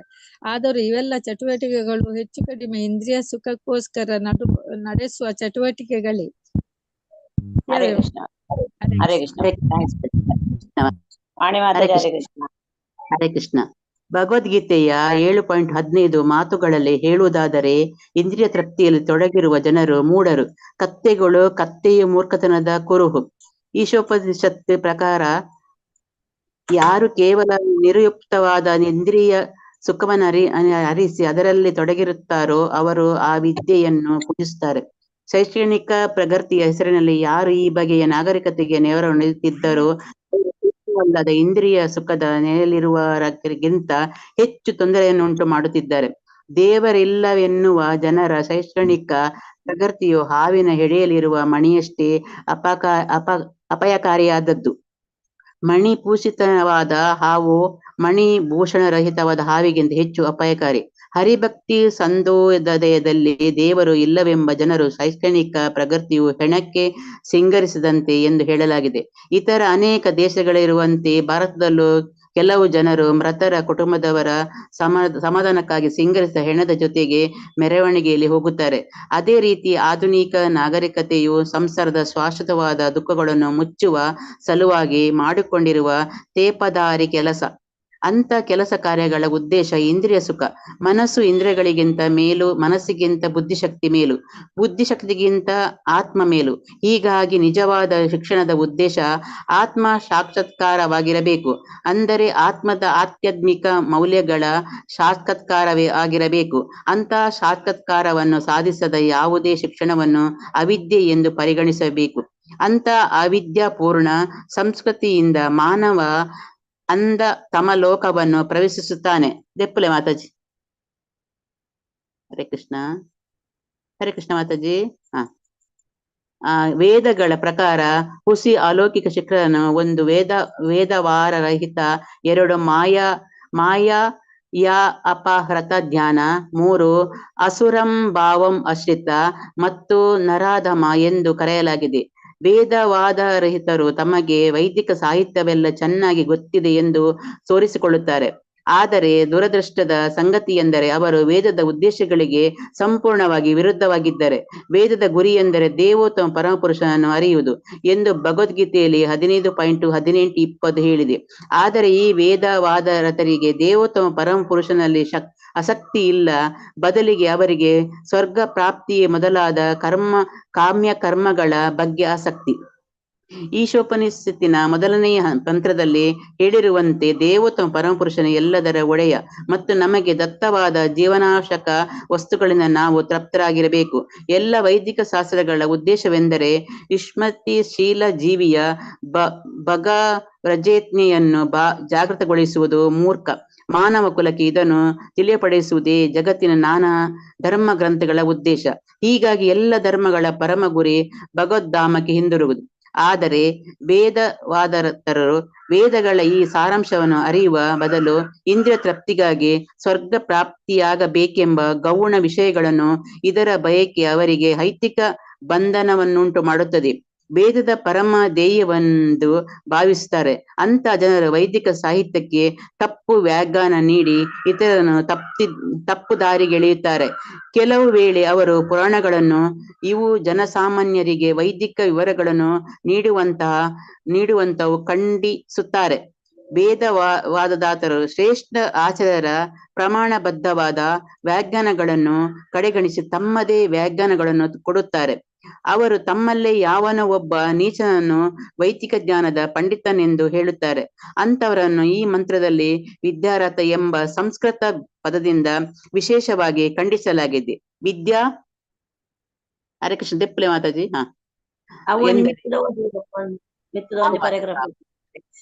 ಎಂದರೆ ವೇದ ಏಕೆಂದರೆ ವೇದವೇ ಜ್ಞಾನದ ಮೂಲ ಮತ್ತು ರಥ ಎಂದರೆ ನಿರತನಾದವನು ಎಂದರ್ಥ. ಹೀಗಾಗಿ ವಿದ್ಯಾರಥ ಎಂದರೆ ವೇದದಲ್ಲಿ ನಿರತನಾದವನು ಎಂದರ್ಥ. ವಿದ್ಯಾರಥ ಎಂದು ಕರೆದುಕೊಳ್ಳುವವರನ್ನು ಇಲ್ಲಿ ಖಂಡಿಸಲಾಗಿದೆ. ಏಕೆಂದರೆ ಆಚಾರ್ಯರ ಮಾತಿನಂತೆ ಅವರು ನಡೆದುಕೊಳ್ಳದೆ ಇದರಿಂದ ಅವರಿಗೆ ವೇದಗಳ ನಿಜವಾದ ಗುರಿಯೇ ಗೊತ್ತಿಲ್ಲ. ಅಂತ ವೇದವಾದತರರಿಗೆ ತಮ್ಮ ಉದ್ದೇಶಗಳಿಗೆ ತಕ್ಕಂತೆ ವೇದಗಳ ಪ್ರತಿಯೊಂದು ಪದಕ್ಕೂ ಅರ್ಥ ಕಂಡುಹಿಡಿಯುವುದೇ ಕೆಲಸ. ವೇದ ಶಾಸ್ತ್ರಗಳು ಸಾಧಾರಣ ಪುಸ್ತಕಗಳ ಸಂಗ್ರಹವಲ್ಲ. ಗುರು ಶಿಷ್ಯ ಪರಂಪರೆಯಿಂದಲ್ಲದೆ ಅವರನ್ನು ಬೇರಾವ ರೀತಿಯಲ್ಲೂ ಅರ್ಥ ಮಾಡಿಕೊಳ್ಳಲು ಸಾಧ್ಯವಿಲ್ಲವೆಂದು ಅವರಿಗೆ ಗೊತ್ತಿಲ್ಲ. ಹರೇ ಕೃಷ್ಣ ಮಾತಾಜಿ. ಹರೇ ಕೃಷ್ಣ ಮಾತಾಜಿ. ಥ್ಯಾಂಕ್ಸ್ ಮಾತಾಜಿ. ಹರೇ ಕೃಷ್ಣ. ಚಿತ್ರಲೇಖ ಮಾತಾಜಿ. ಹರೇ ಕೃಷ್ಣ. ಹರೇ ಕೃಷ್ಣ ಮಾತಾಜಿ. ವೇದಗಳ ವೇದಗಳ ದಿವ್ಯ ಸಂದೇಶವನ್ನು ಅರ್ಥ ಮಾಡಿಕೊಳ್ಳಬೇಕಾದರೆ ಮನುಷ್ಯನು ಸದ್ಗುರುವಿನ ಬಳಿ ಹೋಗಬೇಕು. ಹೀಗೆ ಮಾಡಬೇಕೆಂದು ಕಠೋಪನಿಷತ್ನಲ್ಲಿ ಹೇಳಿದೆ. ಆದರೆ ವೇದವಾದರತರಾದವರಿಗೆ ತಮ್ಮದೇ ಆದ ಆಚಾರ್ಯರಿರುತ್ತಾರೆ. ಆ ಆಚಾರ್ಯರು ಗುರು ಪರಂಪರೆಯಿಂದ ಬಂದವರಲ್ಲ. ಅವರು ವೇದಶಾಸ್ತ್ರಗಳನ್ನು ತಪ್ಪಾಗಿ ವ್ಯಾಖ್ಯಾನಿಸಿ ಅಂಧತಮ ಪ್ರದೇಶಕ್ಕೆ ಹೋಗುತ್ತಾರೆ. ವೇದಗಳ ಗಂಧಗಾಳಿಯ ಗೊತ್ತಿಲ್ಲದವರಿಗಿಂತಲೂ ಅಜ್ಞಾನಕ್ಕೆ ಅವರು ಬೀಳುತ್ತಾರೆ. ಅಪರತ ಜ್ಞಾನ ವರ್ಗದ ಜನರು ಸ್ವಯಂಕೃತ ಭಗವಾನರು. ಅಂತವರು ತಾವೇ ದೇವರೆಂದು ಭಾವಿಸುತ್ತಾರೆ ಮತ್ತು ಬೇರಾವುದೇ ದೇವರನ್ನು ಆರಾಧಿಸುವ ಅವಶ್ಯಕತೆ ಇಲ್ಲವೆಂದು ಹೇಳುತ್ತಾರೆ. ಅವರು ಶ್ರೀಮಂತನಾದ ಒಬ್ಬ ಸಾಧಾರಣ ವ್ಯಕ್ತಿಯನ್ನು ಪೂಜಿಸಲು ಒಪ್ಪುತ್ತಾರೆ, ಆದರೆ ಎಂದಿಗೂ ದೇವೋತ್ತಮ ಪುರುಷನನ್ನು ಆರಾಧಿಸರು. ಅಂತವರು ತಮ್ಮ ದಡ್ಡತನವನ್ನು ತಿಳಿದುಕೊಳ್ಳಲಾರದೆ ಭಗವಂತನು ಮಾಯೆಯ ಪಾಶಕ್ಕೆ ಒಳಗಾಗೋಣ ಎಂಬುದನ್ನು ತಿಳಿಯರು. ಭಗವಂತನು ಎಂದಾದರೂ ಮಾಯಾ ಪಾಶಕ್ಕೆ ಒಳಗಾಗಿದ್ದರೆ ಮಾಯೆಯೇ ಭಗವಂತನಿಗಿಂತ ಪ್ರಬಲವಾಗಿರುತ್ತಿತ್ತು. ಅಂತ ಜನರು ಭಗವಂತನು ಸರ್ವಶಕ್ತನೆಂದು ಹೇಳುವರು. ಆದರೆ ಭಗವಂತನು ಸರ್ವಶಕ್ತನಾದರೆ ಅವನು ಮಾಯೆಯ ಪ್ರಭಾವಕ್ಕೆ ಒಳಗಾಗಲು ಸಾಧ್ಯವಿಲ್ಲ ಅವರು ಭಾವಿಸುವುದಿಲ್ಲ. ಈ ಸ್ವಯಂ ಘೋಷಿತ ದೇವರುಗಳು ಈ ಪ್ರಶ್ನೆಗಳನ್ನೆಲ್ಲ ಸ್ಪಷ್ಟವಾಗಿ ವಿವರಿಸಲಾರರು. ಅವರಿಗೆ ತಾವೇ ದೇವರಾದರೆ ಸಾಕು. ಮಂತ್ರ 10. ಅನ್ಯದೇವಾಹುರ್ವಿದ್ಯಾನ್ಯದಾಹುರ ವಿದ್ಯಯ ಅನ್ಯತ್ ಇತಿ ವಿದ್ಯಯ ಇತಿ ಶುಶ್ರಮಧೀರಾಣಂ ಏನಸ್ತಾದ್ವಿಚಕ್ಷಿರೇ. ಅನ್ಯತ್ ಬೇರೆ, ಏವ ಎಂದೇ, ಅಹು ಹೇಳಿದ್ದಾನೆ, ವಿದ್ಯೆಯ ವಿದ್ಯೆಯಿಂದ, ಅನ್ಯತ್ ಬೇರೆ ಎಂದು, ಅಹು ಹೇಳಿದ್ದಾರೆ, ಆ ವಿದ್ಯೆಯ ಅವಿದ್ಯೆಯಿಂದ, ಇತಿ ಹೀಗೆ, ಶುಶ್ರುಮ ಕೇಳಿದ್ದೇನೆ, ಧೀರಾಣಂ ಧೀರರಿಂದ, ಏ ಯಾರು, ನಮಗೆ, ತತ್ ಅದು, ವಿಚಕ್ಷಿರೆ ವಿವರಿಸಿದರೋ.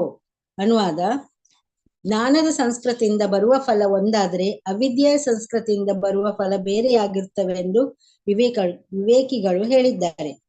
ಭಾವಾರ್ಥ: ಭಗವದ್ಗೀತೆಯ 13ನೇ ಅಧ್ಯಾಯದಲ್ಲಿ 13.8 ಮತ್ತು 12 ಹೇಳಿರುವಂತೆ ಈ ಕೆಳಕಂಡಂತೆ ವಿದ್ಯೆ ಸಂಸ್ಕಾರಗಳನ್ನು ಬೆಳೆಸಿಕೊಳ್ಳಬೇಕು. ಒಬ್ಬನು ಸ್ವತಃ ಸಭ್ಯನಾಗಿ ಇತರರಿಗೆ ಸೂಕ್ತವಾಗಿ ಗೌರವ ಕೊಡುವುದನ್ನು ಕಲಿಯಬೇಕು. 2ನೇದು, ಕೇವಲ ಹೆಸರು ಪ್ರಸಿದ್ಧಿಗಳಿಗಾಗಿ ತಾನು ಧರ್ಮಿಷ್ಠನೆಂಬ ಸೋಗು ಹಾಕಬಾರದು. 3ನೇದು, ಕಾಯೇನ ವಾಚ ಮನಸ ಇತರರಿಗೆ ತೊಂದರೆ ಕೊಡಬಾರದು. 4, ಇತರರಿಂದ ಪ್ರಚೋದನೆಗೊಳಗಾದಗಳು ತಾಳ್ಮೆಯಿಂದಿರುವುದನ್ನು ಕಲಿಯಬೇಕು. 5, ಹೇಳುವುದೊಂದು ಮಾಡುವುದೊಂದು ಎನ್ನುವಂತೆ ನಡೆಯಬಾರದು. 6, ಆಧ್ಯಾತ್ಮಿಕ ಸಾಕ್ಷಾತ್ಕಾರದ ಮಟ್ಟವನ್ನು ಹಂತ ಹಂತವಾಗಿ ತಲುಪಿಸಬಲ್ಲ ಸದ್ಗುರುವನ್ನು ಹುಡುಕಿ ಅವನನ್ನು ಆಶ್ರಯಿಸಿ ಅವನ ಸೇವೆ ಮಾಡಿ ಅವನಿಂದ ಎಲ್ಲವನ್ನು ಕೇಳಿ ತಿಳಿದುಕೊಳ್ಳಬೇಕು. 7, ಆತ್ಮ ಸಾಕ್ಷಾತ್ಕಾರದ ನೆಲೆಯನ್ನು ತಲುಪಲು ಅವನು ಶ್ರುತಿಗಳಲ್ಲಿ ಹೇಳಿದ ನಿಯಂತ್ರಕ ತತ್ವಗಳನ್ನು ಅನುಸರಿಸಬೇಕು. 8, ಶ್ರುತಿಗಳ ತತ್ವಗಳಲ್ಲಿ ನಿಷ್ಠೆ ಇರಬೇಕು. 9, ಆತ್ಮ ಸಾಕ್ಷಾತ್ಕಾರಕ್ಕೆ ಹಾನಿಕಾರಕವಾದ ಕೆಲಸ ಕಾರ್ಯಗಳನ್ನು ಶುದ್ಧಾಂಗವಾಗಿ ಮಾಡಕೂಡದು. 10, ದೇಹಧಾರಣೆಗೆ ಅವಶ್ಯವಾದುದಕ್ಕಿಂತ ಹೆಚ್ಚಾಗಿ ಸ್ವೀಕರಿಸಬಾರದು. 11, ಒಬ್ಬನು ತನ್ನನ್ನು ಸ್ಥೂಲ ಶರೀರದೊಂದಿಗೆ ತಪ್ಪಾಗಿ ಸಮೀಕರಿಸಿಕೊಳ್ಳಬಾರದು. ತನ್ನ ಶರೀರಕ್ಕೆ ಸೇರಿದವರನ್ನು ತನ್ನವರೆಂದು ಭಾವಿಸಬಾರದು. 12, ತನಗೆ ಭೌತ ಶರೀರವಿರುವವರೆಗೆ ಮತ್ತೆ ಮತ್ತೆ ಹುಟ್ಟು ಮುಪ್ಪು ಮತ್ತು ಸಾವುಗಳ ದುಃಖಗಳನ್ನು ಎದುರಿಸಬೇಕಾಗುತ್ತದೆಂದು ಅವನು ಸದಾ ನೆನಪಿನಲ್ಲಿಡಬೇಕು. ಭೌತ ಶರೀರದ ಈ ಕ್ಲೇಶಗಳಿಂದ ತಪ್ಪಿಸಿಕೊಳ್ಳಲು ಯೋಜನೆಗಳನ್ನು ರೂಪಿಸುವುದರಿಂದ ಏನೂ ಪ್ರಯೋಜನವಿಲ್ಲ. ತನ್ನ ಆಧ್ಯಾತ್ಮಿಕ ಸ್ವರೂಪವನ್ನು ಮತ್ತೆ ಪಡೆಯುವ ಸಾಧನೋಪಾಯಗಳನ್ನು ಕಂಡುಕೊಳ್ಳುವುದು ಉತ್ತಮ. 13, ಆಧ್ಯಾತ್ಮಿಕ ಪ್ರಗತಿಗೆ ಅವಶ್ಯಕವಾದುದಕ್ಕಿಂತ ಹೆಚ್ಚಾಗಿ ಜೀವನ ಅವಶ್ಯಕ ವಸ್ತುಗಳಿಗೆ ಅನುರಕ್ತನಾಗಿರಬಾರದು. 14 ಹೆಂಡತಿ ಮಕ್ಕಳು ಮನೆಗಳಿಗೆ ಧರ್ಮಶಾಸ್ತ್ರಗಳಲ್ಲಿ ವಿಧಿಸಿರುವುದಕ್ಕಿಂತ ಹೆಚ್ಚಾಗಿ ಅಂಟಿಕೊಳ್ಳಬಾರದು. 15 ಮನಸ್ಸಿನಿಂದುಂಟಾದ ಆಸೆ ನಿರಾಶೆಗಳ ಬಗ್ಗೆ ದುಃಖಿಸಲೂಬಾರದು. 16 ದೇವೋತ್ತಮ ಪುರುಷನಾದ ಶ್ರೀಕೃಷ್ಣನ ಶುದ್ಧ ಭಕ್ತನಾಗಿ ಅವನನ್ನು ತನ್ಮಯತೆಯಿಂದ ಸೇವೆ ಮಾಡಬೇಕು. ಹರೇ ಕೃಷ್ಣ ಮಾತಾಜಿ. 17 ಆಧ್ಯಾತ್ಮಿಕ ಸಂಸ್ಕೃತಿಗೆ ಅನುಕೂಲವಾದ ಆವಾಸವನ್ನು ಬಯಸಬೇಕು ಮತ್ತು ಆ ಭಕ್ತರು ಸೇರುವ ಸ್ಥಳಗಳಿಗೆ ಹೋಗಬಾರದು. 18 ಒಬ್ಬನು ವಿಜ್ಞಾನಿ ಅಥವಾ ದಾರ್ಶನಿಕವಾಗಿ ಆಧ್ಯಾತ್ಮಿಕ ಜ್ಞಾನದ ಬಗ್ಗೆ ಸಂಶೋಧನೆ ನಡೆಸಬೇಕು. ಆಧ್ಯಾತ್ಮಿಕ ಜ್ಞಾನ ನಿತ್ಯವಾದುದು, ಆದರೆ ಬೌದ್ಧ ಜ್ಞಾನ ದೇಹಾವಸನದೊಂದಿಗೆ ಕೊನೆಗೊಳ್ಳುತ್ತದೆ ಎಂದು ತಿಳಿಯಬೇಕು. ಹರೇ ಕೃಷ್ಣ ಮಾತಾಜಿ. ಹರೇ ಕೃಷ್ಣ ಮಾತಾ. ಥ್ಯಾಂಕ್ಸ್ ಮಾತಾ. ಹರೇ ಕೃಷ್ಣ. ಸುಂದರ್ ಪ್ರಭು ಹರೇ ಕೃಷ್ಣ.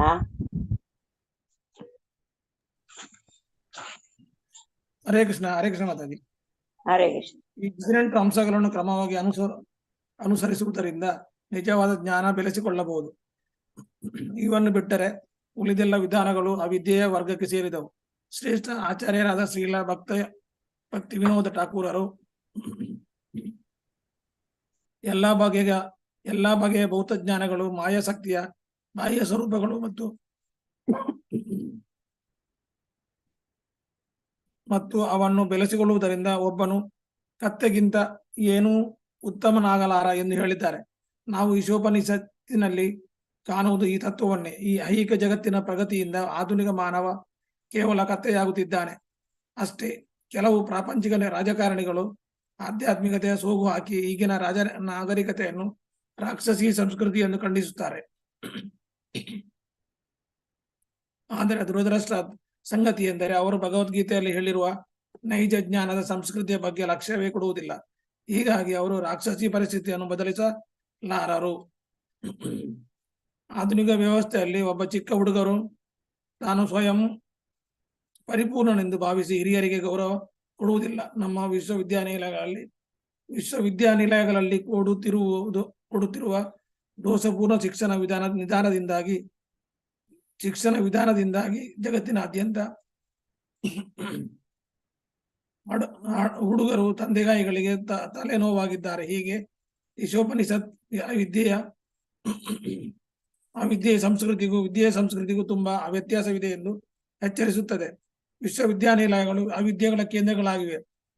ಪರಿಣಾಮವಾಗಿ ವಿಜ್ಞಾನಿಗಳು ಇತರ ರಾಷ್ಟ್ರಗಳನ್ನೇ ಅಳಿಸಿ ಹಾಕುವಂತಹ ಮಾರಕ ಅಸ್ತ್ರಗಳನ್ನು ಕಂಡು ಹಿಡುತ್ತಿದ್ದಾರೆ. ಇಂದಿನ ವಿಶ್ವವಿದ್ಯಾನಿಲಯ ವಿದ್ಯಾರ್ಥಿಗಳಿಗೆ ಬ್ರಹ್ಮಚರ್ಯದ ನಿಯಂತ್ರಿತ ತತ್ವಗಳ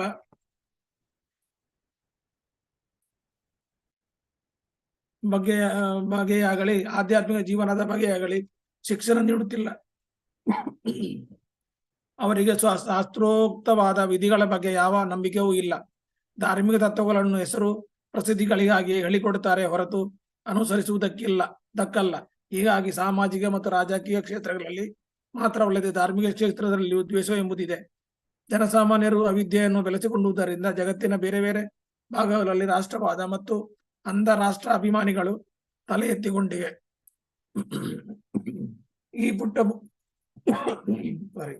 ಈ ಪುಟ್ಟ ಭೂಮಿ ಅಮೇಯವಾದ ಆಕಾಶದಲ್ಲಿ ಇತರ ಅನೇಕ ಭೌತ ವಸ್ತುಗಳಂತೆ ತೇಲುತ್ತಿರುವ ಒಂದು ಮುದ್ದೆ ಅಷ್ಟೇ ಎಂದು ಯಾರೂ ತಿಳಿದಿಲ್ಲ. ಆಕಾಶದ ವಿಸ್ತಾರವಾದ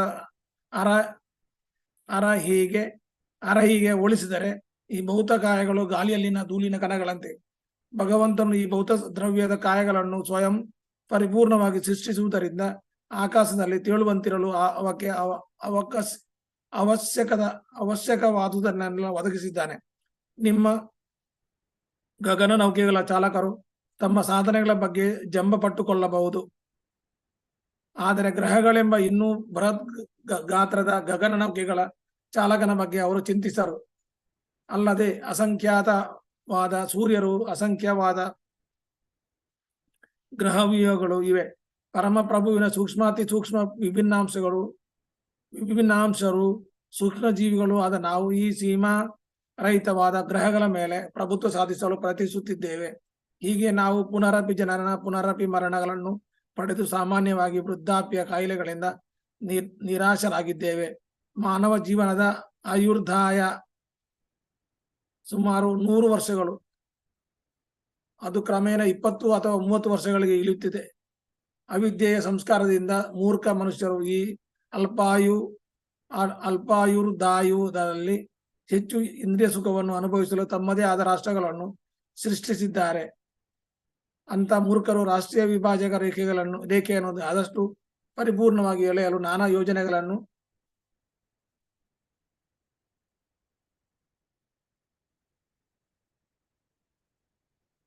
ರೂಪಿಸುತ್ತಿದ್ದಾರೆ. ಇದು ಕೊನೆಗೆ ಹಾಸ್ಯಾಸ್ಪದವಾಗುವಂತದ್ದು. ಇದೇ ಕಾರಣದಿಂದ ಪ್ರತಿಯೊಂದು ರಾಷ್ಟ್ರವು ಇನ್ನೊಂದಕ್ಕೆ ಕಳವಳಕಾರಿಯಾಗಿದೆ. ಒಂದು ರಾಷ್ಟ್ರದ 50%ಕ್ಕಿಂತ ಹೆಚ್ಚು ಶಕ್ತಿಯು ರಕ್ಷಣಾ ವ್ಯವಸ್ಥೆಗೆ ವ್ಯಯವಾಗುತ್ತಿದೆ. ಯಾರೂ ಜ್ಞಾನವನ್ನು ಬೆಳೆಸಿಕೊಳ್ಳಲು ಪ್ರಯತ್ನಿಸುತ್ತಿಲ್ಲ. ಆದರೂ ಜನರು ಐಹಿಕ ಮತ್ತು ಆಧ್ಯಾತ್ಮಿಕ ಜ್ಞಾನಗಳೆರಡರಲ್ಲೂ ತಾವು ಮುಂದುವರಿದ್ದೇವೆ ಹುಸಿಯಾಗಿ ಹೆಮ್ಮೆ ಪಟ್ಟುಕೊಳ್ಳುತ್ತಾರೆ. ಈಶೋಪನಿಷತ್ ಈ ದೋಷಪೂರ್ಣವಾದ ಶಿಕ್ಷಣದ ವಿಧಾನದ ಬಗ್ಗೆ ನಮಗೆ ಎಚ್ಚರಿಕೆ ನೀಡುತ್ತಿದೆ ಮತ್ತು ಭಗವದ್ಗೀತೆಯು ನಮಗೆ ನಿಜವಾದ ಜ್ಞಾನವನ್ನು ಬೆಳೆಸಿಕೊಳ್ಳುವುದು ಹೇಗೆ ಎಂದು ತಿಳುವಳಿಕೆ ಕೊಡುತ್ತದೆ. ವಿದ್ಯೆಯ ಬಗ್ಗೆ ತಿಳುವಳಿಕೆಯನ್ನು ಧೀರನಿಂದ ಸಂಪಾದಿಸಬೇಕೆಂದು ಈ ಮಂತ್ರದಲ್ಲಿ ಸೂಚನೆ ಇದೆ. ಐಹಿಕ ಭ್ರಮೆಯಿಂದ ವಿಚಲಿತನಾಗದವನೇ ಧೀರ. ಪರಿಪೂರ್ಣ ಆಧ್ಯಾತ್ಮಿಕ ಸಾಕ್ಷಾತ್ಕಾರವೆಂದಾದರೆ ಮಾತ್ರ ವಿಚಲಿತನಾಗದೆ ಇರಲು ಸಾಧ್ಯ. ಆಗ ಅವನು ಯಾವುದೇ ವಸ್ತುವಿಗೂ ಹಾತೊರೆಯುವುದಿಲ್ಲ, ಗೋಲಾಡುವುದೂ ಇಲ್ಲ. ಐಹಿಕ ಸಂಪರ್ಕದಿಂದ ಆಕಸ್ಮಿಕವಾಗಿ ತನಗೆ ಭೌತ ದೇಹ ಮತ್ತು ಮನಸ್ಸುಗಳನ್ನು ಪಡೆದಿರುವುದಾಗಿಯೂ ಅವು ಬಾಹ್ಯ ದ್ರವ್ಯಗಳೆಂದು ಧೀರನು ಅರಿಯುತ್ತಾನೆ. ಆದ್ದರಿಂದ ಅವನು ಇದ್ದುದರಲ್ಲಿ ತೃಪ್ತಿ ಪಡುತ್ತಾನೆ. ಭೌತ ದೇಹ ಮತ್ತು ಮನಸ್ಸುಗಳು ಆಧ್ಯಾತ್ಮಿಕ ಜೀವಿಗೆ ತೊಂದರೆಯನ್ನುಂಟು ಮಾಡುವಂಥದ್ದು. ಜೀವಿಗೆ ಸಜೀವ ಆಧ್ಯಾತ್ಮಿಕ ಜಗತ್ತಿನಲ್ಲಿ ಮಾಡಬೇಕಾದ ಕೆಲಸಗಳಿರುತ್ತವೆ. ಆದರೆ ಈ ಭೌತ ಜಗತ್ತು ಮೃತವಾಗಿದೆ. ಸಜೀವ ಆಧ್ಯಾತ್ಮಿಕ ಕಿಡಿಗಳು ಮೃತ ಭೌತ ದ್ರವ್ಯದ ಪಿಂಡಗಳನ್ನು ಕುಶಲತೆಯಿಂದ ನಿರ್ವಹಿಸುತ್ತಿರುವವರೆಗೆ ಮೃತ ಜಗತ್ತು ಸಜೀವ ಜಗತ್ತಾಗಿ ಕಾಣುತ್ತದೆ. ವಾಸ್ತವವಾಗಿ ಪರಮಪುರುಷನ ವಿಭಿನ್ನಾಂಶಗಳಾದ ಸಜೀವ ಆತ್ಮಗಳು ಈ ಜಗತ್ತನ್ನು ನಡೆಸುತ್ತವೆ. ಧೀರರು ಈ ವಿಷಯಗಳನ್ನೆಲ್ಲ ತಮ್ಮ ಹಿರಿಯರಿಂದ ಕೇಳಿ ತಿಳಿದುಕೊಂಡಿದ್ದಾರೆ. ನಿಯಂತ್ರಕ ತತ್ವಗಳನ್ನು ಅನುಷ್ಠಾನ ಮಾಡಿ ಅವರು ಈ ಜ್ಞಾನವನ್ನು ಅರಿಯುತ್ತಾರೆ. ನಿಯಂತ್ರಕ ತತ್ವಗಳನ್ನು ಅನುಸರಿಸಲು ಒಬ್ಬನು ಸದ್ಗುರುವಿನ ಆಶ್ರಯವನ್ನು ಪಡೆಯಬೇಕು. ದಿವ್ಯ ಸಂದೇಶ ಹಾಗೂ ನಿಯಂತ್ರಕ ತತ್ವಗಳು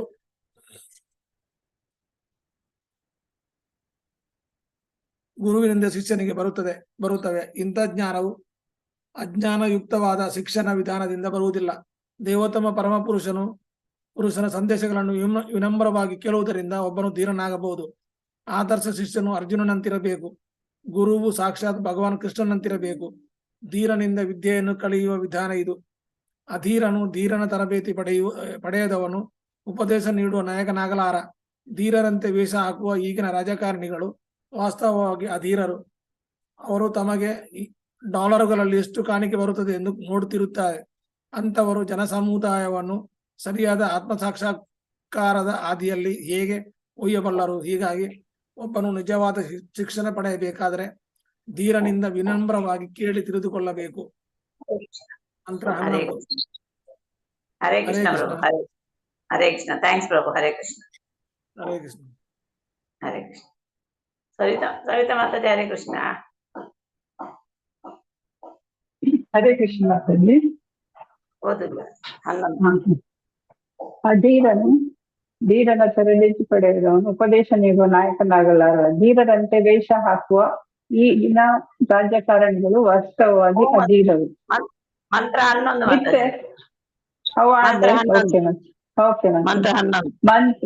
ಮಂತ್ರ 11. ವಿದ್ಯಾಂ ಚ ಯಸ್ತದ್ವೇದೋ ಭಯಂ ಸಹ ಅವಿದ್ಯಾಯ ಮೃತ್ಯುಂ ತೀರ್ತ್ವಾ ವಿದ್ಯೆಯಾಮೃತಮಶ್ನುತೆ. ಅರ್ಥ ಓದೊಳಗೆ ಮಾತಾಜಿ. ಹರೇ ಕೃಷ್ಣ. ವಿದ್ಯೆಯನ್ನು ಚ ಮತ್ತು ಅವಿದ್ಯೆಯನ್ನು ಚ ಮತ್ತು ಯಾವನು ಸತ್ ವೇದ ಅರಿಯುತ್ತಾನೋ ಉಭಯಂ ಎರಡನ್ನು ಸಹ ಒಟ್ಟಿಗೆ ಅವಿದ್ಯೆಯಿಂದ ಮೃತ್ಯು ಮತ್ತೆ ಆಗುವ ಮೃತ್ಯುವನ್ನು ತೀರ್ತ್ವ ದಾಟಿ ವಿದ್ಯೆಯ ಮೂಲಕ ಅಮೃತಂ ಮರಣರಹಿತತೆಯನ್ನು ಅಶ್ನುತೆ ಪಡೆಯುತ್ತಾನೆ. ಅನುವಾದ: ಯಾವನು ಅವಿದ್ಯೆ ಹಾಗೂ ದಿವ್ಯ ಜ್ಞಾನಗಳನ್ನು ಒಟ್ಟಿಗೆ ಅರಿಯುತ್ತಾನೋ ಅವನು ಮತ್ತೆ ಜನನ ಮರಣಗಳಾಗುವುದನ್ನು ಮೀರಿ ಪೂರ್ಣ ಅಮೃತತ್ವವನ್ನು ಅನುಭವಿಸುತ್ತಾನೆ.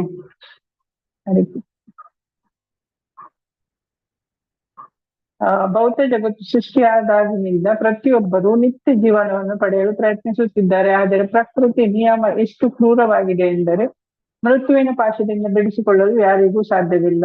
ಯಾರು ಸಾಯಲು ಇಷ್ಟಪಡುವುದಿಲ್ಲ ಎಂಬುದು ಸತ್ಯವಾದ ಮಾತು. ಯಾರು ವೃದ್ಧರಾಗಲು ಅಥವಾ ಕಾಯಿಲೆ ಬೀಳಲು ಇಷ್ಟಪಡುವುದಿಲ್ಲ. ಆದರೆ ಪ್ರಕೃತಿ ನಿಯಮವು ಯಾರಿಗೂ ಸಾವು, ಮುಪ್ಪು ಅಥವಾ ಕಾಯಿಲೆಯಿಂದ ಮುಕ್ತಿಯನ್ನು ಕೊಡುವುದಿಲ್ಲ.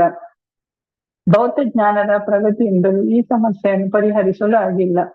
ಭೌತ ವಿಜ್ಞಾನವು ಸಾವನ್ನು ತ್ವರಿತಗೊಳಿಸಲು ಪರಮಾಣು ಬಾಂಬನ್ನು ಕಂಡುಹಿಡಿಯಬಹುದು. ಆದರೆ ಅದು ರೋಗ, ಮುಪ್ಪು ಮತ್ತು ಸಾವುಗಳ ಕ್ರೂರ ಮುಷ್ಟಿಯಿಂದ ರಕ್ಷಣೆ ಒದಗಿಸಲಾರದು.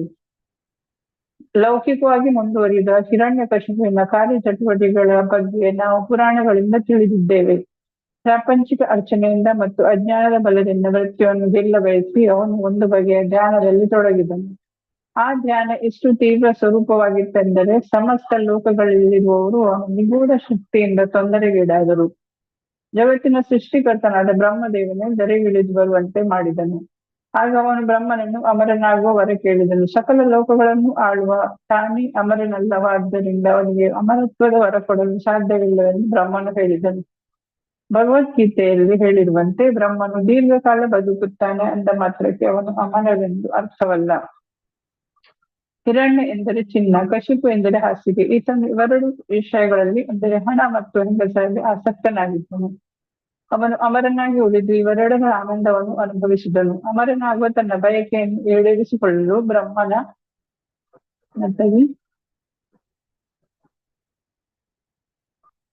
ಬ್ರಹ್ಮನ ಬಳಿ ಪರೋಕ್ಷವಾಗಿ ಅನೇಕ ಪ್ರಶ್ನೆಗಳನ್ನು ಕೇಳಿದನು. ಅಮರತ್ವದ ವರ ಕೊಡಲು ಸಾಧ್ಯವಿಲ್ಲ ಎಂದು ಬ್ರಹ್ಮನು ಹೇಳಿದ್ದರಿಂದ ತನಗೆ ಯಾವುದೇ ಮನುಷ್ಯನಿಂದಾಗಲಿ, ಪ್ರಾಣಿಯಿಂದಾಗಲಿ, ದೇವರಿಂದಾಗಲಿ, 84 ಲಕ್ಷ ಜೀವ ಜಾತಿಗಳಲ್ಲಿ ಯಾವುದರಿಂದಲೇ ಆಗಲಿ ಸಾವು ಬರದಂತೆ ವರ ಕೊಡಬೇಕೆಂದು ಹಿರಣ್ಯಕಶಿಪು ಕೇಳಿಕೊಳ್ಳುತ್ತಾನೆ. ಭೂಮಿಯ ಮೇಲಾಗಲಿ, ಆಕಾಶದಲ್ಲಾಗಲಿ, ನೀರಿನಲ್ಲಾಗಲಿ ಯಾವುದೇ ಆಯುಧದಿಂದಾಗಲಿ ತನಗೆ ಸಾವು ಬರಬಾರದೆಂದು ಅವನು ಕೇಳಿಕೊಳ್ಳುತ್ತಾನೆ. ಹೀಗೆ ಹಿರಣ್ಯಕಶಿಪುವಿಗೆ ಇಂತಹ ಭರವಸೆಗಳಿಂದ ತಾನು ಮೃತ್ಯುವಿನಿಂದ ತಪ್ಪಿಸಿಕೊಳ್ಳಬಹುದೆಂಬ ಮೂರ್ಖತನವಿತ್ತು. ಆದರೆ ಕೊನೆಗೆ ಬ್ರಹ್ಮನು ಅವನಿಗೆ ಈ ವರಗಳನ್ನೆಲ್ಲ ಕೊಟ್ಟರು. ಅವನು ನರಸಿಂಹನ ರೂಪದಲ್ಲಿ ಅಂದರೆ ಅರ್ಧ ಸಿಂಹ ಅರ್ಧ ಮನುಷ್ಯನ ಆಕಾರದ ರೂಪದಲ್ಲಿ ಬಂದ ಭಗವಂತನಿಂದ ಕೊಲ್ಲಲ್ಪಟ್ಟನು. ಅವನನ್ನು ಕೊಲ್ಲಲು ಯಾವ ಆಯುಧವನ್ನು ಬಳಸಲಿಲ್ಲ, ಏಕೆಂದರೆ ಭಗವಂತನು ಅವನನ್ನು ಉಗುರುಗಳಿಂದ ಬಗೆದು ಕೊಂದು ಹಾಕಿದನು. ಅವನನ್ನು ಭೂಮಿಯ ಮೇಲಾಗಲಿ, ಆಕಾಶದಲ್ಲಾಗಲಿ, ನೀರಿನಲ್ಲಾಗಲಿ ಕೊಲ್ಲಲಿಲ್ಲ. ಅವನ ಕಲ್ಪನೆಗೆ ಮೀರಿದ ಅದ್ಭುತ ಜೀವಿಯ ತೊಡೆಯ ಮೇಲೆ ಕೊಲ್ಲಲ್ಪಟ್ಟನು. ವಿಷಯ ಇಷ್ಟೇ, ಭೋಗವಾದಿಗಳಲ್ಲೆಲ್ಲ ಮಹಾಶಕ್ತಿಶಾಲಿಯಾದ ಹಿರಣ್ಯಕಶಿಪುವೇ ತನ್ನ ನಾನಾ ಹುಟ್ಟಗಳಿಂದ ಅಮರನಾಗಲು ಸಾಧ್ಯವಾಗಲಿಲ್ಲ. ಕ್ಷಣ ಕ್ಷಣಕ್ಕೂ ತಮ್ಮ ಯೋಜನೆಗಳನ್ನೆಲ್ಲ ತಲೆ ಕೆಳಕಾಗುತ್ತಿರುವ ಇಂದಿನ ಪುಟಾಣಿ ಹಿರಣ್ಯಕಶಿಪುವಿಂದ ಏನು ಮಾಡಲು ಸಾಧ್ಯ? ಸಾವನ್ನು ಗೆಲ್ಲುವಂತಹ ಏಕಮುಖವಾದ ಪ್ರಯತ್ನಗಳನ್ನು ಮಾಡಬಾರದೆಂದು ಈಶೋಪನಿಷತ್ ಹೇಳುತ್ತದೆ. ಪ್ರತಿಯೊಬ್ಬರೂ ಬದುಕಲು ತುಂಬಾ ಕಷ್ಟಪಡುತ್ತಿದ್ದಾರೆ. ಆದರೆ ಪ್ರಕೃತಿ ನಿಯಮ ಎಷ್ಟು ಕ್ರೂರವಾಗಿದೆ ಎಂದರೆ ಅದು ಯಾರನ್ನೂ ಬಿಡುವುದಿಲ್ಲ. ಶಾಶ್ವತವಾದ ಜೀವನವನ್ನು ಪಡೆಯಬೇಕಾದರೆ ಭಗವದ್ಧಾಮಕ್ಕೆ ಹೋಗಲು ಸಿದ್ಧವಾಗಿರಬೇಕು. ಭಗವದ್ಧಾಮಕ್ಕೆ ಮರಳುವುದೇ ಬೇರೆ ವಿದ್ಯೆ. ಅದನ್ನು ಉಪನಿಷತ್ತುಗಳು, ವೇದಾಂತ ಸೂತ್ರ, ಭಗವದ್ಗೀತೆ, ಶ್ರೀಮದ್ ಭಾಗವತ ಮೊದಲಾದವುಗಳಿಂದ ಕಲಿಯಬೇಕು. ಈ ಜೀವನದಲ್ಲಿ ಸಂತೋಷದಿಂದಿರಲು ಮತ್ತು ಈ ಭೌತ ದೇಹವನ್ನು ತ್ಯಾಗ ಮಾಡಿದ ಅನಂತರ ಶಾಶ್ವತವಾದ ಆನಂದಮಯ ಜೀವನ ಪಡೆಯಲು ಈ ಪವಿತ್ರ ಗ್ರಂಥಗಳನ್ನು ಆಶ್ರಯಿಸಿ ದಿವ್ಯ ಜ್ಞಾನವನ್ನು ಸಂಪಾದಿಸಬೇಕು. ಬದ್ಧಜೀವಿಯು ದೇವರೊಂದಿಗೆ ತನ್ನ ನಿತ್ಯ ಸಂಬಂಧವಿದೆ ಎಂಬುದನ್ನು ಮರೆತಿದ್ದಾನೆ ಮತ್ತು ತನ್ನ ಜನ್ಮ ಸ್ಥಳವೇ ಸರ್ವಸ್ವ ಎಂದು ಒಪ್ಪಿಕೊಂಡಿದ್ದಾನೆ. ಭಗವಂತನು ವಿಸ್ಮೃತಿಶೀಲ ಮಾನವನಿಗೆ ಅವನ ಧಾಮ, ಮನೆ ಈ ಭೌತ ಜಗತ್ತಿನಲ್ಲಿಲ್ಲ ಎಂಬುದನ್ನು ತಿಳಿಸಲು ಮೇಲೆ ಹೇಳಿದ ಧರ್ಮ ಗ್ರಂಥಗಳನ್ನು ಭಾರತದಲ್ಲಿ ಬೇರೆ ಧರ್ಮ ಗ್ರಂಥಗಳನ್ನು ಇತರ ದೇಶಗಳಲ್ಲಿ ನೀಡಿದ್ದಾನೆ. ಜೀವಿಯು ಆಧ್ಯಾತ್ಮಿಕ ಸ್ವರೂಪಿ. ಅವನು ತನ್ನ ಆಧ್ಯಾತ್ಮಿಕ ಧಾಮಕ್ಕೆ ಮರಳುವುದರಿಂದ ಮಾತ್ರ ತೃಪ್ತನಾಗುವನು. ಭಗವದ್ಧಾಮಕ್ಕೆ ಮರಳುವ ಈ ಸಂದೇಶವನ್ನು ಪ್ರಸಾರ ಮಾಡಲು ದೇವೋತ್ತಮ ಪರಮಪುರುಷನು ತನ್ನ ನೈಜ ಸೇವಕರನ್ನು ತನ್ನ ಸಾಮ್ರಾಜ್ಯದಿಂದ ಕಳುಹಿಸುವನು. ಕೆಲವು ವೇಳೆ ಭಗವಂತನು ಈ ಕೆಲಸ ಮಾಡಲು ತಾನೇ ಅವತರಿಸುವನು. ಎಲ್ಲ ಜೀವಿಗಳು ಅವನ ಪ್ರೀತಿಯ ಪುತ್ರರೇ ಆದ್ದರಿಂದ ಅವನ ವಿಭಿನ್ನಾಂಶರೇ ಆದ್ದರಿಂದ ಈ ಐಹಿಕ ಪರಿಸ್ಥಿತಿಯಲ್ಲಿ ನಾವು ಸತತವಾಗಿ ಅನುಭವಿಸುತ್ತಿರುವ ಕಷ್ಟಗಳನ್ನು ನೋಡಿ ಭಗವಂತನು ನಮಗಿಂತಲೂ ಹೆಚ್ಚು ಮರುಗುತ್ತಾನೆ. ಈ ಅಹಿಕ ಜಗತ್ತಿನ ಕ್ಲೇಶಗಳು ಮೃತ ವಸ್ತುವಿನೊಂದಿಗೆ ಹೊಂದಿಕೊಳ್ಳಲು ಸಾಧ್ಯವಿಲ್ಲ ಎಂಬುದನ್ನು ಪರೋಕ್ಷವಾಗಿ ಎಚ್ಚರಿಸುತ್ತವೆ. ಬುದ್ಧಿವಂತರಾದ ಜೀವಿಗಳು ಈ ಎಚ್ಚರಿಕೆಗಳನ್ನು ಸಾಮಾನ್ಯವಾಗಿ ಗಮನಿಸಿ ವಿದ್ಯೆಯ ಅಥವಾ ದಿವ್ಯ ಜ್ಞಾನದ ಸಂಸ್ಕೃತಿಯಲ್ಲಿ ನಡೆಯುತ್ತಾರೆ. ಮಾನವ ಜನ್ಮವು ಆಧ್ಯಾತ್ಮಿಕ ಜ್ಞಾನದ ಸಂಸ್ಕಾರ ಪಡೆಯಲು ಒಳ್ಳೆಯ ಅವಕಾಶ ಒದಗಿಸುತ್ತದೆ ಮತ್ತು ಈ ಅವಕಾಶದ ಸದುಪಯೋಗ ಕೊಳ್ಳದ ಮಾನವನನ್ನು ನರಾಧಮ, ಮನುಷ್ಯರಲ್ಲಿ ಅತ್ಯಂತ ಕೀಳಾದವನು ಎಂದು ಕರೆಯುತ್ತಾರೆ. ಅವಿದ್ಯೆಯ ಮಾರ್ಗವು ಎಂದರೆ ಇಂದ್ರಿಯ ಸುಖಕ್ಕಾಗಿ ಅಹಿಕ ಜ್ಞಾನವನ್ನು ಸಂಪಾದಿಸುವುದು ಮತ್ತೆ ಮತ್ತೆ ಜನನ ಮರಣಗಳನ್ನು ಪಡೆಯುವ ಮಾರ್ಗ. ಜೀವಿಗೆ ಆಧ್ಯಾತ್ಮಿಕ ಅಸ್ತಿತ್ವವಿರುವುದರಿಂದ ಅವನಿಗೆ ಹುಟ್ಟಾಗಲಿ ಸಾವಾಗಲಿ ಇಲ್ಲ. ಹುಟ್ಟು ಸಾವುಗಳು ಆತ್ಮದ ಹೊರ ಹೊದಿಕೆಯಾದ ದೇಹಕ್ಕೆ ಅನ್ವಯವಾಗುತ್ತವೆ. ಸಾವನ್ನು ಬಟ್ಟೆ ಕಳಿಸುವುದಕ್ಕೂ ಹುಟ್ಟನ್ನು ಬಟ್ಟೆ ತೊಡುವುದಕ್ಕೂ ಹೋಲಿಸಲಾಗಿದೆ. ಅವಿದ್ಯೆಯ ಸಂಸ್ಕಾರದಲ್ಲಿ ಮುಳುಗಿರುವ ಮೂರ್ಖ ವ್ಯಕ್ತಿಗಳು ಈ ಕ್ರೂರ ಪ್ರಕ್ರಿಯೆಯನ್ನು ಅರಿಯರು. ಮಾಯಾಶಕ್ತಿಯ ಸೌಂದರ್ಯಕ್ಕೆ ಮಾರು ಹೋಗಿ ಅವರು ಮತ್ತೆ ಮತ್ತೆ ಅದೇ ವಸ್ತುಗಳನ್ನೇ ಅನುಭವಿಸುತ್ತಾರೆ ಮತ್ತು ಪ್ರಕೃತಿ ನಿಯಮಗಳಿಂದ ಯಾವ ಪಾಠವನ್ನು ಕಲಿಯುವುದಿಲ್ಲ. ಹರೇ ಕೃಷ್ಣ ವಿದ್ಯೆ ಮಾತಾಜಿ, ಹರೇ ಕೃಷ್ಣ ಮಾತಾಜಿ. ಹರೇ ಕೃಷ್ಣ. ಹರೇ ಧನ್ಯವಾದ. ಹರೇ ಕೃಷ್ಣ. ನನಗೆ ಓದುವಾರ. ಹರೇ ಕೃಷ್ಣ. ಓದುವೆ ಮಾತಾಜಿ. ಹರೇ ಕೃಷ್ಣ. ಹರೇ ಕೃಷ್ಣ. ವಿದ್ಯೆಯ ಅಥವಾ ದಿವ್ಯ ಜ್ಞಾನದ ಸಂಸ್ಕೃತಿ ಮಾನವನಿಗೆ ಅತ್ಯವಶ್ಯಕ. ರೋಗಗ್ರಸ್ತ ಐಹಿಕ ಪರಿಸ್ಥಿತಿಯಲ್ಲಿ ಇಂದ್ರಿಯ ಸುಖವನ್ನು ಸಾಧ್ಯವಾದಷ್ಟು ಕಡಿಮೆ ಮಾಡಬೇಕು. ಈ ದೈಹಿಕ ಸ್ಥಿತಿಯಲ್ಲಿ ಅನಿರ್ಬಂಧಿತವಾದ ಇಂದ್ರಿಯ ಸುಖ, ಅಜ್ಞಾನ ಮತ್ತು ಮರಣಗಳ ಮಾರ್ಗ. ಜೀವಿಗಳು ಆಧ್ಯಾತ್ಮಿಕ ಜ್ಞಾನರಹಿತರಲ್ಲ. ಪ್ರತಿಯೊಂದು ಜೀವಿಗೂ ತನ್ನ ಮೂಲಭೂತವಾದ ಆಧ್ಯಾತ್ಮಿಕ ರೂಪದಲ್ಲಿ ಎಲ್ಲಾ ಜ್ಞಾನವೂ ಇದೆ. ಈಗ ಅದು ದೇಶ ಮತ್ತು ಮನಸ್ಸುಗಳಿಂದ ಆಚ್ಛಾದಿತವಾಗಿ ಬೌದ್ಧ ರೂಪದಾಗಿದೆ. ಐಹಿಕ ಬುದ್ಧಿಯ ಚಟುವಟಿಕೆಗಳು ಆಧ್ಯಾತ್ಮಿಕ ಲೀಲೆಗಳ ಏಕೈಕ ಪ್ರತಿಬಿಂಬಗಳು, ವಿಕೃತ ಪ್ರತಿಬಿಂಬಗಳು. ಚೇತನ ಆತ್ಮವು ಅದರ ರೋಗಗ್ರಸ್ತ ಸ್ಥಿತಿಯಲ್ಲಿ ಭೌತಿಕ ಹೊದಿಕೆಯಡಿಯಲ್ಲಿ ಐಹಿಕ ಕಾರ್ಯಚಟುವಟಿಕೆಗಳಲ್ಲಿ ತೊಡಗಿರುತ್ತದೆ. ನಿಜವಾದ ಇಂದ್ರಿಯ ಸುಖ ಲಭ್ಯವಾಗುವುದು ಐಹಿಕವಾದದ ಕಾಯಿಲೆ ಹೋದಾಗ ಮಾತ್ರ. ಐಹಿಕ ಮಾಲಿನ್ಯವಿಲ್ಲದ ನಮ್ಮ ನೈಜ ಆಧ್ಯಾತ್ಮಿಕ ಸ್ವರೂಪದಲ್ಲಿ ಮಾತ್ರ ಪರಿಶುದ್ಧವಾದ ಇಂದ್ರಿಯ ಸುಖ ಸಾಧ್ಯ. ಮಾನವ ಜನ್ಮದ ವಿಕೃತ ಇಂದ್ರಿಯ ಸುಖ ಸಾಧನೆಯಲ್ಲ. ಐಹಿಕ ಕಾಯಿಲೆಯನ್ನು ವಾಸಿ ಮಾಡಿಕೊಳ್ಳಲು ಒಬ್ಬನು ಕಾತರನಾಗಿರಬೇಕು. ಐಹಿಕ ಕಾಯಿಲೆ ಬಿಗಡಾಯಿಸುವುದು ವಿದ್ಯೆಯ ಲಕ್ಷಣವಲ್ಲ, ಅದು ಅವಿದ್ಯೆಯ ಅಜ್ಞಾನದ ಲಕ್ಷಣ. ದೇಹ ಆರೋಗ್ಯ ಸರಿ ಹೋದಾಗ ಜ್ವರವು 105 ಡಿಗ್ರಿಯಿಂದ 107 ಡಿಗ್ರಿಗೆ ಏರಬಾರದು. ನಾರ್ಮಲ್ ತಾಪದ 98.6ಕ್ಕೆ ಇಳಿಯಬೇಕು. ಅದು ಮಾನವ ಜನ್ಮದ ಗುರಿಯಾಗಿರಬೇಕು. ಐಹಿಕ ನಾಗರಿಕತೆಯ ಆಧುನಿಕ ಪ್ರವೃತ್ತಿಯು ಐಹಿಕ ಪರಿಸ್ಥಿತಿಯ ಜ್ವರತಾಪವನ್ನು ಹೆಚ್ಚಿಸುವುದೇ ಆಗಿದೆ. ಇದು ಪರಮಾಣು ಶಕ್ತಿಯ ರೂಪದಲ್ಲಿ 107 ಡಿಗ್ರಿಯನ್ನು ತಲುಪಿದೆ. ಈ ಮಧ್ಯೆ ಮೂರ್ಖ ರಾಜಕಾರಣಿಗಳು ಯಾವುದೇ ಕ್ಷಣದಲ್ಲಾದರೂ ಈ ಜಗತ್ತು ನಾಶವಾಗಬಹುದು ಎಂದು ಬೊಬ್ಬೆ ಹಾಕುತ್ತಿದ್ದಾರೆ. ಇದು ಐಹಿಕ ಜ್ಞಾನದ ಪ್ರಗತಿಯ ಫಲ ಮತ್ತು ಅತ್ಯಂತ ಮುಖ್ಯ ಜೀವನ ವಿಧಾನವಾದ ಆಧ್ಯಾತ್ಮಿಕ ಜ್ಞಾನದ ಸಂಸ್ಕಾರವನ್ನು ಮರೆತಿದ್ದರ ಫಲ. ಸಾವಿಗೆ ನಮ್ಮನ್ನು ಒಯ್ಯುವ ಈ ಅಪಾಯಕಾರಿ ಮಾರ್ಗವನ್ನು ಅನುಸರಿಸಬಾರದೆಂದು ಇಲ್ಲಿ ಈಶೋಪನಿಷತ್ತು ಎಚ್ಚರಿಕೆ ನೀಡುತ್ತದೆ. ಬದಲಿಗೆ ಮೃತ್ಯುವಿನ ಕ್ರೂರ ಹಸ್ತಗಳಿಂದ ನಾವು ಬಿಡುಗಡೆ ಹೊಂದಲು ಆಧ್ಯಾತ್ಮಿಕ ಜ್ಞಾನದ ಸಂಸ್ಕಾರವನ್ನು ಬೆಳೆಸಿಕೊಳ್ಳಬೇಕು. ಅಂದರೆ ದೇಹಧಾರಣೆಗೆ ಬೇಕಾದ ಎಲ್ಲಾ ಚಟುವಟಿಕೆಗಳನ್ನು ನಿಲ್ಲಿಸಿ ಬಿಡಬೇಕೆಂದು ಅರ್ಥವಲ್ಲ. ಚಟುವಟಿಕೆಗಳನ್ನು ನಿಲ್ಲಿಸುವ ಪ್ರಶ್ನೆಯೇ ಇಲ್ಲ. ಒಂದು ಕಾಯಿಲೆಯನ್ನು ವಾಸಿ ಮಾಡುವಾಗ ದೇಹ ತಾಪವನ್ನು ಪೂರ್ತಿಯಾಗಿ ಇಳಿಸಿಬಿಡುವ ಪ್ರಶ್ನೆಯೇ ಇಲ್ಲವೆಂಬಂತೆ ಇದ್ದುದರಲ್ಲಿ ತೃಪ್ತಿ ಪಡಬೇಕೆ ಎಂಬುದು ಸರಿಯಾದ ಮಾತು. ಆಧ್ಯಾತ್ಮಿಕ ಜ್ಞಾನ ಸಂಪಾದನೆಗೆ ಈ ದೇಹ ಮತ್ತು ಮನಸ್ಸುಗಳು ಅವಶ್ಯಕ. ಆದ್ದರಿಂದ ನಾವು ಗುರಿ ತಲುಪಬೇಕಾದರೆ ದೇಹ ಮನಸ್ಸುಗಳನ್ನು ಸುಸ್ಥಿತಿಯಲ್ಲಿ ಇಟ್ಟುಕೊಳ್ಳುವುದು ಅವಶ್ಯಕ. ದೇಹದ ತಾಪವನ್ನು ನಾರ್ಮಲ್ ತಾಪವಾದ 98.6 ಡಿಗ್ರಿಗಳಲ್ಲಿ ಇಟ್ಟುಕೊಳ್ಳಬೇಕು. ಭಾರತದ ಮಹರ್ಷಿಗಳು, ಸಂತರು ಆಧ್ಯಾತ್ಮಿಕ ಹಾಗೂ ಲೌಕಿಕ ಜ್ಞಾನದ ಸಮತೋಲನದಿಂದ ಇದನ್ನು ಸಾಧಿಸಲು ಪ್ರಯತ್ನಿಸುತ್ತಿದ್ದಾರೆ. ಅವರು ಮಾನವ ಬುದ್ಧಿಯನ್ನು ರೋಗಗ್ರಸ್ತವಾದ ಇಂದ್ರಿಯ ಸುಖಕ್ಕೆ ಬಳಕೆಯಾಗಲು ಎಂದೂ ಬಿಟ್ಟಿಲ್ಲ. ಇಂದ್ರಿಯ ಸುಖದತ್ತ ಹೋಲುವ ಮಾನವ ಚಟುವಟಿಕೆಗಳನ್ನು ವೇದಗಳಲ್ಲಿ ಮೋಕ್ಷ ತತ್ವಗಳ ಮೂಲಕ ನಿಯಂತ್ರಿಸಲಾಗಿದೆ. ಈ ಪದ್ಧತಿಯು ಧರ್ಮ, ಅರ್ಥ, ಕಾಮ ಮತ್ತು ಮೋಕ್ಷಗಳನ್ನು ಬಳಸುತ್ತದೆ. ಆದರೆ ಈಗ ಜನರಿಗೆ ಧರ್ಮದಲ್ಲಾಗಲಿ ಮೋಕ್ಷದಲ್ಲಾಗಲಿ ಆಸಕ್ತಿ ಇಲ್ಲ. ಅವರಿಗೆ ಜೀವನದಲ್ಲಿರುವ ಏಕೈಕ ಗುರಿ ಎಂದರೆ ಇಂದ್ರಿಯ ಸುಖ. ಈ ಗುರಿ ಸಾಧನೆಗಾಗಿ ಅವರು ದುಡ್ಡು ಮಾಡುವ ಯೋಜನೆಗಳನ್ನು ಹಾಕುತ್ತಾರೆ. ಧರ್ಮವು ಇಂದ್ರಿಯ ಸುಖಕ್ಕೆ ಅವಶ್ಯಕವಾದ ಧನಾರ್ಜನೆಗೆ ನೆರವಾಗುವುದರಿಂದ ಅದನ್ನು ಮುಂದುವರಿಸಿಕೊಂಡು ಹೋಗಬೇಕೆಂದು ಅವಿವೇಕಿಗಳು ಭಾವಿಸುತ್ತಾರೆ. ಹೀಗೆ ಮರಣಾನಂತರ ಸ್ವರ್ಗದಲ್ಲಿ ಇನ್ನಷ್ಟು ಇಂದ್ರಿಯ ಸುಖವನ್ನು ಅನುಭವಿಸಲು ಇನ್ನಾವುದೋ ಧಾರ್ಮಿಕ ಆಚರಣೆಗಳಿವೆ. ಆದರೆ ಇದು ಮೋಕ್ಷದ ಉದ್ದೇಶವಲ್ಲ. ಧರ್ಮ ಮಾರ್ಗ ಇರುವುದು ಮೋಕ್ಷಕ್ಕಾಗಿ. ದೇಹವನ್ನು ಗಟ್ಟಿಮುಟ್ಟಾಗಿ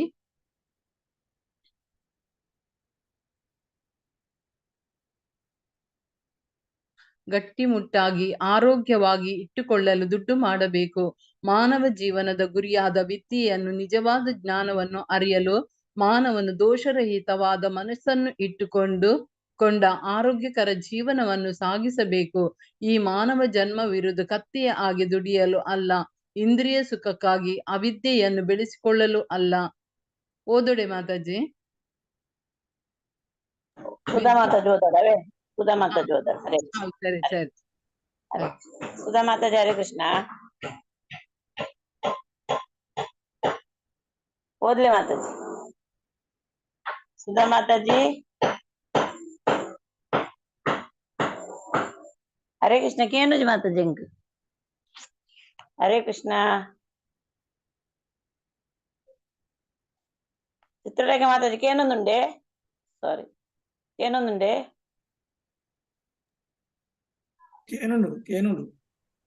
ಕೇನುಂಡೆ ಎನ್ನದ ಬಕ್ಕ ಮೊಬೈಲ್ ಸರಿ ಮಾತಾಜಿ ಕೇನೊಂದುಂಡದೆ ಎಂಕಿಗೆ ಎನ್ನ ನೆಟ್ ಮೀನಿ ಪೋತನ ಗೊತ್ತು ಕೂಡ ಲೈಟ್ ಲೈಟ್ ಹಾಕಿ ಯಾವ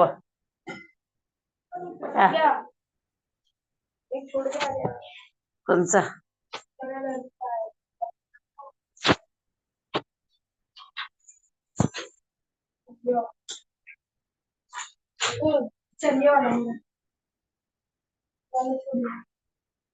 मेरे को आवाज नहीं सुन रही।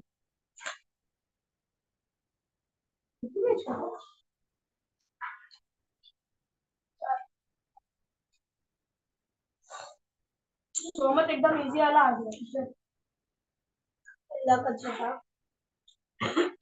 मीट कैसे हो गया?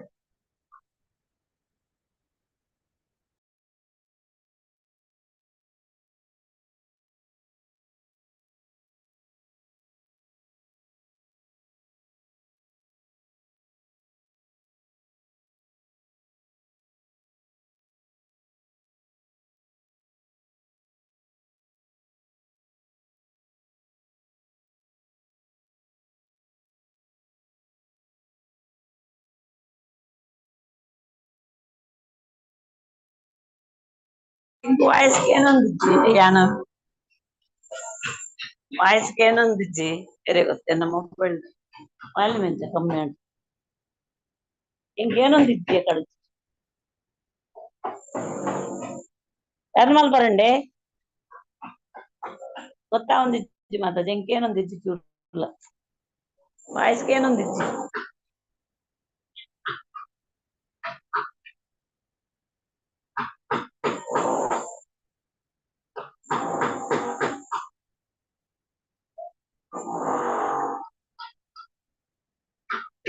ಸುಂದರ್ ಬಾಬು ಕೇನುಡೆ ಹೆಂಗೆ ಕಂಜಿ ಕೇನೊಂದು ಜನ ಮೊಬೈಲ್ ಸರಿಜ್ಜ ಕೇನುಜಿ ಇನ್ನ ಸ್ವರಕ್ಕೆ ಉಂಡು ಆರ್ನ ಕೇನುಜಿ ಮತ್ತೆ ಎಕಡೆ ಪಂಡದ ಕೇನು ಹೆಂಗ್ ಚೂರ್ಲ ಕೇನೊಂದು ಇತ್ತು ಜಿ ಅಲ್ಲಿ ಇನ್ನ ಸ್ವರಕ್ಕೆ ಉಂಡು ಆರ್ನ ಸ್ವರ ಕೇನುಜಿ ಕೇನುಜೆ ಯಾನ್ ನಿಕ್ಲು ಪಂಡದ ಕೇನು ಪಂಡದ ಹರೇ ಕೃಷ್ಣ ಸುಧಾ ಮಾತಾಜಿ ಕೇನೊಂದಿಜ್ಜಿ ಮಾತಾಜಿ ಯಾನ್ ಎನ್ನ ಮೊಬೈಲ್ ಸರಿಜ್ಜೆ ಬಂದು ಕುಡೇಜ್ ಮೊಬೈಲ್ ರೆಡಿ ಮಾಡ್ಕೊಂಡು ಬರ್ರೆ ಎಂಕ ಕನ್ಸ್ಟ್ರಕ್ಷನ್ ಆಡ್ತೊಂದು ಆವಾಜ್ ಬರೋದು ಜೋರ್ದಾರ್ ಹರೇ ಕೃಷ್ಣ ಸುಧಾ ಮಾತ ಸುಂದರ್ ಬಾಬು ಓದ್ತೀರ ಸುಂದರ್ ಬಾಬು ಓದ್ತೀರ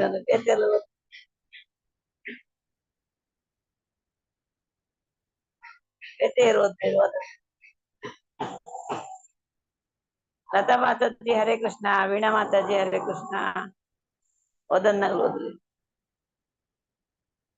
ಸುಧಾ ಮಾತಾಜಿಗೆ ಏನು ಮಾತಾಜಿ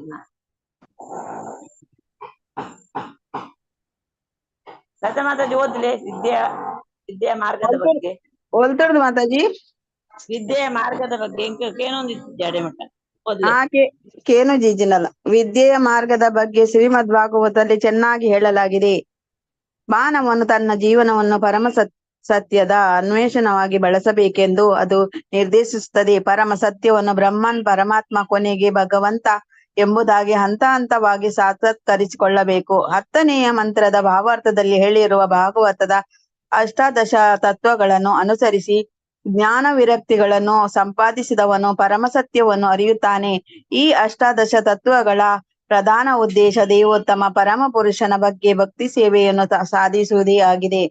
ಆದ್ದರಿಂದ ಎಲ್ಲಾ ವರ್ಗದ ಜನರು ಭಗವಂತನಿಗೆ ಭಕ್ತಿ ಸೇವೆ ಮಾಡುವ ಕಲೆಯನ್ನು ಕಲಿತುಕೊಳ್ಳಬೇಕೆಂದು ಹೇಳಲಾಗಿದೆ. ವಿದ್ಯೆಯನ್ನು ಕಲಿಯಲು ಖಚಿತವಾದ ಮಾರ್ಗವನ್ನು ಶ್ರೀ ರೂಪ ಗೋಸ್ವಾಮಿಯವರು ತಮ್ಮ ಭಕ್ತಿ ರಸಾಮೃತ ಸಿಂಧು ಎಂಬ ಕೃತಿಯಲ್ಲಿ ಹೇಳಿದ್ದಾರೆ. ಈ ಕೃತಿಯನ್ನು ನಾವು ಆಂಗ್ಲ ಭಾಷೆಯಲ್ಲಿ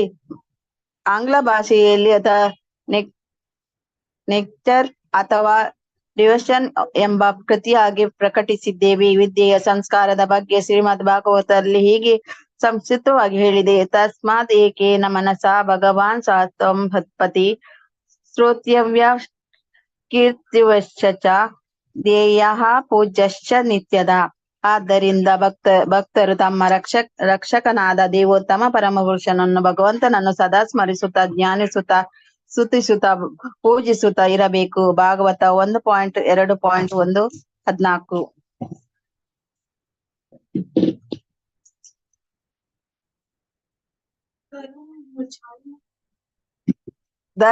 ಧರ್ಮ ಅರ್ಥ ಕಾಮಗಳ ಗುರಿ ಭಗವಂತನ ಭಕ್ತಿ ಸೇವೆಯಾಗದಿದ್ದರೆ ಅವೆಲ್ಲವೂ ಅವಿದ್ಯೆಯ ನಾನಾ ರೂಪಗಳಾಗುತ್ತವೆ ಅಷ್ಟೇ ಎಂದು ಈಶೋಪನಿಷತ್ತಿನ ಮುಂದಿನ ಮಂತ್ರಗಳು ಹೇಳುತ್ತವೆ.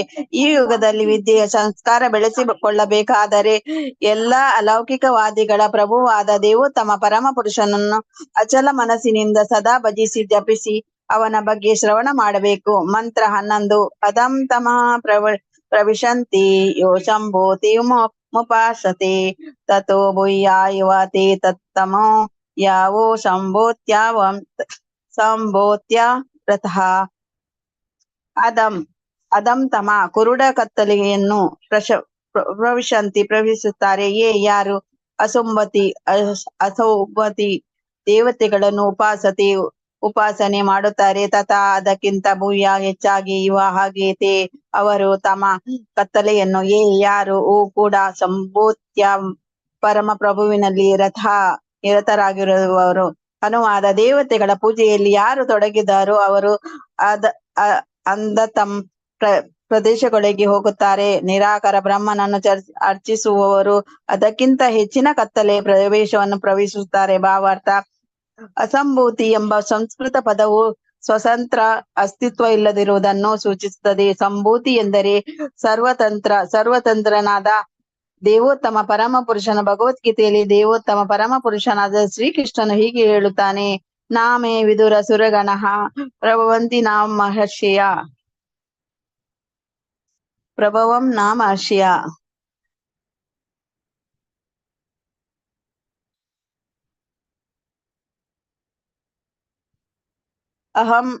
ಅಹಂ ಅಧಿದೇವಾನಾಂ ಮಹರ್ಷೀಣಾಂ ಚ ಸರ್ವಶಃ. ಸುರಗಣಗಳಿಗಾಗಲಿ ಮಹರ್ಷಿಗಳಿಗಾಗಲಿ ನನ್ನ ಮೂಲ ಗೊತ್ತಿಲ್ಲ. ನಾನು ದೇವತೆಗಳ ಮತ್ತು ಮಹರ್ಷಿಗಳ ಮೂಲ. ಗೀತಾ 10.2. ಹೀಗೆ ದೇವತೆಗಳು, ಮಹರ್ಷಿಗಳು ಮತ್ತು ಯೋಗಿಗಳಿಗೆ ದತ್ತವಾದ ಶಕ್ತಿಗಳಿಗೆಲ್ಲ ಕೃಷ್ಣನೇ ಮೂಲ. ಅವರಿಗೆ ಮಹಾಶಕ್ತಿ ಇದ್ದರೂ ಕೃಷ್ಣನು ತನ್ನ ಆಂತರಿಕ ಶಕ್ತಿಯಿಂದ ಸ್ವತಃ ಮಾನವ ರೂಪದಲ್ಲಿ ಹೇಗೆ ಪ್ರಕಟವಾಗುತ್ತಾನೆ ಎಂದು ಅರಿಯುವುದು ಕಷ್ಟ. ಎಲ್ಲ ದಾರ್ಶನಿಕರು ಮಹರ್ಷಿಗಳು ತಮ್ಮ ಅಲ್ಪ ಬುದ್ಧಿಗಳ ಶಕ್ತಿಯಿಂದ ಪರತತ್ವಕ್ಕೂ ಸಾಪೇಕ್ಷಕ್ಕೂ ಭೇದ ಕಲ್ಪಿಸಲು ಪ್ರಯತ್ನಿಸುತ್ತಾರೆ. ಇದು ಸ್ಪಷ್ಟ ಪರಮ ಸತ್ಯದ ಸ್ವರೂಪವನ್ನೇನು ಅರಿಯದೆ ಸಾಪೇಕ್ಷತೆಯನ್ನು ಇಲ್ಲವೆಂದು ಹೇಳಲು ಸಹಾಯಕವಾಗುತ್ತವೆ. ನೇತಿ ಎಂಬುದರಿಂದ ಪರಮ ಪ್ರಭುವನ್ನು ವಿವರಿಸುವುದು ಪರಿಪೂರ್ಣ ವಿಧಾನವಲ್ಲ. ಅಂಧ ನೇತ್ಯಾತ್ಮಕ ಲಕ್ಷಣ ನಿರ್ದೇಶನಗಳು ಒಬ್ಬನಿಗೆ ತನ್ನದೇ ಆದ ತತ್ವವನ್ನು ಸೃಷ್ಟಿಸುವಂತೆ ಮಾಡುತ್ತವೆ. ಹೀಗೆ ಒಬ್ಬನು ಪರಮಪುರುಷನ ನಿರಾಕರನು ನಿರ್ಗುಣನು ಆಗಿರಬೇಕೆಂದು ಊಹಿಸಿಕೊಳ್ಳುತ್ತಾನೆ. ನಕಾರಾತ್ಮಕ ಗುಣಗಳು ಸಕಾರಾತ್ಮಕ ಗುಣಗಳಿಗೆ ವಿರುದ್ಧವಾದವು, ಆದ್ದರಿಂದಲೇ ಅವು ಸಾಪೇಕ್ಷವಾದವು. ಪುರುಷನನ್ನು ಹೀಗೆ ಕಲ್ಪಿಸಿಕೊಳ್ಳುವುದರಿಂದ ಹೆಚ್ಚಿಂದರೆ ಒಬ್ಬನು ಬ್ರಹ್ಮನೆಂಬ ನಿರಾಕಾರ ತೇಜಸ್ಸನ್ನು ತಲುಪಬಹುದು, ಆ ಹೊರತು ದೇವೋತ್ತಮ ಪರಮ ಪುರುಷನಾದ ಭಗವಂತನ ಬಳಿ ಮುನ್ನಡೆಯಲಾರನು. ಅಂತಹ ಊಹಾಪೋಹ ಮಾಡುವವರಿಗೆ ಕೃಷ್ಣನು ದೇವೋತ್ತಮ ಪರಮ ಪುರುಷನೆಂದು, ನಿರಾಕಾರ ಬ್ರಹ್ಮನು ಅವನ ದಿವ್ಯ ಶರೀರದ ತೇಜಸ್ಸೆಂದು, ಅವನು ಸರ್ವಾಂತರ್ಯಾಮಿಯಾದ ಪರಮಾತ್ಮನೆಂದು ಗೊತ್ತಿಲ್ಲ. ಕೃಷ್ಣನಿಗೆ ಜ್ಞಾನಾನಂದಮಯವಾದ ನಿತ್ಯ ಸ್ವರೂಪವಿದೆ ಎಂದು ಅವರಿಗೆ ತಿಳಿದಿಲ್ಲ. ಅಧೀನರಾದ ದೇವತೆಗಳು ಮಹರ್ಷಿಗಳು ಅವನನ್ನು ಪ್ರಬಲ ದೇವತೆಯೆಂದು ತಪ್ಪಾಗಿ ಪರಿಗಣಿಸಿ ಬ್ರಹ್ಮ ತೇಜಸ್ಸನ್ನೇ ಪರಮ ಸತ್ಯವೆಂದು ಭಾವಿಸುತ್ತಾರೆ. ಆದರೆ ನಿಷ್ಕಲ್ಮಶ ಭಕ್ತಿಯಿಂದ ಕೃಷ್ಣನಿಗೆ ಶರಣಾಗುವ ಭಕ್ತರಿಗೆ ಅವನು ಪರಮ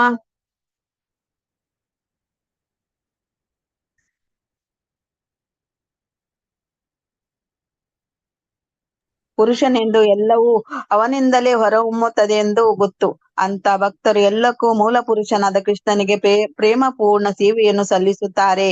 ಇಂದ್ರಿಯ ಸುಖವನ್ನು ಬಯಸುವರು ಬ್ರಹ್ಮಾದೀನ ವ್ಯಕ್ತಿಗಳು ಮಾತ್ರ ತಾತ್ಕಾಲಿಕ ಸಮಸ್ಯೆಗಳ ಪರಿಹಾರಕ್ಕೆ ದೇವತೆಗಳನ್ನು ಪೂಜಿಸುತ್ತಾರೆ ಎಂದು ಭಗವದ್ಗೀತೆಯಲ್ಲಿ 7.20 ಹೇಳಿದೆ. ಮೂರ್ಖರು ಮಾತ್ರ ನಮ್ಮ ಕೆಲವು ಸಮಸ್ಯೆಗಳಿಗೆ ದೇವತೆಗಳಿಂದ ತಾತ್ಕಾಲಿಕ ಪರಿಹಾರವನ್ನು ಕೋರುತ್ತಾರೆ. ಒಬ್ಬ ದೇವತೆಯ ದೊಡ್ಡತನದಿಂದಾಗಿ ಕೆಲವು ತೊಂದರೆಗಳಿಂದ ತಾತ್ಕಾಲಿಕ ಪರಿಹಾರಗಳನ್ನು ಹುಡುಕಿ ಹೋಗುವವರು ಅಲ್ಪಮತಿಗಳಷ್ಟೇ. ಜೀವಿಯು ಐಹಿಕ ಬಂಧನದಲ್ಲಿ ಸಿಲುಕಿದ್ದಾನೆ. ನಿತ್ಯವಾದ ಆನಂದ, ಜೀವನ ಮತ್ತು ಜ್ಞಾನ ಇರುವ ಆಧ್ಯಾತ್ಮಿಕ ನೆಲೆಯಲ್ಲಿ ಶಾಶ್ವತ ಪರಿಹಾರ ಪಡೆಯಲು ಅವನು ಐಹಿಕ ಬಂಧನದಿಂದ ಪೂರ್ಣವಾಗಿ ಬಿಡುಗಡೆ ಹೊಂದಬೇಕು. ದೇವತೆಗಳನ್ನು ಪೂಜಿಸುವವರು ದೇವತೆಗಳ ಲೋಕಕ್ಕೆ ಹೋಗಬಹುದು ಎಂದು ಭಗವದ್ಗೀತೆಯಲ್ಲಿ 7.23 ದೇವತೆಗಳ ಲೋಕ 23 ಹೇಳಿದೆ. ಚಂದ್ರನ ಆರಾಧಕರು ಚಂದ್ರನ ಬಳಿ ಹೋಗಬಹುದು, ಸೂರ್ಯನ ಆರಾಧಕರು ಸೂರ್ಯನ ಬಳಿ ಹೋಗಬಹುದು.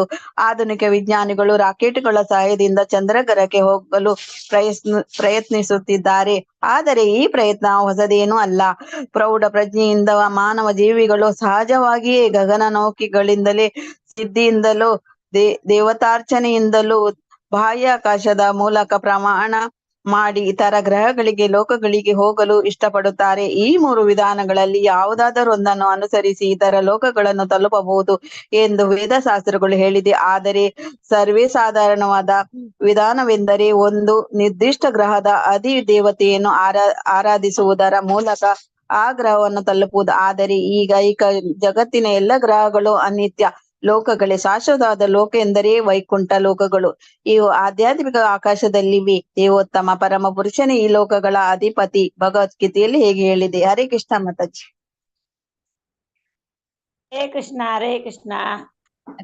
ನಮ್ಮ ಹೆಣ್ಣು ಮಲ್ಪುಗತೆ ಹರೇ ಕೃಷ್ಣ ಮಾತ್ರೆಗಳ ಎಲ್ಲೇ ಓದಕ ಮಧ್ಯಾಹ್ನ ಕೃಷ್ಣ ಬುಕ್ ಓದಕ ಅಲ್ಲುಂಡು ಕೃಷ್ಣ ಬುಕ್. ಹರೇ ಕೃಷ್ಣ ಹರೇ ಕೃಷ್ಣ. ಸುಧಾ ಮಾತಾಜಿ ಕೇನೊಂದಿತ್ತು ಮಾತಾಜಿ.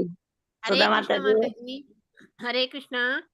ಅವ್ ಕೇನೊಂದಿತ್ತು ಮಾತಾಜಿರ್ನ ಹಾವು ಮಾತಾಜಿ ಇತ್ತೇನುಂಡತೆ ಅಂದ್ ಇನ್ನೊಂದ ಹೆಣ್ಣು ಮಲ್ಪಕ ಟೈಮ್ ಮಾಡತೆ ಮಲ್ಲೆಜಿ ಇತ್ತೇನುಂಡತೆ ಮಾತ್ರ ಇತ್ತಕ್ಕೆ ಎಕಡೆ ಎನ್ನ ಮೊಬೈಲ್ ಹಾಲು ಬಂದು ಕೂಡ ಮೊಬೈಲ್ ನಾಡು ಬೊಕ್ಕ ಒಂಚೂರು ಓದಿಯ ಬೊಕ್ಕ ಕೇನುಜಿ ಬಂದಿರತ್ತೆ ಅಡಿಗೆ ಬುಡಿಯ.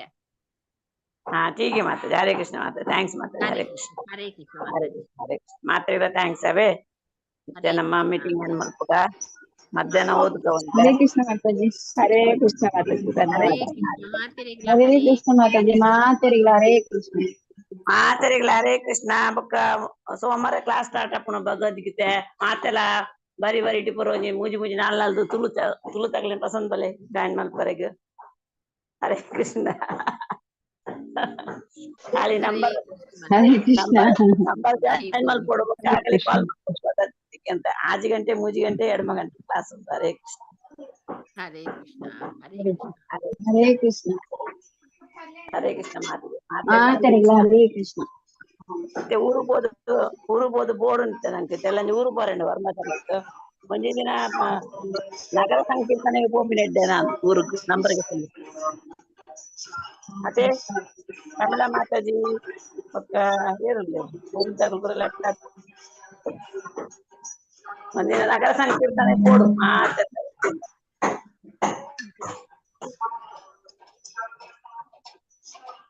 ಅದೇ ಪ್ರಮಿಳ ಮಾತಾಜಿ ಹೋಯ ಒಂದಿನ ನಗರ ಸಂಕೀರ್ತನದೆ ಊರಿಗೆ ನಂಬರ್ ಕಲೆಕ್ಟ್ ಮಲ್ಪರೆ ಒಳ್ಳೆದ ರಿಜ್ಜಿರ್ ಮಾತಾಜಿ ರಿಜ್ಜಿರ್ ಹರೇ ಕೃಷ್ಣ ಹರೇ ಕೃಷ್ಣ. ಹಾ ಮಾತಾಜಿ ಕಲ್ಲಿದ್ದ ಮಾತಾಜಿ ಬರ್ಪಾರೆ ಲಂಜಿ ವರ್ಮ ತಾರೀಕು ಬಲೆ ವರ್ಮ 10 11 12 13 ಹರೇ ಕೃಷ್ಣ ಮಾತಾಜಿ ಹರೇ ಕಲ್ಲಿದ್ದ ಕೃಷ್ಣ ಮಾತಾಜಿ ಹರೇ ಕೃಷ್ಣ ಹೆಂಗ್ ಗುಲಾಯಿ ಮುಟ್ಟ ಏರುಳ್ಳೇರು ಬರಿಯರೆ ಬರ್ಬೋಡು ಜವಳಿ ಕುಲ್ಲಲಿ ಪೋರೆ ಬರೋಡು ವರ್ಮ 10 11 12 13 ಹಿಂದಿನ ಅವಳು ಕುಲ್ಲುಂಡಾನು ಅಗ್ಲು ಮಂಚಿನ ಇಜ್ಜಿ ಮಾತಾಜಿ ಆ ದಿನಾಲ ಊರ್ದಾಗಲೇ ದಿನಾಲ ಪೋರೆ ತಿನ್ನ ಪೋಲಿ ಯಾರು ಪ್ರಮಿಳ ಮಾತಾಜಿ ಶ್ರೀಲೇಖ ಮಾತಾಜಿ ಶಶಿಕಲಾ ಮಾತಾಜಿ ಶಶಿ ಎನ್ ಶೆಟ್ಟಿ ಮಾತಾಜಿ ನಾನು ಆಗಲು ಸುರೇಖ ಶಶಿಕಲಾ ಮಾತಾಜಿ ಬೆರಗಡೆ ಬಂದಾಗ ಮಾತಾಜಿ ಬರ್ಪೆ ಕೈರು ಸುರೇಖ ಮಾತಾಜಿ ಬಂದಾಗ ಬರ್ಪೆ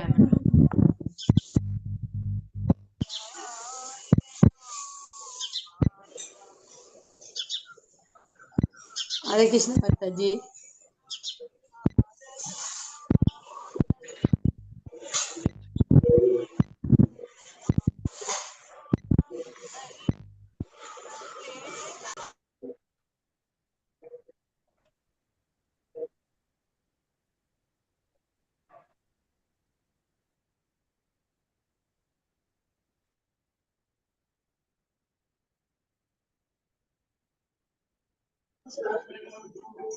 हरे कृष्ण माता जी।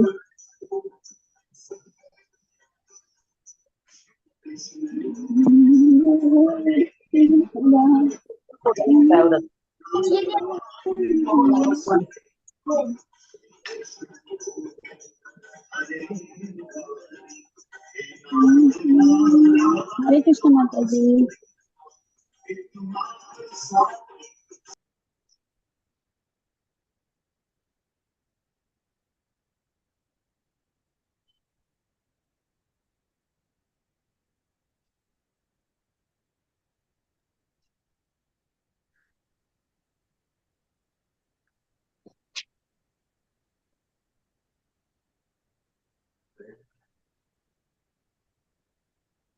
ಸೀತಾ ಶೆಟ್ಟಿ ಬಂದ್ ಮಲ್ಪಡವು.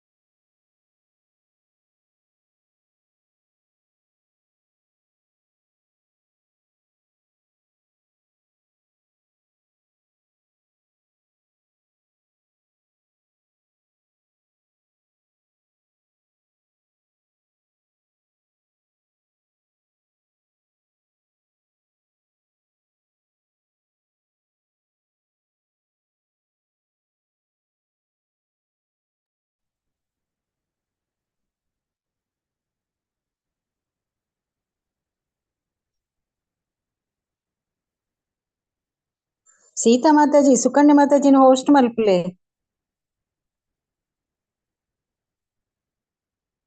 ಹರೇ ಕೃಷ್ಣ. ಹರೇ ಕೃಷ್ಣ ಸೀತಾ ಮಾತಾಜಿ.